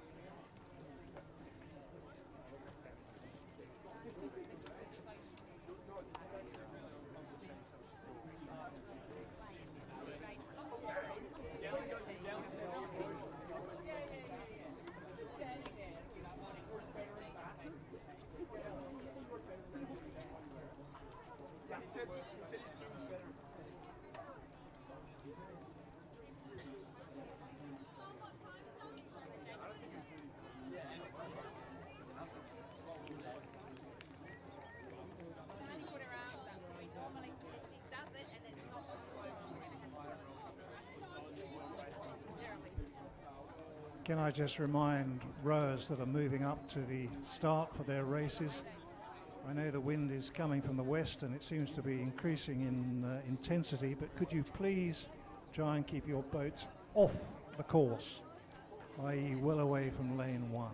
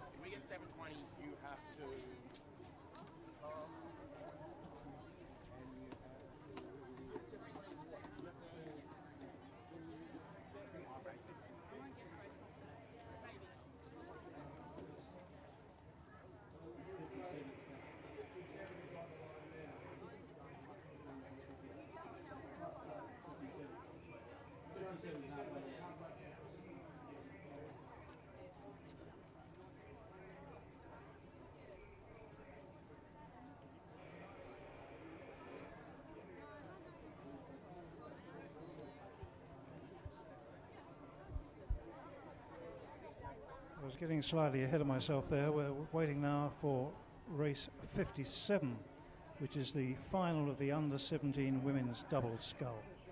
In lane 1 we have Walford, boat 2. In lane 2 we have Torrens. In lane 3 we have Loretto. In lane 4 we have Walford. In lane 5 we have Pembroke.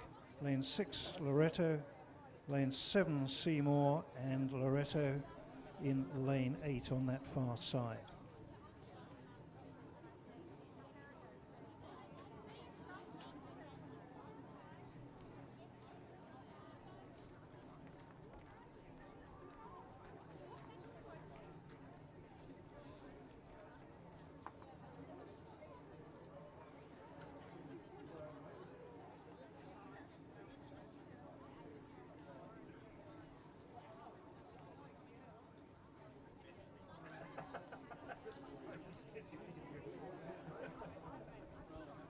The Loretto boat, Loretto number 2 boat, seems to be handling the conditions rather better than the others, and they've got a narrow lead on that far side.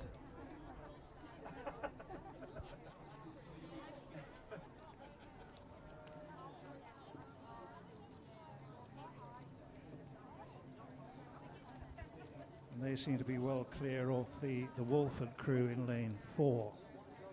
So this is the under-17 women's double scull final.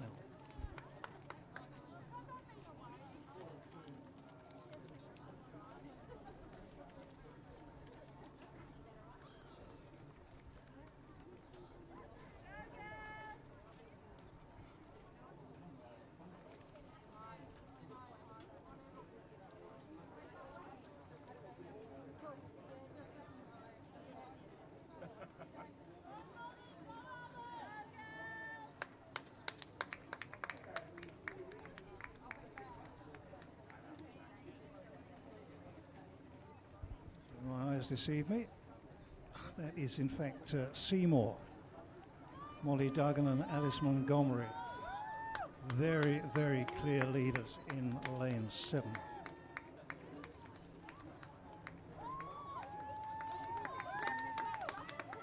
They're followed home by the Walford double.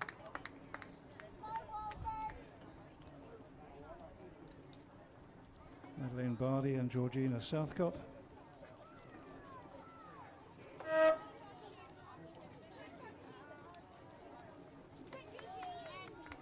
And Torrens, Imogen Graham and Grace Dodson will take 3rd place. That's the under-17 women's double scull.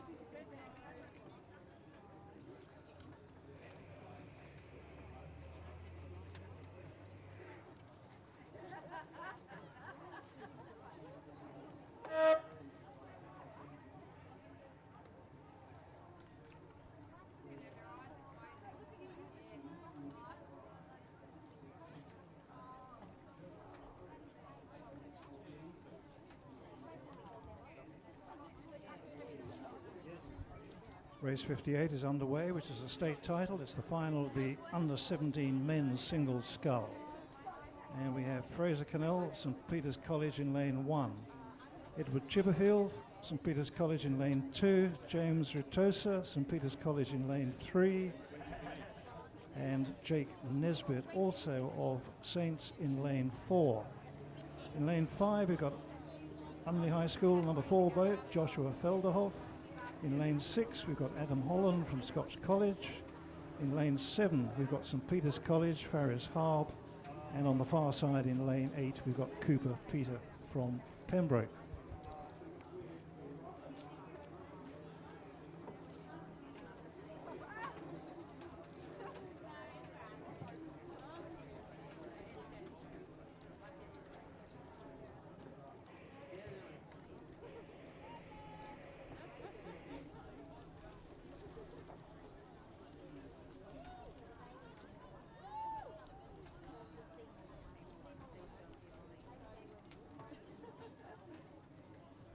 coming down to the 1,000-metre mark, and from this position it's rather like an optical illusion. They hardly look as if they're moving.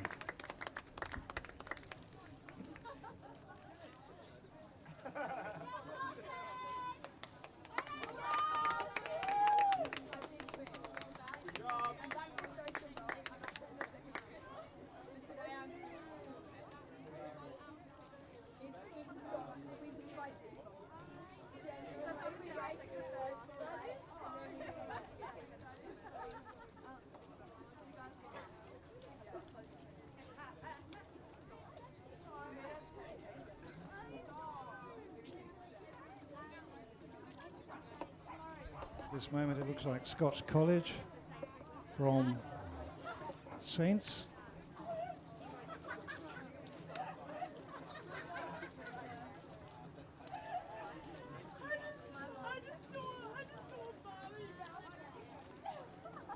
Also with the rower from Unley, Joshua Felderhoff, up there in the mix.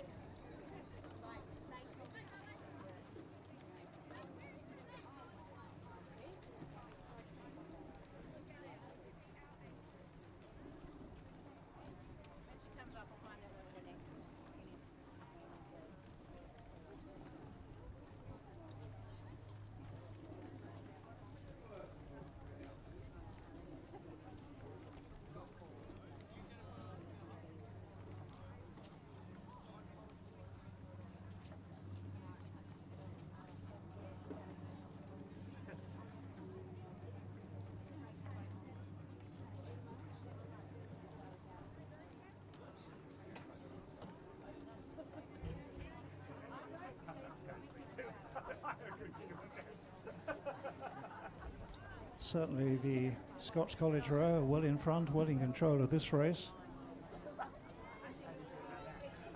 Over in lane 6. It appeared to be Edward Chipperfield from St Peter's College in lane 2 holding second place. And then across to Joshua Felderhoff of Unley in third.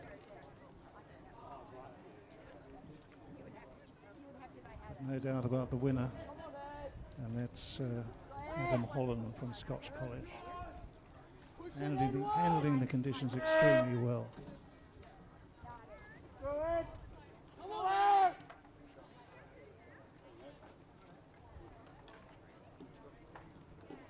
Edward Chipperfield from Saints coming home strongly, just ahead of the Unley rower Joshua Felderhoff.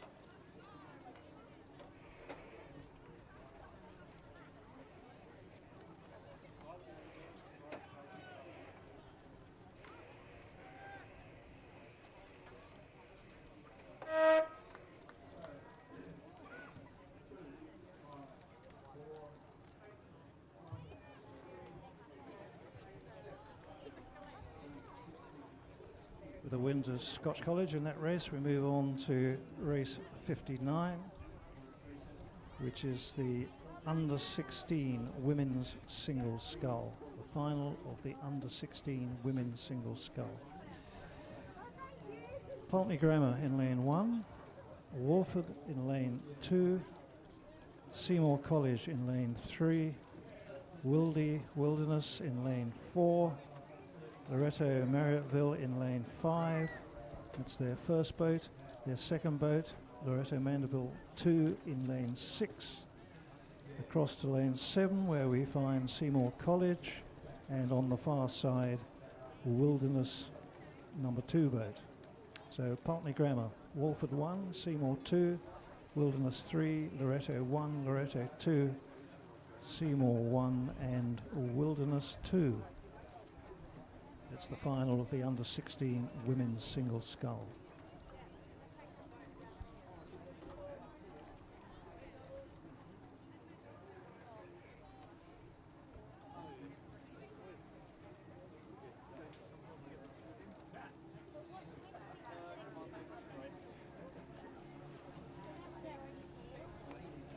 We're still 2 or 3 minutes from the start of that particular final, so let me just tell you something about race 60, which is the Masters of Women's Cox 4.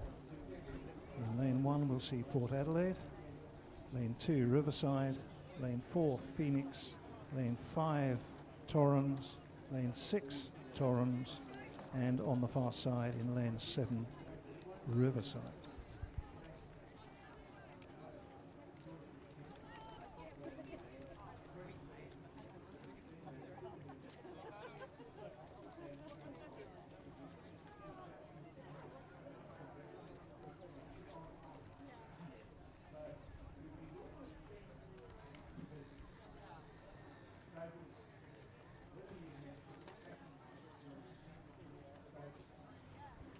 The rowers in the under 16 women's single scull have made their way down the course. They've covered about half the distance at the moment. They're around about the 1,000 metre mark.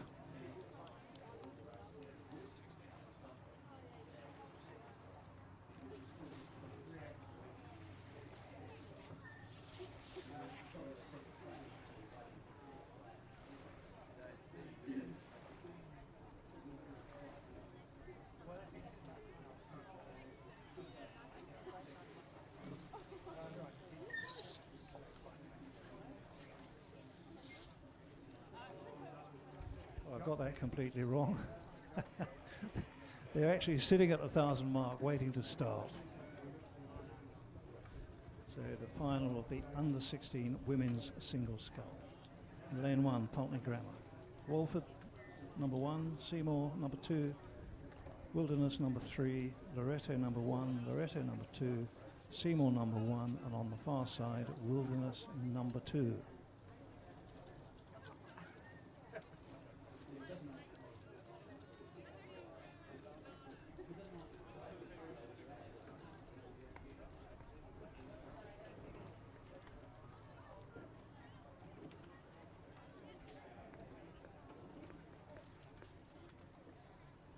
They're away and they make their way gingerly down the course, and I must say, as I come from a very long and distinguished line of Welsh cowards, I'd prefer those girls to be out there rowing them myself.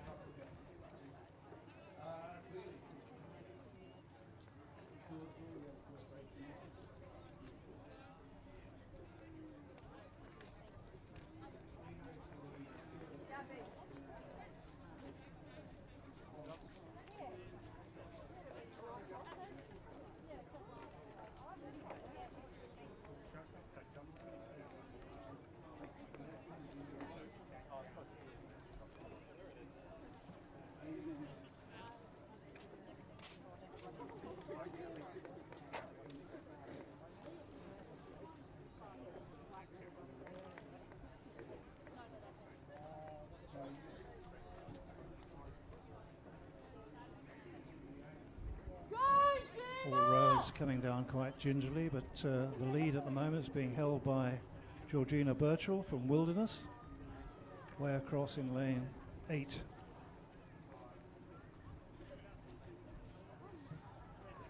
And then lane 5, which is Victoria Binns from Loretto.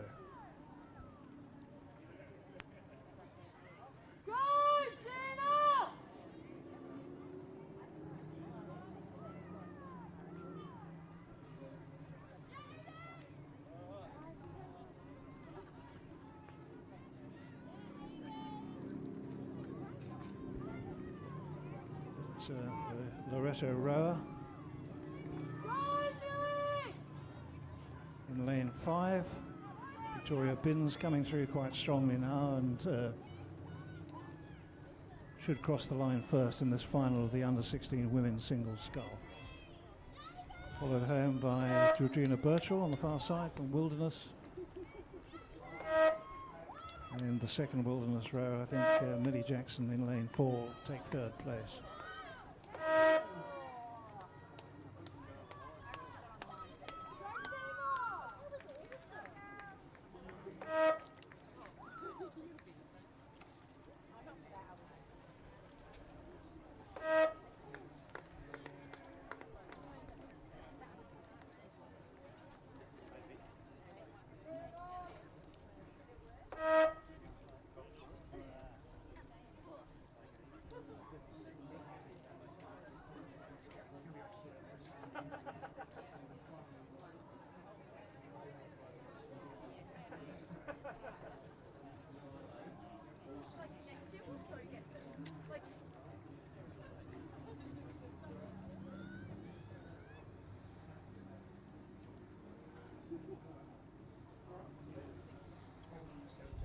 More activity on the 1,000-metre mark at the moment, which heralds the start of race number 60, which is the Masters Women's Cox 4.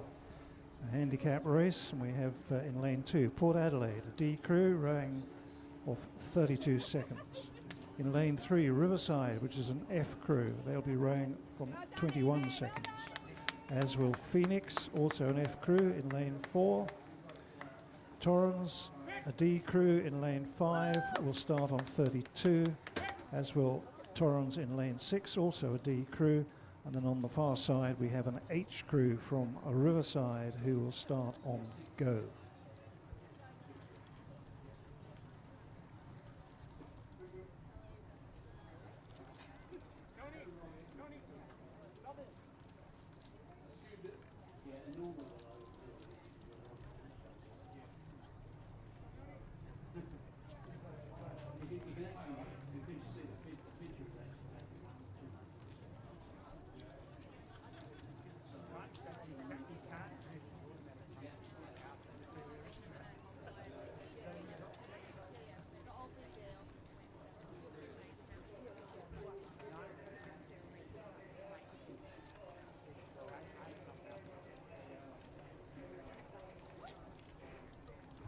Nothing much between them at the moment. Riverside on the far side, Port Adelaide and Torrens all closely together.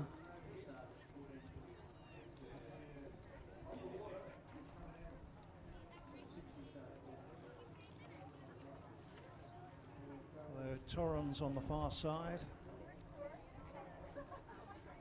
I think that's in lane 5. D crew coming through quite strongly.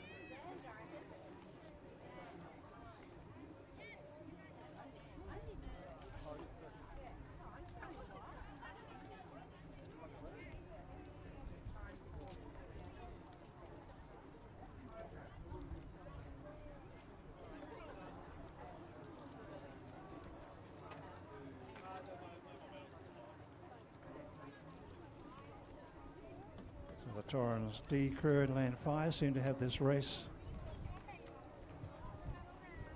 within their grasp. Port Adelaide in lane 2 making a spirited finish, but there's no way they're going to catch that Torrens crew. There's clear water between the two of them. So Torrens, Port Adelaide and Phoenix will bring themselves through into third position.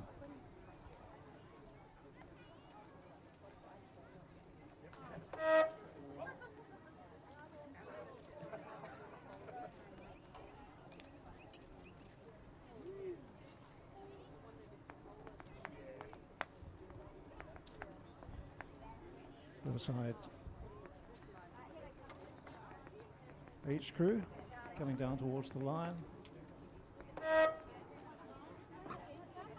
followed ever so slowly by Torrens.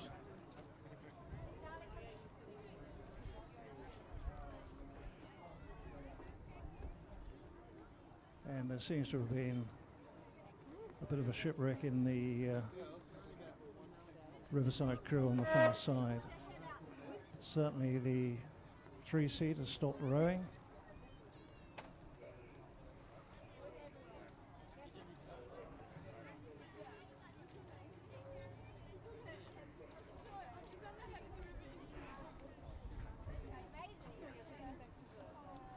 Actually, it might be the rower in the 2-seat possibly had a gear failure.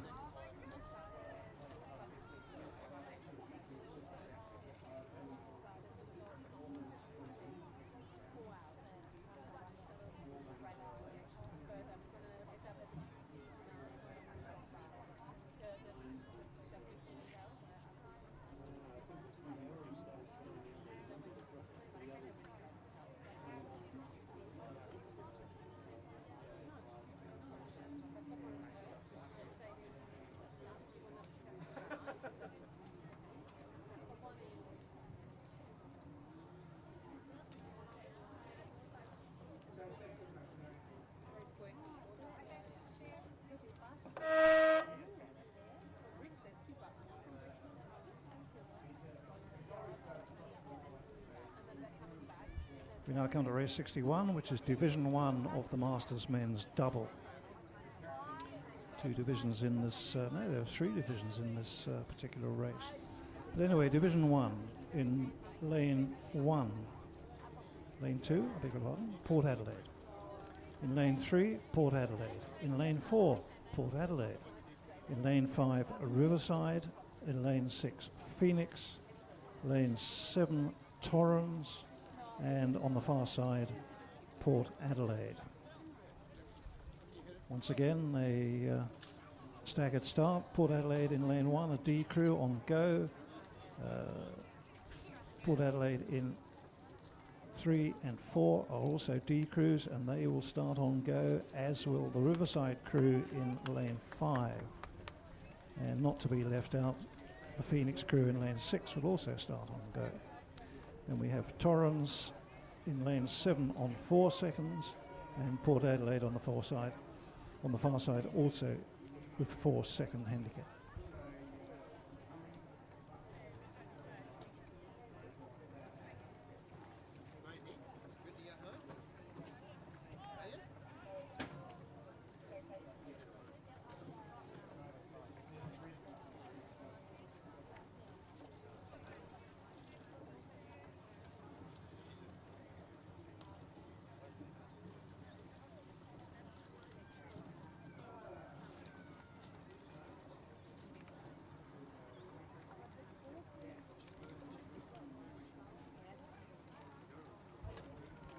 Appear to be the Port Adelaide crew on the far side, Ben Kidd and Anthony Lee.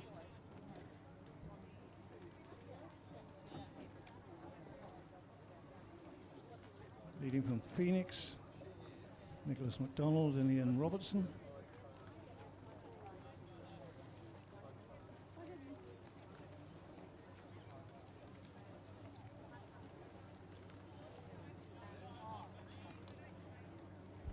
Coming home in 3rd place will be the Port Adelaide crew in lane 4, Stuart Tibbetts and Andrew Tiedemann.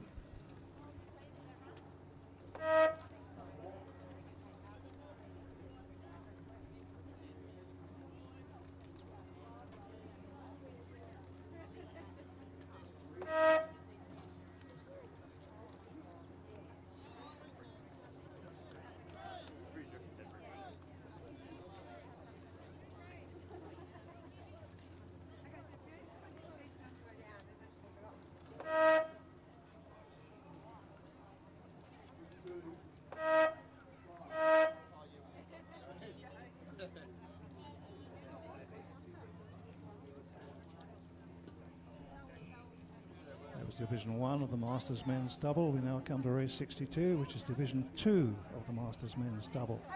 In lane 2, Riverside, 5 seconds. Lane 3, Riverside, also 5 seconds. In lane 4, Riverside on go. Lane 5, a Pembroke Phoenix composite crew on go. Lane 6, Port Adelaide on 5. Lane 7, Adelaide University on go. And on the far side, Riverside also on go.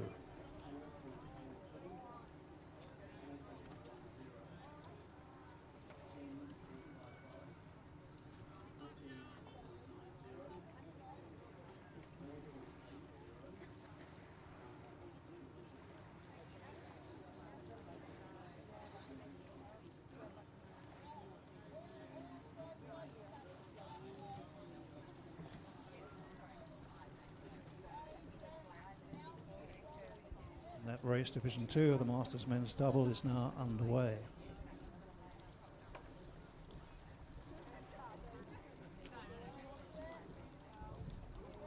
Not any particular large handicap for these crews. 5 is the maximum, so we should see quite a tight race.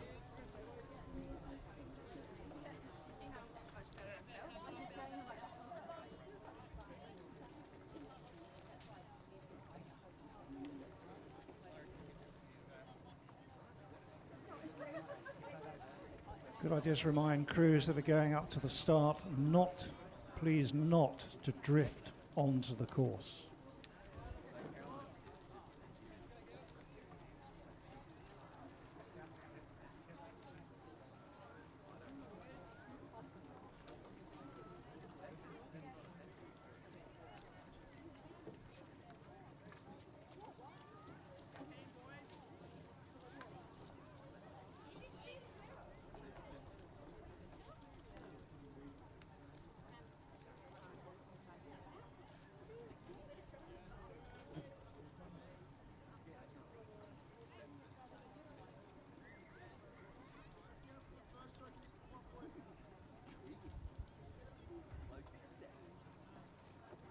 As the rowers in this Masters Men's Double Division 2 come down the course, perhaps not unexpectedly, Adelaide University, John Bentley and Bill Natt have squeezed into the lead.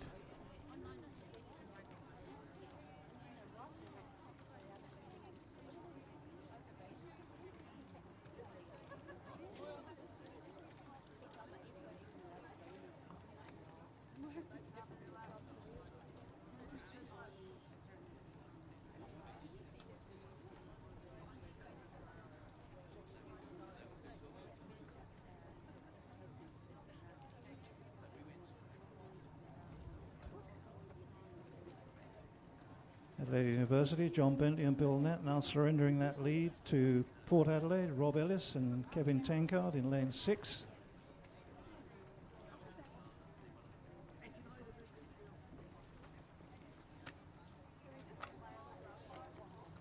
With the Riverside crew on the far side was Michael Sweeney and Brian Glawson in 3rd place.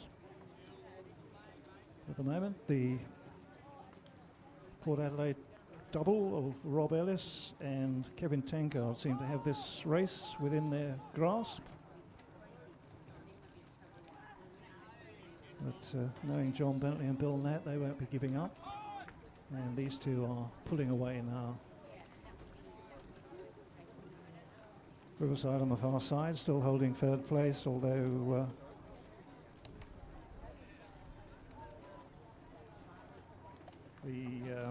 the Pembroke Masters Phoenix crew of Chris Calm and John Lister are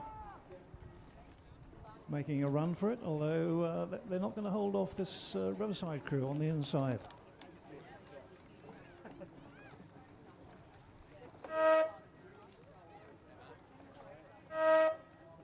Francis, I noticed that winning crew, the Port Adelaide mob have done well here to recruit. Those two guys both originally came from Mildura, Tankard and Ellis, so are now playing for the Black and Whites. So it's an ex-Mildura crew that won that race.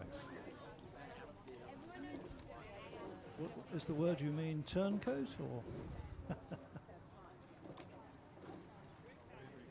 Been recruited from Mildura, so must be some good incentive down at Port Adelaide to recruit the Mildura boys.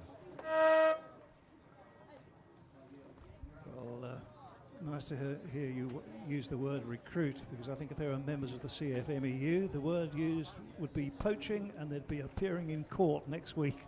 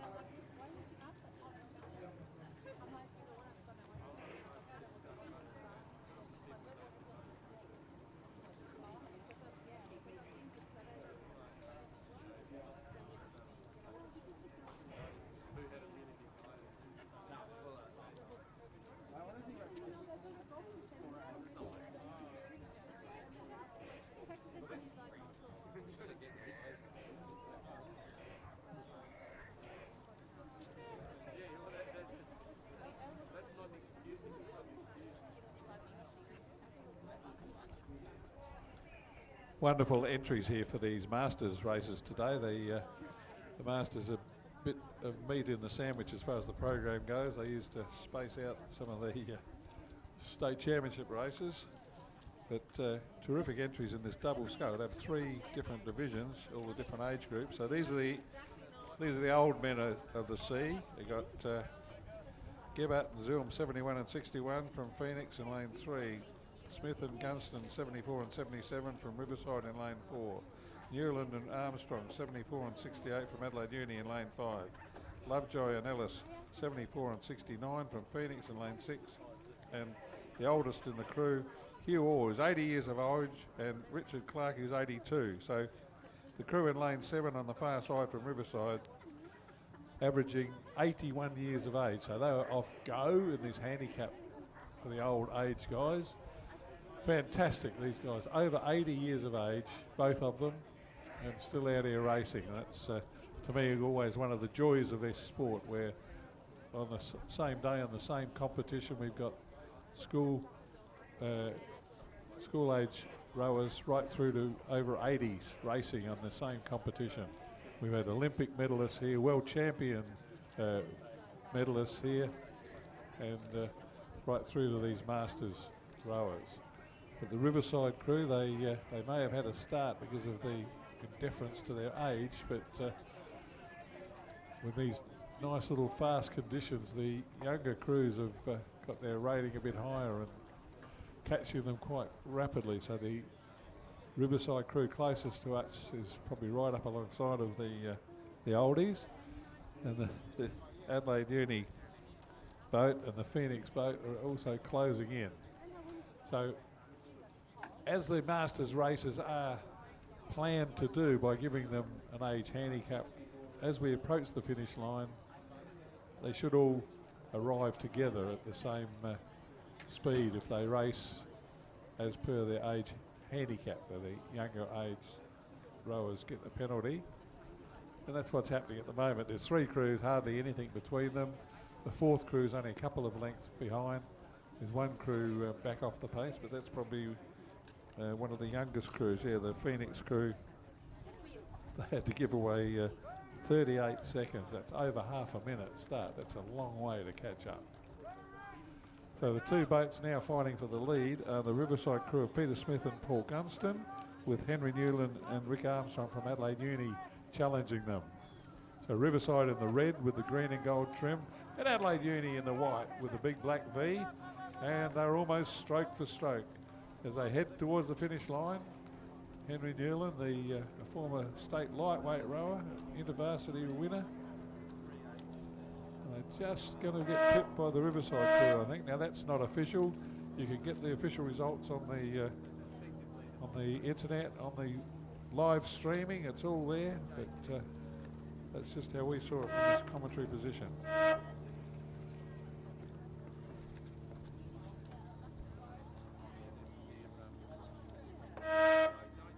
That was race 63 on your regatta program.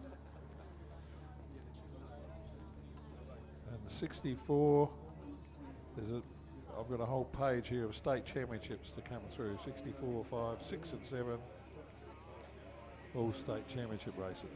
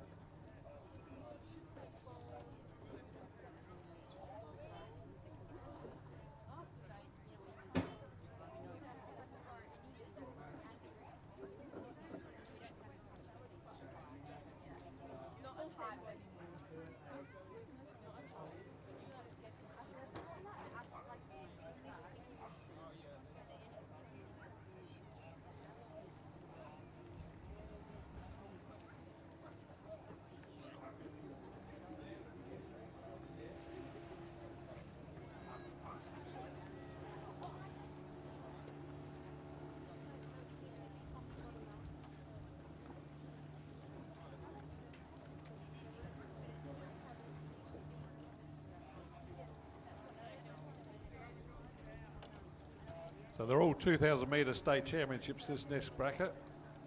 And they've already started in race 64. The under-21 women's Cox 4. We have a crew from Adelaide in lane 3. From the Loretto Old Scholars and Community Rowing Club in lane 4. Adelaide Uni are in lane 5. Now the Loretto School Crew are in lane 6. And Walford in lane 7. You've got a printed program and wonder why Loretto Marrittville comes up on your program. It's because all of our rowing programs are linked around Australia, so when we have national regattas, and there are Loretto colleges in other states who have rowing, so the Loretto Marrittville refers to the South Australian College Rowing Crew as Loretto Marrittville, designates it from the other states with the same name. You'll notice that same thing, you'll see Scotch College, you'll see Adelaide or SA alongside of Scotch College, because there are Scotch colleges from other states that do rowing, and we're all on the same computer program for our results. And I've got to mention a big shout out for the filming guys, the guys that are doing all this live streaming, the Adelaide company, that's an Adelaide company that does this work, and I know I'm not sure if they're doing it this year, but they were filming the AFL women's competition as well, these same people with their cameras and films and expertise, so it's wonderful that they do our major events. They're doing this regatta and the Head of the River, all live streaming.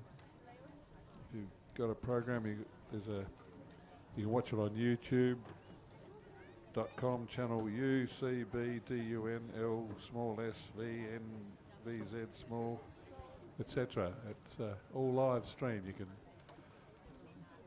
look up your rowing manager for SA Rowing SA results, and with that result, I'm sure you'll get the link to the live streaming.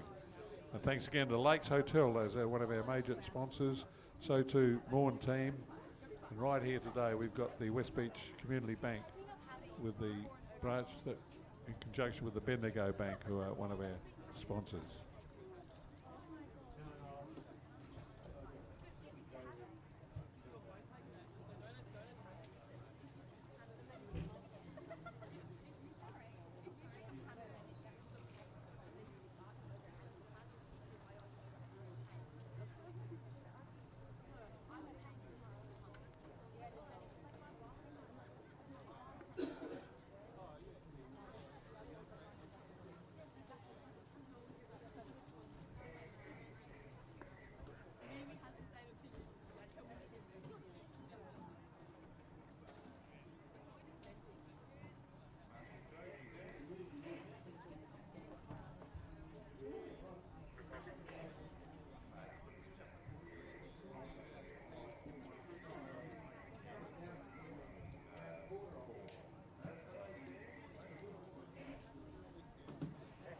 It's the Adelaide Uni crew that are showing the rest of the field a clean set of blades in this one. They've gotten away through the second half of the race, and they've got a good lead over the Adelaide crew who are running second.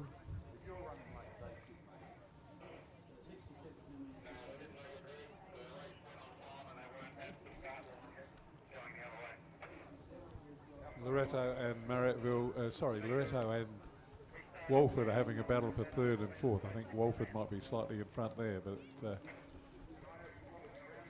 certainly Adelaide Uni in the white with the black V leading the Adelaide crew in the red, gold and black hoops.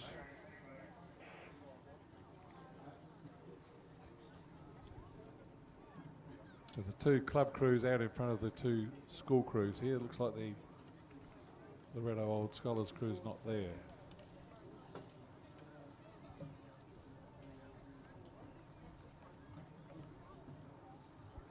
No, it is the Loretto Old Scholars crew are there. They've got a Torrens rower in there with them by the look of it. So it's Adelaide Uni cruising by the look of their pace. I forgot my stopwatch and rating watch today, so I can't tell you accurately, but Adelaide are rating much faster, so obviously trying to catch them, but Adelaide Uni in control of this race. So that's the Adelaide Uni crew. They're going to take the state championship for under 21 women's 4. Chloe Wilson, Isabel Higgins, Sophie Tickner, Carice Jones with Amy Carotis as the coxswain. They win the state championship under 21 women's Cox 4. Congratulations, Adelaide Uni winners for that under 21 event. Adelaide are second.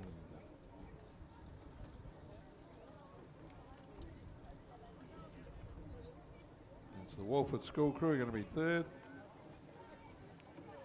And there's the Loretto Old Scholars and Community Rowing Club.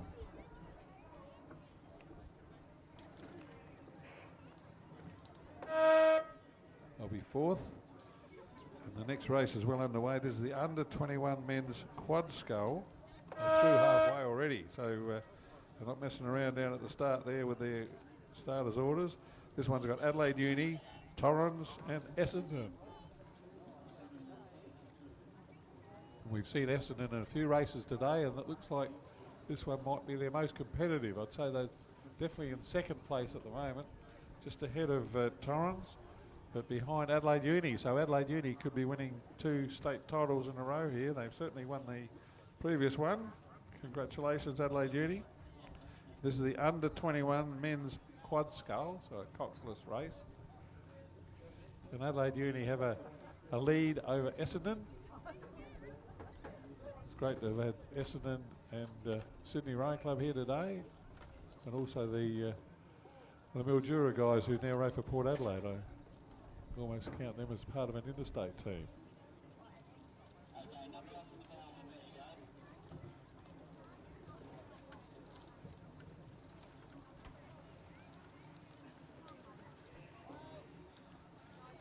I think the Essendon boys, they've rowed a couple of races today and they've got the feel of the West Lakes course.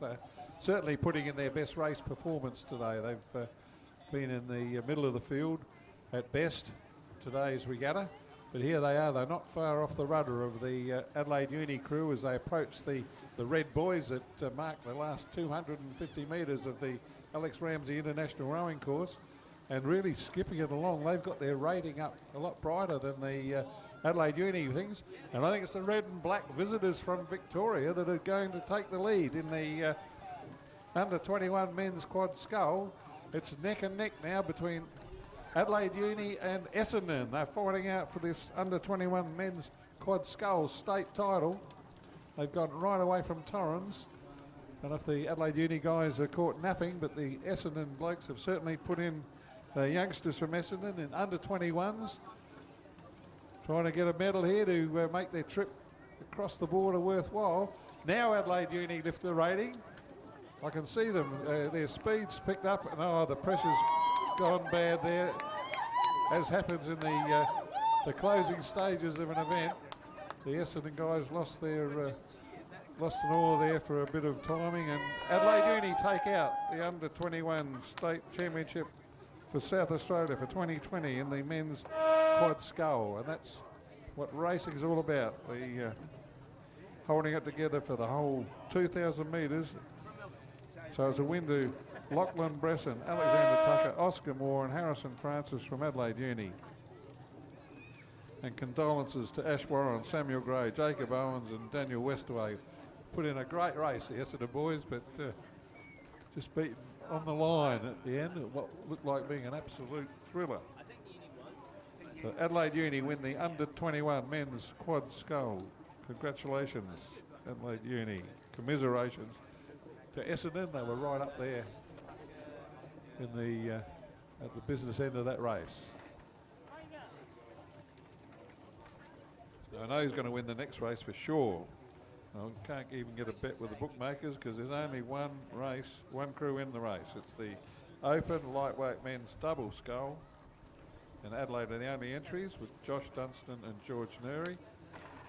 And if you weren't here before, I'll explain that in this type of competition, for a state championship event with open entries to all clubs, if there is only one entry, that crew must row over the course and complete the race, and they are awarded the title.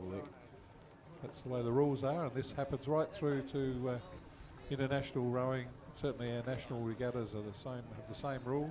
There's only one entry that is a correct entry. It is entries are called far and wide to the whole world, so if only one entry puts in for a state title, they win that title as long as they can race over the course and meet all the team, age or whatever requirements. In this case, they've got to weigh in as lightweights before the event, at least 2 hours before the event, and they've got to be in the right age group. Well, this is an open age group, so with no problem with the age. One assumes they wouldn't be allowed to start if they couldn't make their weight. So this is the lightweight men's double scull from the Adelaide Club, and it'll be win to Josh Dunstan and George Neri, provided they finish the course. They've come through just through the 500 metre mark to go.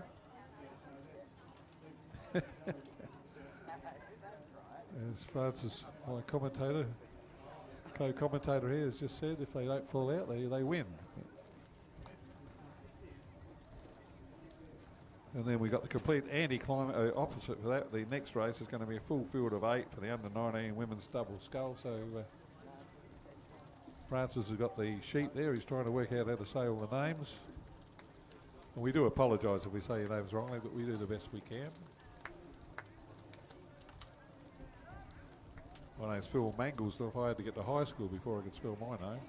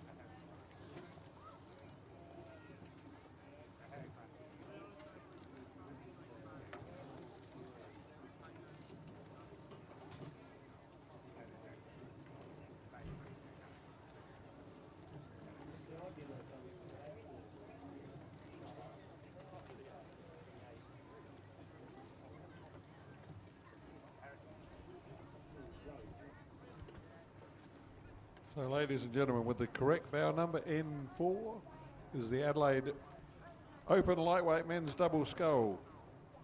Josh Dunstan and George Neri taking out the 2020 South Australian State Championship title for that boat class. Congratulations, Adelaide Uni, winners of the Open Lightweight Men's Double Scull. I'm going to hand you to Francis Willis, because the under-19 women's double scull race has already started. Francis, over to you, mate.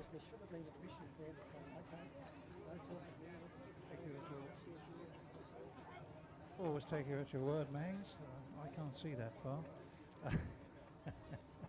Right, race 67, the under-19 women's double scull. The final, there's been one scratching, which is Norwood Morialta, so we start in lane 2 with the Pembroke School #1 boat, Natasha Sukash and Grace Sobels. In lane 3, the Pembroke #2 boat, Hannah McLaren and Sam Walker. In lane 4, Torrens, which is Imogene Graham and Grace Giadinsky. In lane 5, Loretto Old Scholars, Nonny McCullum and Victoria Binns. In lane 6 from Manham, Ella Denimore Denver and Madison Cook Palm. Pulteney Grammar in lane 7, Abby McDougall and Charlotte Casey.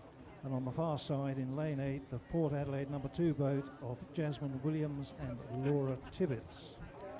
So those are the contenders for the under-19 women's double scull.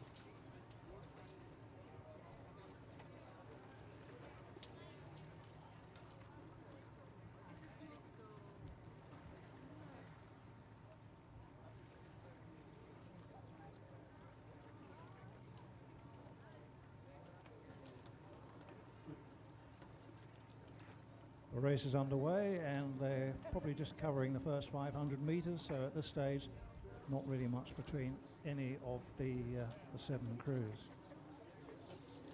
Just to remind you, Pembroke School Pembroke School 1, let's get this right, in lane 2, in lane 3 Pembroke School 2, in lane 4 Torrens, in lane 5 Loretto Old Scholars and CRC, in lane 6 Manham, in lane 7 Pulteney Grammar, and on the far side in lane 8 Port Adelaide.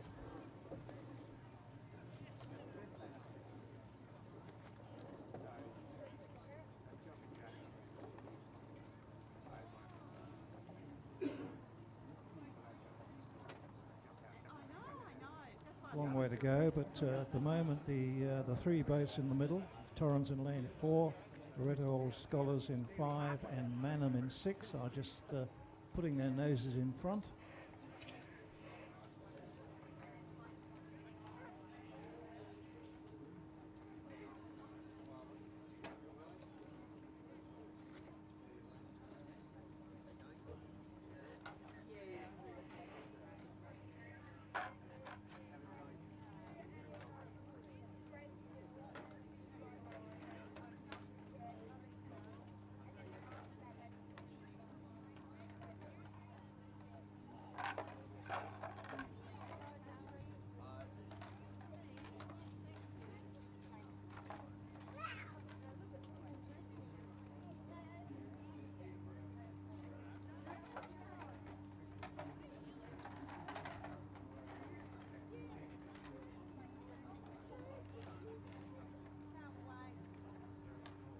Loretto Old Scholars still holding a narrow lead over Manham, who have a very narrow lead over Torrens in lane 4.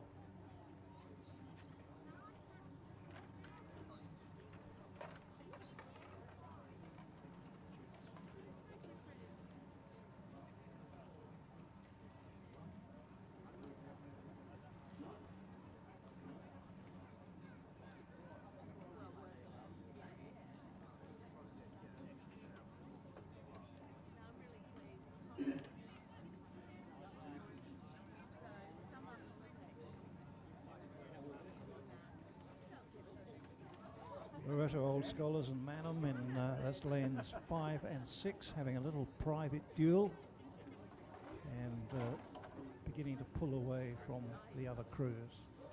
This is the final of the women's under 19 double scull.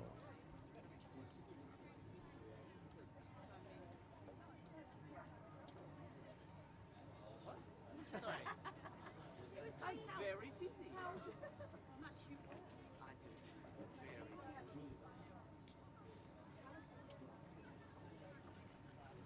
I go because, you know, otherwise.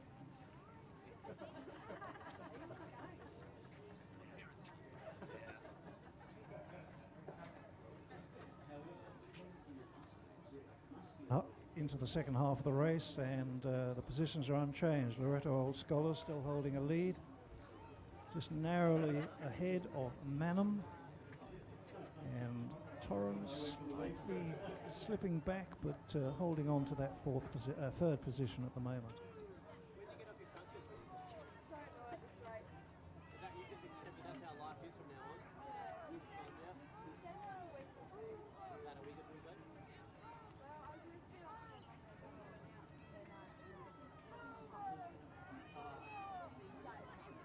One of the problems with the commentator with Mangs is that he gets terribly excited if Adelaide do something, but of course if Manham do something, he's even worse. And unfortunately, or fortunately, Manham are just poking their noses in front. So that's Elmore, Derrimore, Denver, and Madison Cook Palm. So this is going to be quite a tight race, because having said that, I think the Loretto Old Scholars have now put their bar ball in front. And certainly from here, they're looking the stronger, looking the stronger double, rating slightly higher and looking quite powerful as that blade goes through the water. Taking the rate up a little bit farther,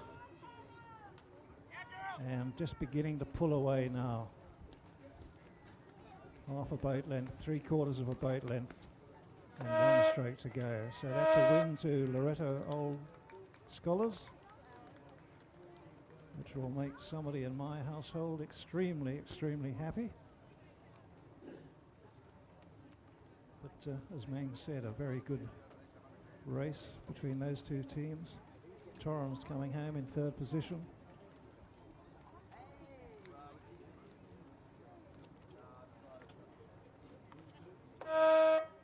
Port Adelaide looking good on the far side, but some finishing power here from the Pembroke boat.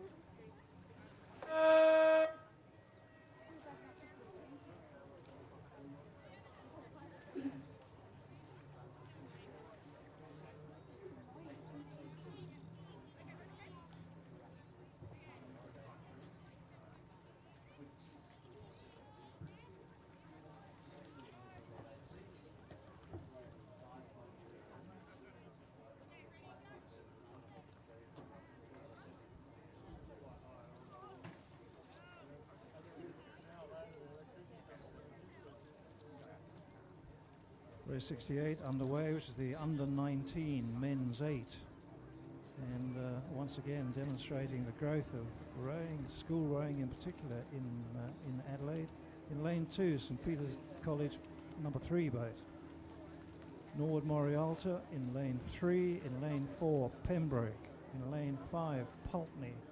Lane 6, St Peter's College number 2.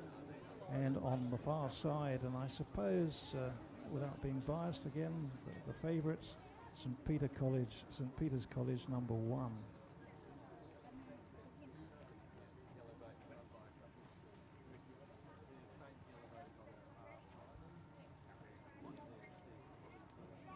You're extremely lucky. I think if you're coached by somebody like Mr. McRae and you listen to what he says and you do what he says, your school rowing career must be fairly successful.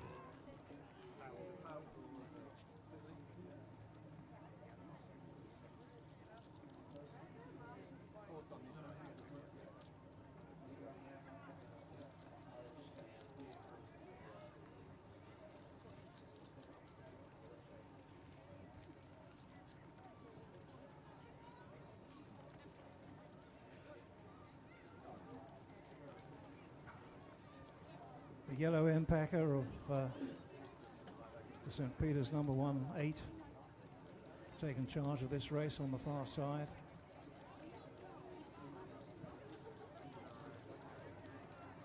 Followed by the St Peter's number 2 crew.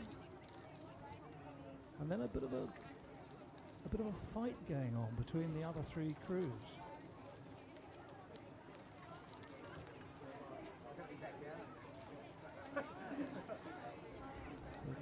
This is quite a display of rowing from the Saints' first 8. Unhurried, in together, through the water. Beautiful hand movement. Boat's not running as well as it might, but maybe that's something to do with this westerly wind, which is buffeting them somewhat. But they go over the line well clear of the second 8. And the battle is on for the minor placings.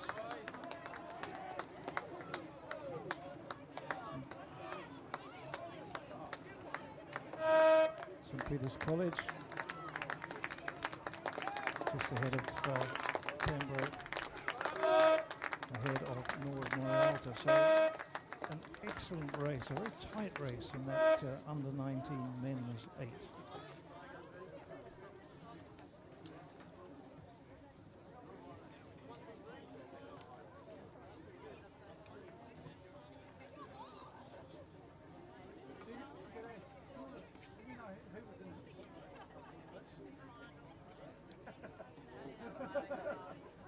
All I know is there's three blue guests in the yellow one. No, we might be getting out.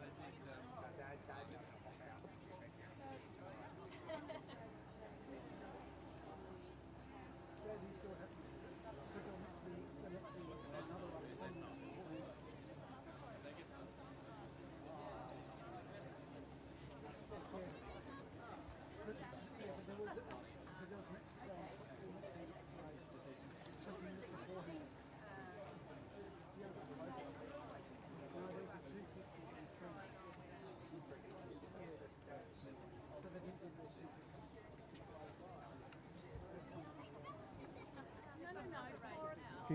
Race 68, the under 19 men's 8. That's over. So 69, which is the Masters of Women's Quad Scull. Once again, a handicap race. In lane 2, Torrens, 19 seconds. Lane 3, Phoenix, 8 seconds. Phoenix in lane 4, an E crew, 14 seconds. In lane 5, the second Torrens boat, a D crew, 19 seconds. So a little bit of interclub rivalry there. Lane 6, Riverside, is an F crew, so they will be going on 8 seconds. Riverside in lane 7, a G crew, they'll be on go.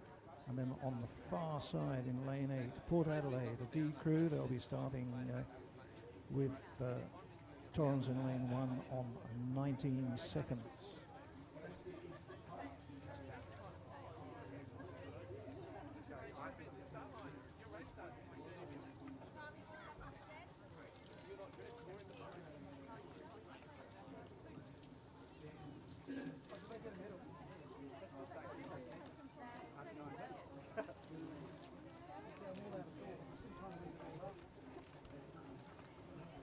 Just a couple of reminders about keeping the oar handles off the path down along the beach area. Just keep the handles on the grey pavers, the first 3 bricks if that's possible. And don't forget, if you can put your rubbish in the recycle bins for cans and bottles, that helps our clean up process. And if your bins near you are full, there usually are some spares up around the club rooms and boat shed. You can send someone up. It's not hard to drag a bin down. They've got wheels. And if your bins are full near where your area is, go and grab another bin.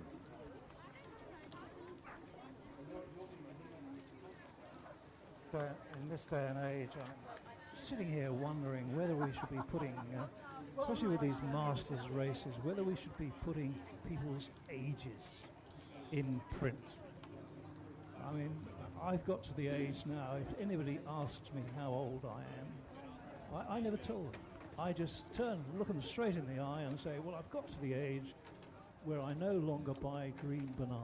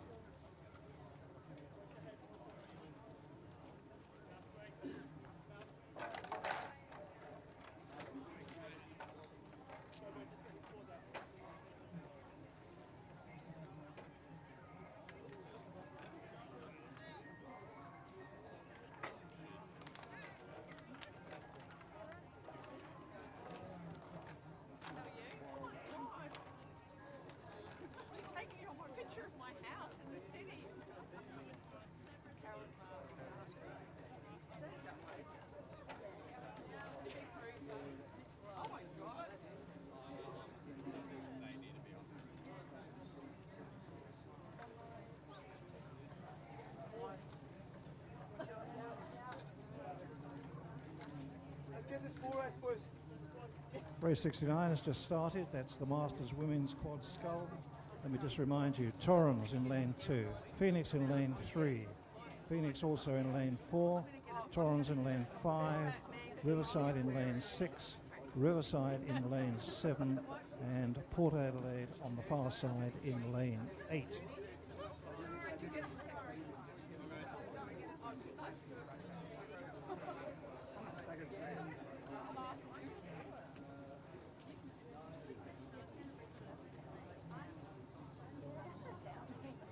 A handicap start, so the race takes a little time to unravel itself.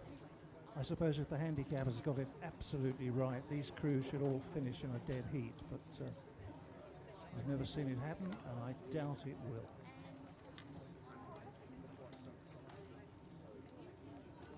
The stage in lane 2, we have the Torrens D crew, holding a nice lead. They started with the same handicap as the crew in lane 8, Port Adelaide, but as you can see, they've pulled away, looking very relaxed.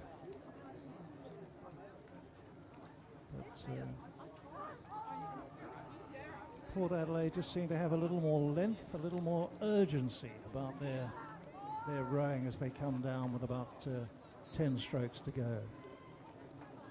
Although having said that, Torrens have just lifted and whoa, they will just about get there by a canvas.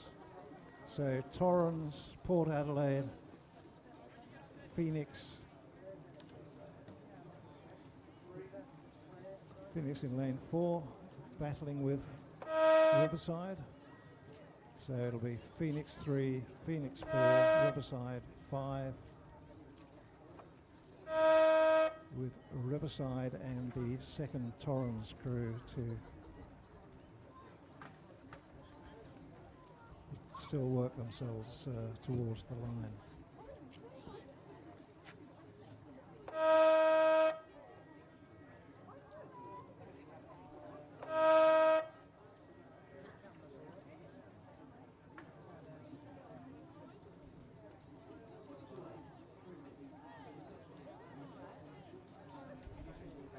Well done, Francis. That was probably one of the closest races of the day. We'll try and get you an official result there, but before we get that, we're going to have the men's 8s come down over the regatta course in the Masters men's 8. They've obviously had their handicap start with the oldest crews off first. You've got Phoenix and Pembroke Masters composite crew in lane 3, Riverside in 4, Riverside in 5, that's the Go crew, Adelaide Uni off Go also in lane 6, and Port Adelaide in 7, giving away 15 seconds. At the moment, it's the Riverside crew clinging to the lead over Adelaide Uni.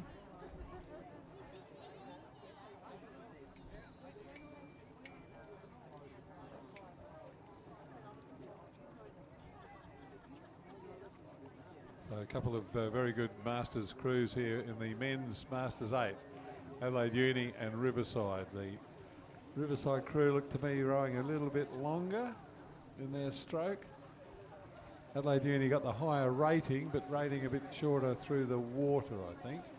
But they started to wind that rating up. I think they've got Bill Nat in the stroke seat. He's one of our younger Masters.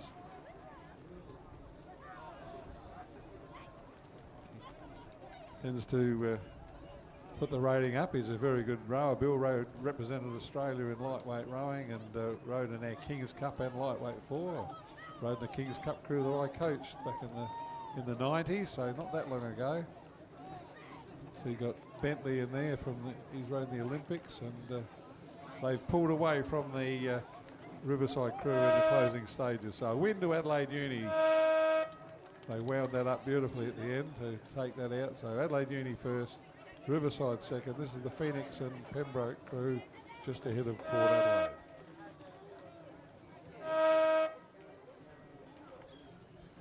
So a win to Adelaide Uni on State Championship Day.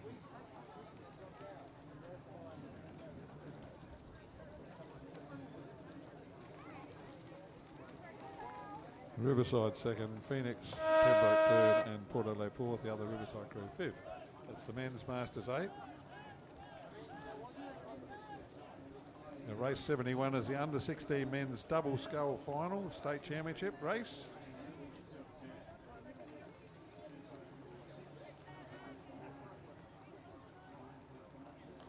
So we've got Daniel Steele from Unley in 1, Ethan Menadue from Pulteney in 2, Lewis Dawson from Prince Alfred in 3, Sebastian Jordan from Prince Alfred in 4, Max Henry from St Peters in 5, Martine King from Port Adelaide in 6, Liam Howard from Nord Moriata in 7, and Matthew Barnett, Nord Moriata in 8. Sorry, and of course they double scull, so I've missed the other guys' names. Got time to give him, but the other guys for Unley, it's Manny Asabanu. Pulteney Grammar is Otto Jarman. PAC number 2 was Edward Chappell. PAC number 1 was Christian Commons. St Peters is Fraser Balnaves, the other sculler. Charles Watkinson is in the Port Adelaide crew. Isaac Barnes in the Nord Moriata number 1, and Rohan Harding, Nord Moriata number 2.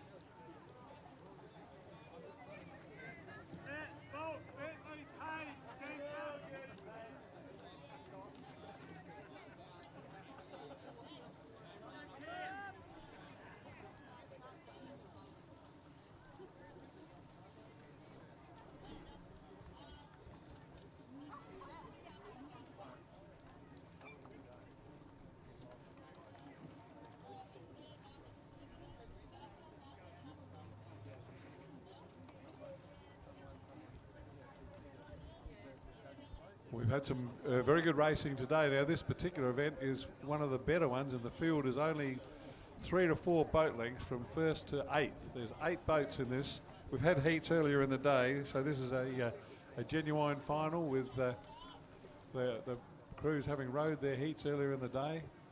And wow, it's a good looking final. Even in this, they're in the last 500 metres of a 2,000 metre race, and we're finding it hard to decide who's in front. It could be the Prince Alfred College crew in lane 4, but if they are in front, it's not by much.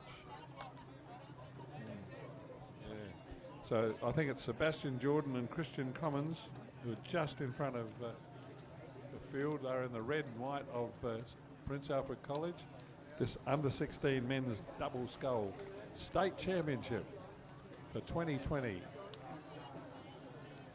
Now the water's still beautiful and flat with just this slight helpful tail breeze. It's not a full tail breeze, it's a westerly, southwesterly, as Francis has correctly called it. Oh, the Princess Saints crew just caught a crab then. They hit a buoy or something, and that's finished them, I think. They've completely stopped their run for a stroke back at the just about the 200 metre mark.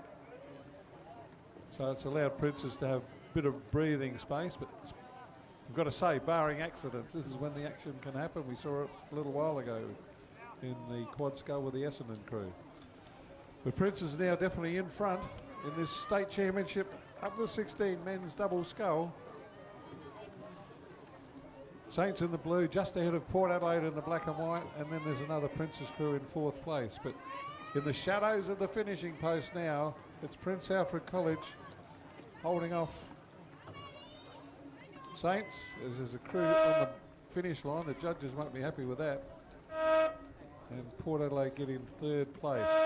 Great racing by those under 16s. There's what, 6, 8, not that many lengths between 1st and 8th in that particular race, but the state championship won by the Prince's #1 crew in lane 4 from St. Peter's College, who recovered to hold 3rd place. Port Adelaide with 3rd. So congratulations, Prince Alfred College, Sebastian Jordan and Christian Commons, winners of the under-16 men's state championship, South Australia for 2020. St. Peter's was 2nd, Port Adelaide were 3rd.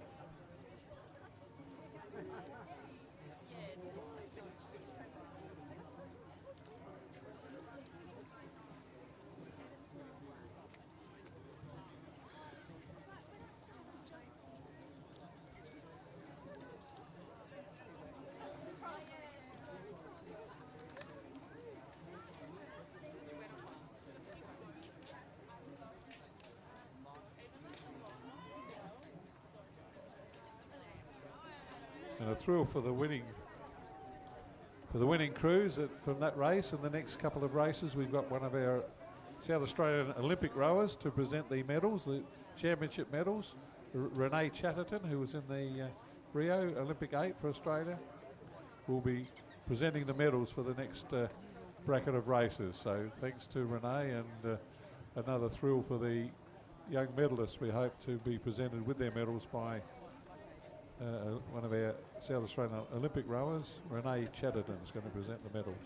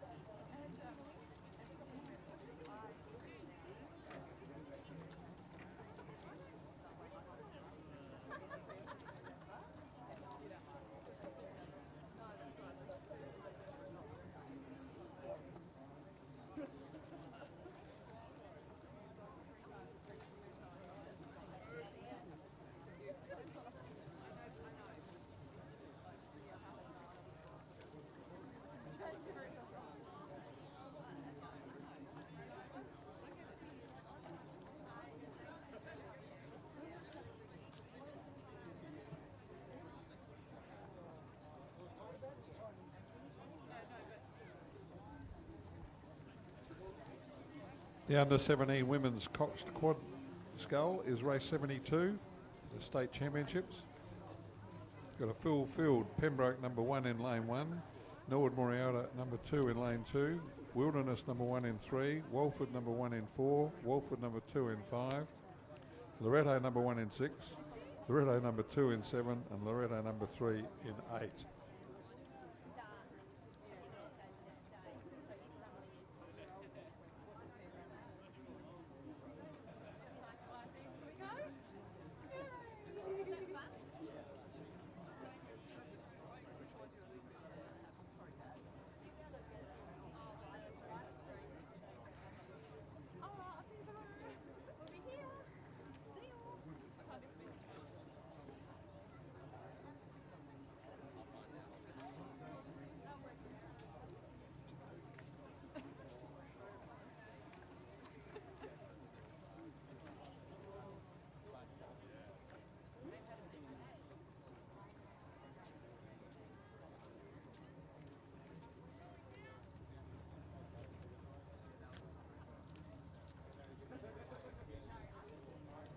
Now this is another event that had heats earlier in the day, so we've got the 8 fastest boats in this final, and it's certainly panning out that way.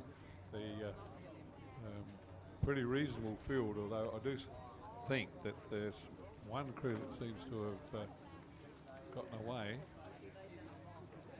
and taken the lead, and that's the Walford crew in lane 4. It's their number 1 boat, and I do think they've taken the lead through halfway, with the rest of the field pretty even. Not much separating the other 7 boats, but to my looking through the binoculars, about halfway I'd say the Walford crew in lane 4 has got a clear lead.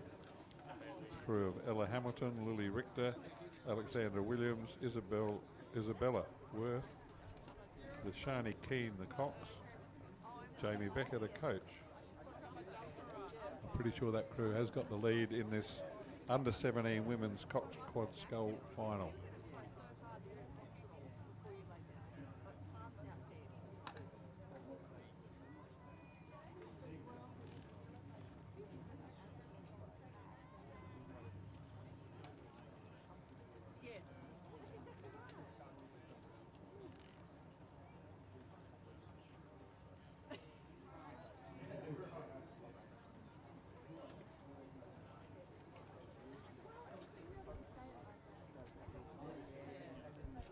So it's the Walford number 1 leading from Wilderness number 1 in this final. This is the state championship final for the under-17 women's Coxed Quad Scull, race number 72. They had heats earlier in the day, and this is the Fair Dinkum final for the state championship medals. And Walford making every post a winner. This very well drilled crew. They beautiful timing of their blades, and got the right type of very bright rating for this tailwind conditions. It's a southwesterly breeze that is not making the water rough at all. It's beautiful and smooth.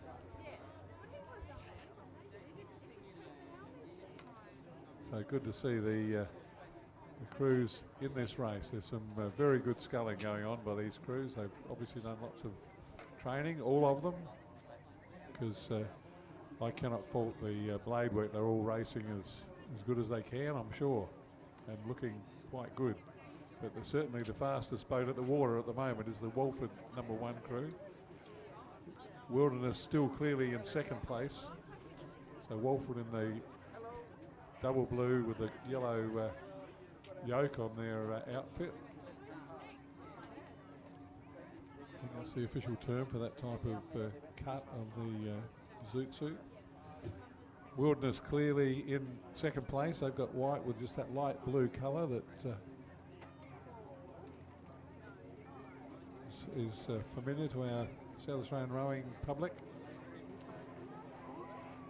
And then there's only 1, 2, 3, say four lengths between 3rd, 4th, 5th and 6th. There's 4 boats almost overlapping, and a couple that have just tailed off a little bit.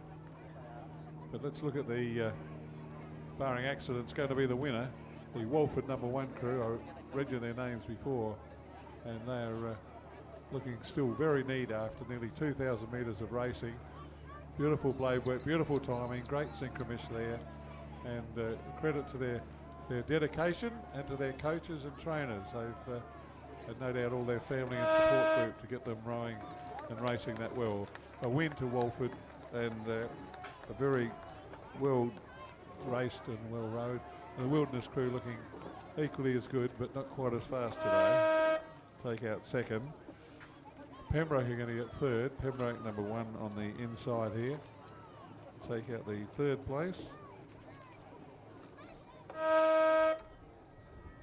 And Norwood Moriarta are fourth. So congratulations to the winning crew, the Walford number 1 crew, Ella Hamilton, Lily Richter, Alexander Williams, Isabella Worth, with Shani Keane, coached by Jamie Becker. Winners of the Under-17 Women's Cox Quad Sculls State Championship of South Australia for 2020.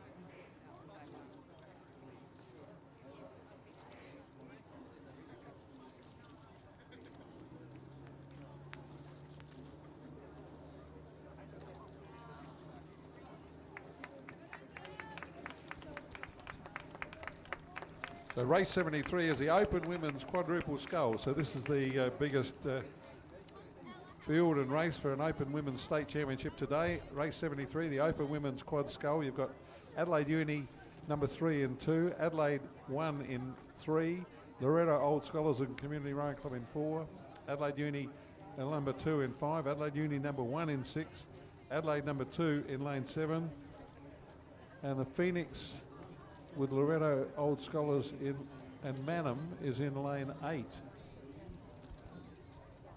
Now, I'm missing a crew here, so haven't quite worked out which one it is yet.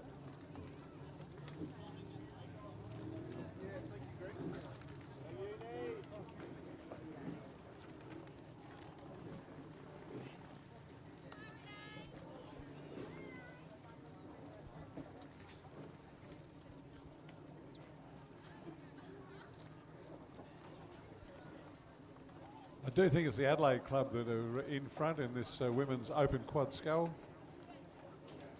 Yeah, the Adelaide crew that's in lane 2 on my program, and that'll be right. Yes, the Adelaide crew in lane 2 are out in front. They've scampered over the race course at pretty quick time before I even finished doing my introduction. So they've clearly got a lead. The Adelaide crew, Adelaide Uni over on the far side, which is the number 1 crew, is in second place, just in front of the other Adelaide crew.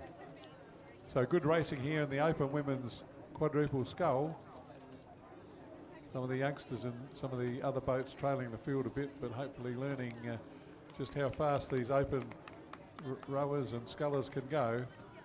And it is the Adelaide crew that's out in front. So that's Tonya Loktev, Caitlin Nicholson, Ella Bramwell and Verena Zulm, coached by Ron Mobbs, George Ujavari and Hugo Langsford, that are leading in the Open Women's Quad Scull. So the Adelaide women have done very well in this competition today, and they look like winning this one again. It's Adelaide, Adelaide Uni and Adelaide also in third place. So good depth there from the Adelaide Club in this Open Women's Quadruple Sculling event for the State Championship of South Australia for 2020. As they skip down towards the line with just a stroke to go, Adelaide take that race out from Adelaide Uni. And the other Adelaide crew, oh, they just lost an oar, and that could be expensive. And Adelaide will be third, the other crew.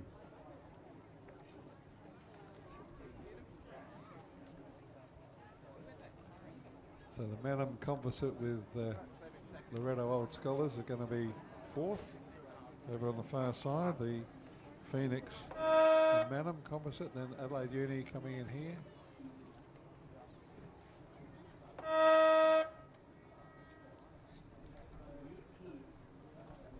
And this looks like the Loretto Old Scholars will be sixth.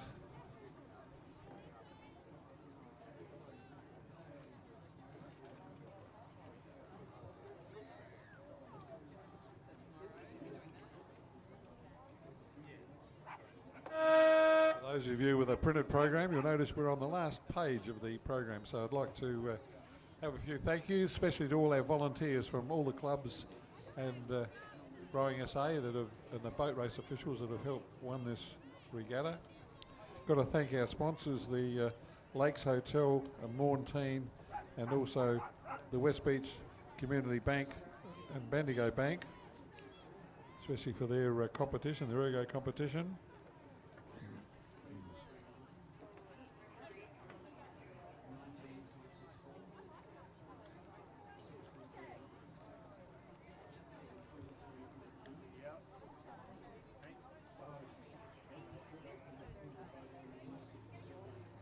Finishing off with the last three races, the Schoolboy Cox 4, then the Schoolgirl 8.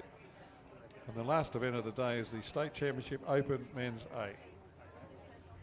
That was won last year by St. Peter's College crew, who did have Jed Ouchfager from the Torrens crew and James McRae in the boat. This year it's an all-school crew. And it wasn't the first 8 that rode a little while ago in the under-19s. It's the first 8 that are in this event, so I'm sure they'll be out to give the senior boys a big shake again.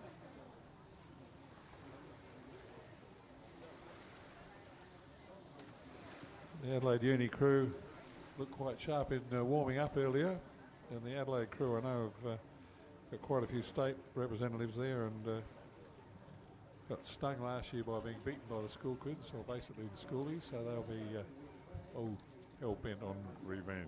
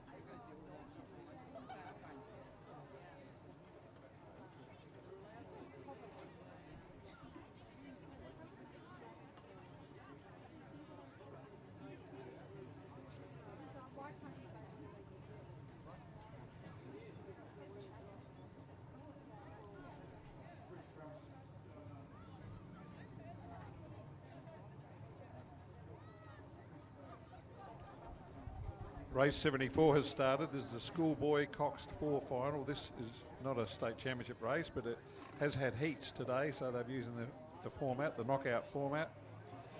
I think I've only got 7 boats in the final, but the lineup should have been CBC in 1, Pembroke in 2, Monora Morialda in 3, St Peter's 1 in 4, St Peter's 2 in 5, St Peter's 3 in 6, Pembroke 2 in 7, and Lord Morialda 2 in 8.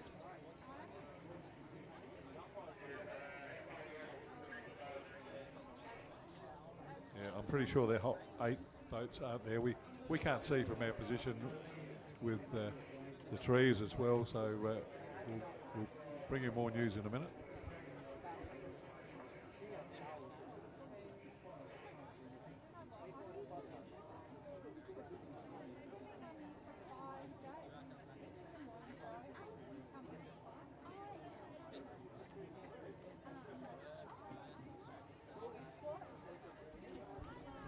Okay, it does look like all the 8 boats are there. Some of them were well back. They may have been late for their start and been left behind. I'm not sure, because they're well behind the umpire's boat.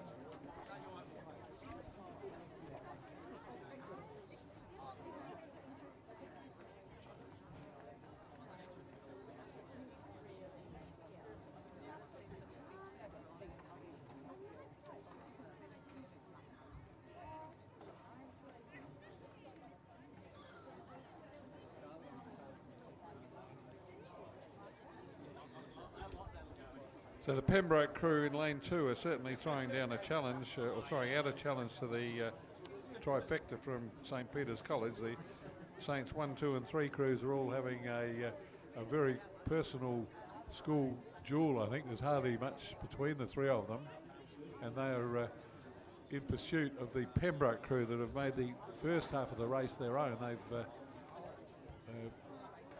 set up a cracking pace in that first half and throwing out a challenge. Now the other crew that's travelling well is the Norwood Morialda crew right over on the far side. They are probably not far off the middle of the field, possibly even up around 3rd place at the moment. But it's the Gold of Pembroke with a green hoop that are in lane 2 that are leading. And it's either the Saints number 1 crew or the Norwood Morialda crew on the far side that are running second.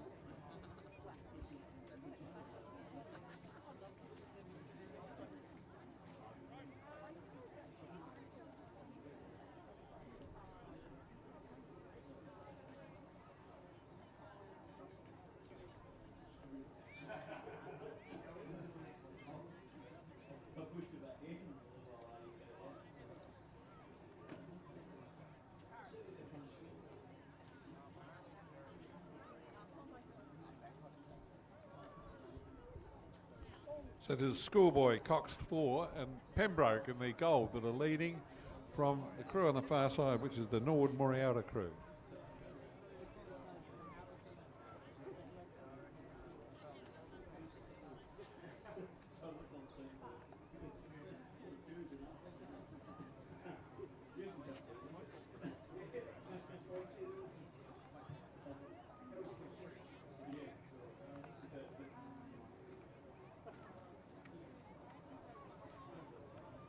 With only a couple of 100 metres to go, I think pretty sure it's the Pembroke crew of Ned Griffith Morgan, Bart Laparidis, Hugo Balnaves, Nick Blackman, with Michael Preston Ward, the coached by Simon Lane, who's one of our state coaches this year, the state team, has been before. That crew's out in front, the Pembroke crew. They've got not a big lead, but certainly a fairly safe looking lead over Norwood Morialda.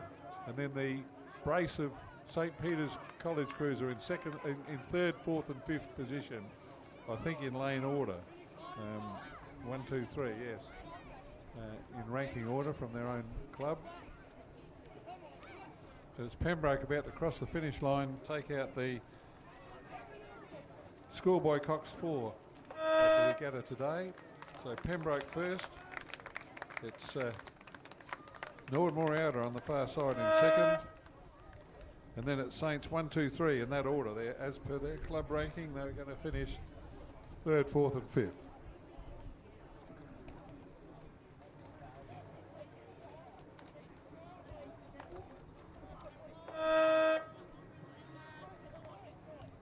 Now the second of the Pembroke Crews, and then Christian Brothers College will round out that schoolboy four race.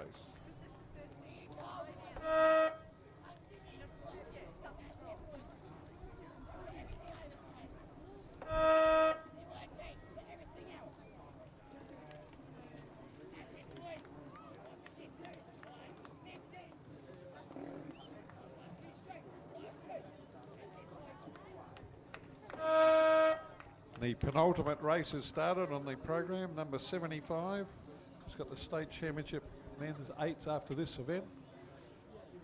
So we've got the final of the school girl eights. We had heats today, elimination heats. So these are the top 8 boats from the 2 heats with the 4 heat winners into the final. And they're off and racing from the 2,000 metre mark on the Alex Ramsey International Rowing Course here at West Lakes. Schoolgirl eights, we've got Seymour 2 in lane 1. Walford 2 in lane 2. Walford number 1 in 3. Seymour number 1 in 4. St. Peter's number 1 in 5. Pulteney number 1 in 6. Wilderness number 1 in 7. And Unley number 1 in 8. So 6 of the school's first 8s in the girls' final. And the Walford and Seymour second 8s are in lanes 1 and 2.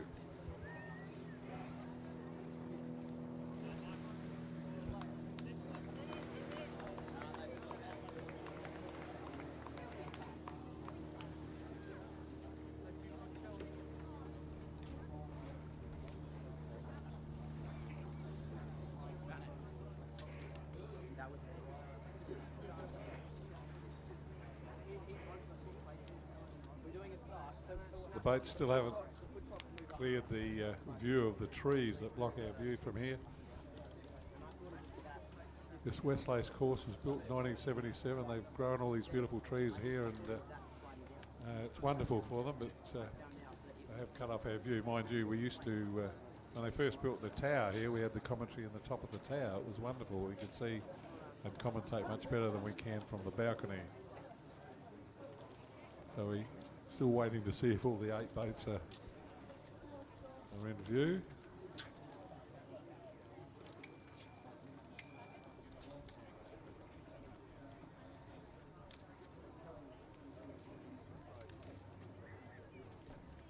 I can only see 7 boats at this stage, so I suspect that lane 1 isn't there.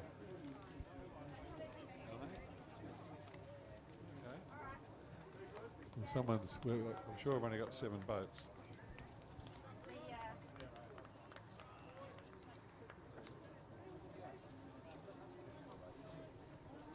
My apologies, they are all there. Everyone relax, they're all safe and racing. Through, the leaders are through the halfway mark already, and it's pretty close between Seymour and Walford.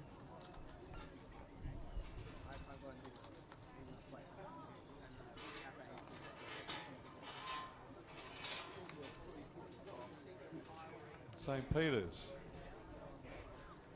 Those 3 crews having a pretty good race here.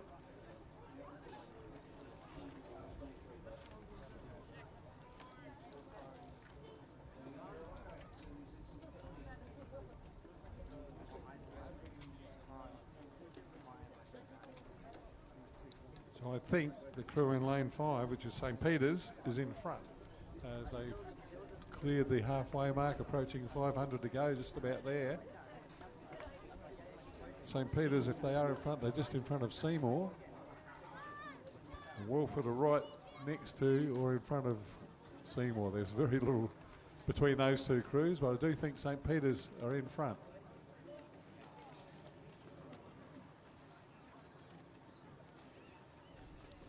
There's the final of the schoolgirl 8s.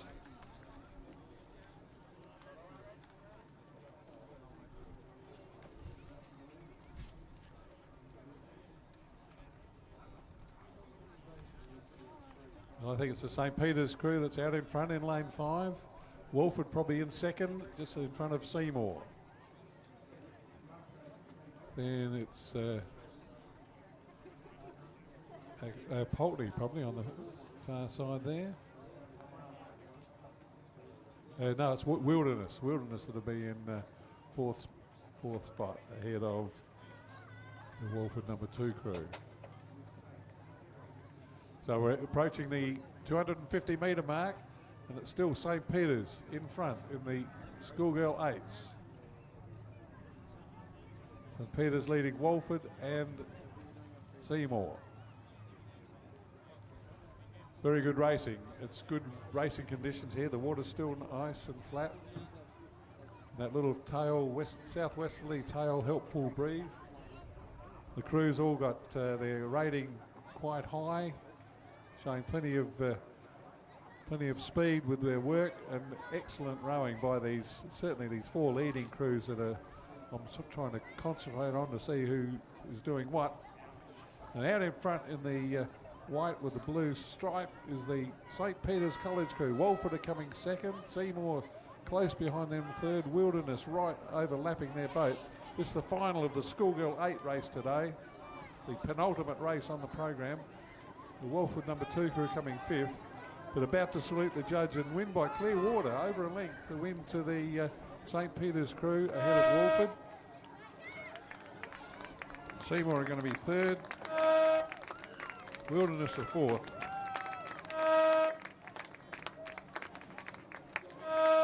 And the Walford number 2 crew 5th. So a win to St. Peter's ahead of Walford in that order. Over there on the far side it's going to be Unley.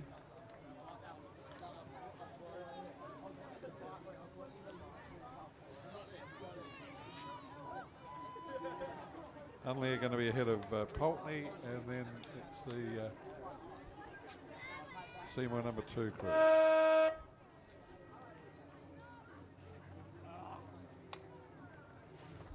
The Open 8s are already underway. This is the State Championship Open 8s for South Australia with Adelaide Uni and St. Peter's College. St. Peter's in the middle lane, Adelaide on the far side in the red, gold and black. Adelaide Uni in the white with the black V in lane closest to us. Through the halfway mark, and I'd say it's Adelaide in front. Sorry I can't give you any ratings. I forgot the old rating watch. I'll have it tomorrow. But Adelaide Uni certainly making a good fist of keeping Adelaide honest. I think these 2 crews have made sure that they're going to, at this stage, beat the St. Peter's College school crew. Still great work by the Saints boys to race against the senior clubs. You've got the 2 most powerful clubs at the moment in South Australian rowing represented in this 8 race. And it's Adelaide leading from Adelaide Uni, who are not far in front of the St. Peter's schoolboys. These 3 boats racing with all the due skill that you would expect from an Open 8, First 8, Senior 8, State Championship, Elite 8. Both of these state crews are filled with interstate representatives. That's people that have represented South Australia in the interstate competition. And also several of them have represented Australia in junior, university and open competition. It's the Adelaide crew clearly in front. Adelaide Uni are running 2nd, but only just in front of St. Peter's College. The school crew certainly having a good hit out here and great experience for them to be racing against these elite club crews.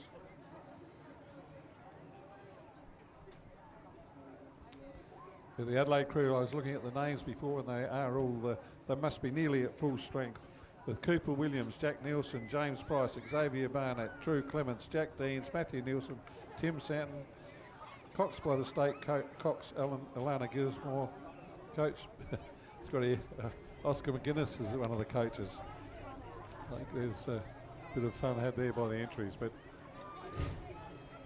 it's definitely a win coming up to Adelaide Rowing Club in the Open 8s, the Elite 8s, the State Championship 8s of South Australia for 2020.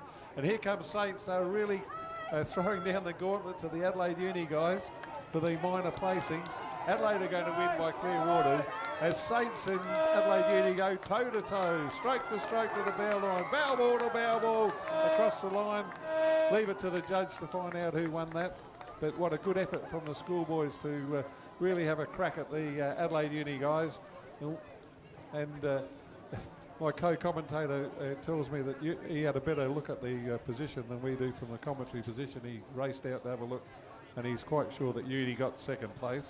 But no doubt about the winners, and congratulations Adelaide, the winners of the State Championship Senior 8s, the Open 8s. And it's not on the program here, Darren, but Darren Potts is the coach of that winning crew, and he's been a King's Cup rower and a King's Cup coach, so you could see that the way they rode.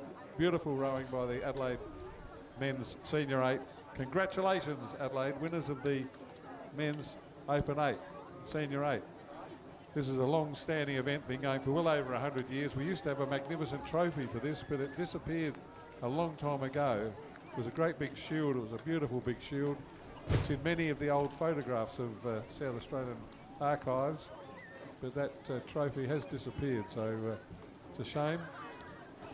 Bit of history lost there, but the Adelaide crew have won the State Championship 8s today, so congratulations. Thanks to all our volunteers today, all the people that helped put this regatta together, all the boat race officials, we thank you them for all your hard work. And I've got to thank Francis Willis for helping me with the commentary today. You've done a great job. Do you want to say anything, say farewell, Francis? I'm lost for words. No, I would just echo the things you've said, Mangs. Thank you, not only for people coming to watch and to cheer on their friends, their family, but always remember that these regattas are run by volunteers. A lot of people give up a lot of time, and you know, it's a great atmosphere, and I'm glad it happens. And thank you to everybody. Have a very safe journey ahead.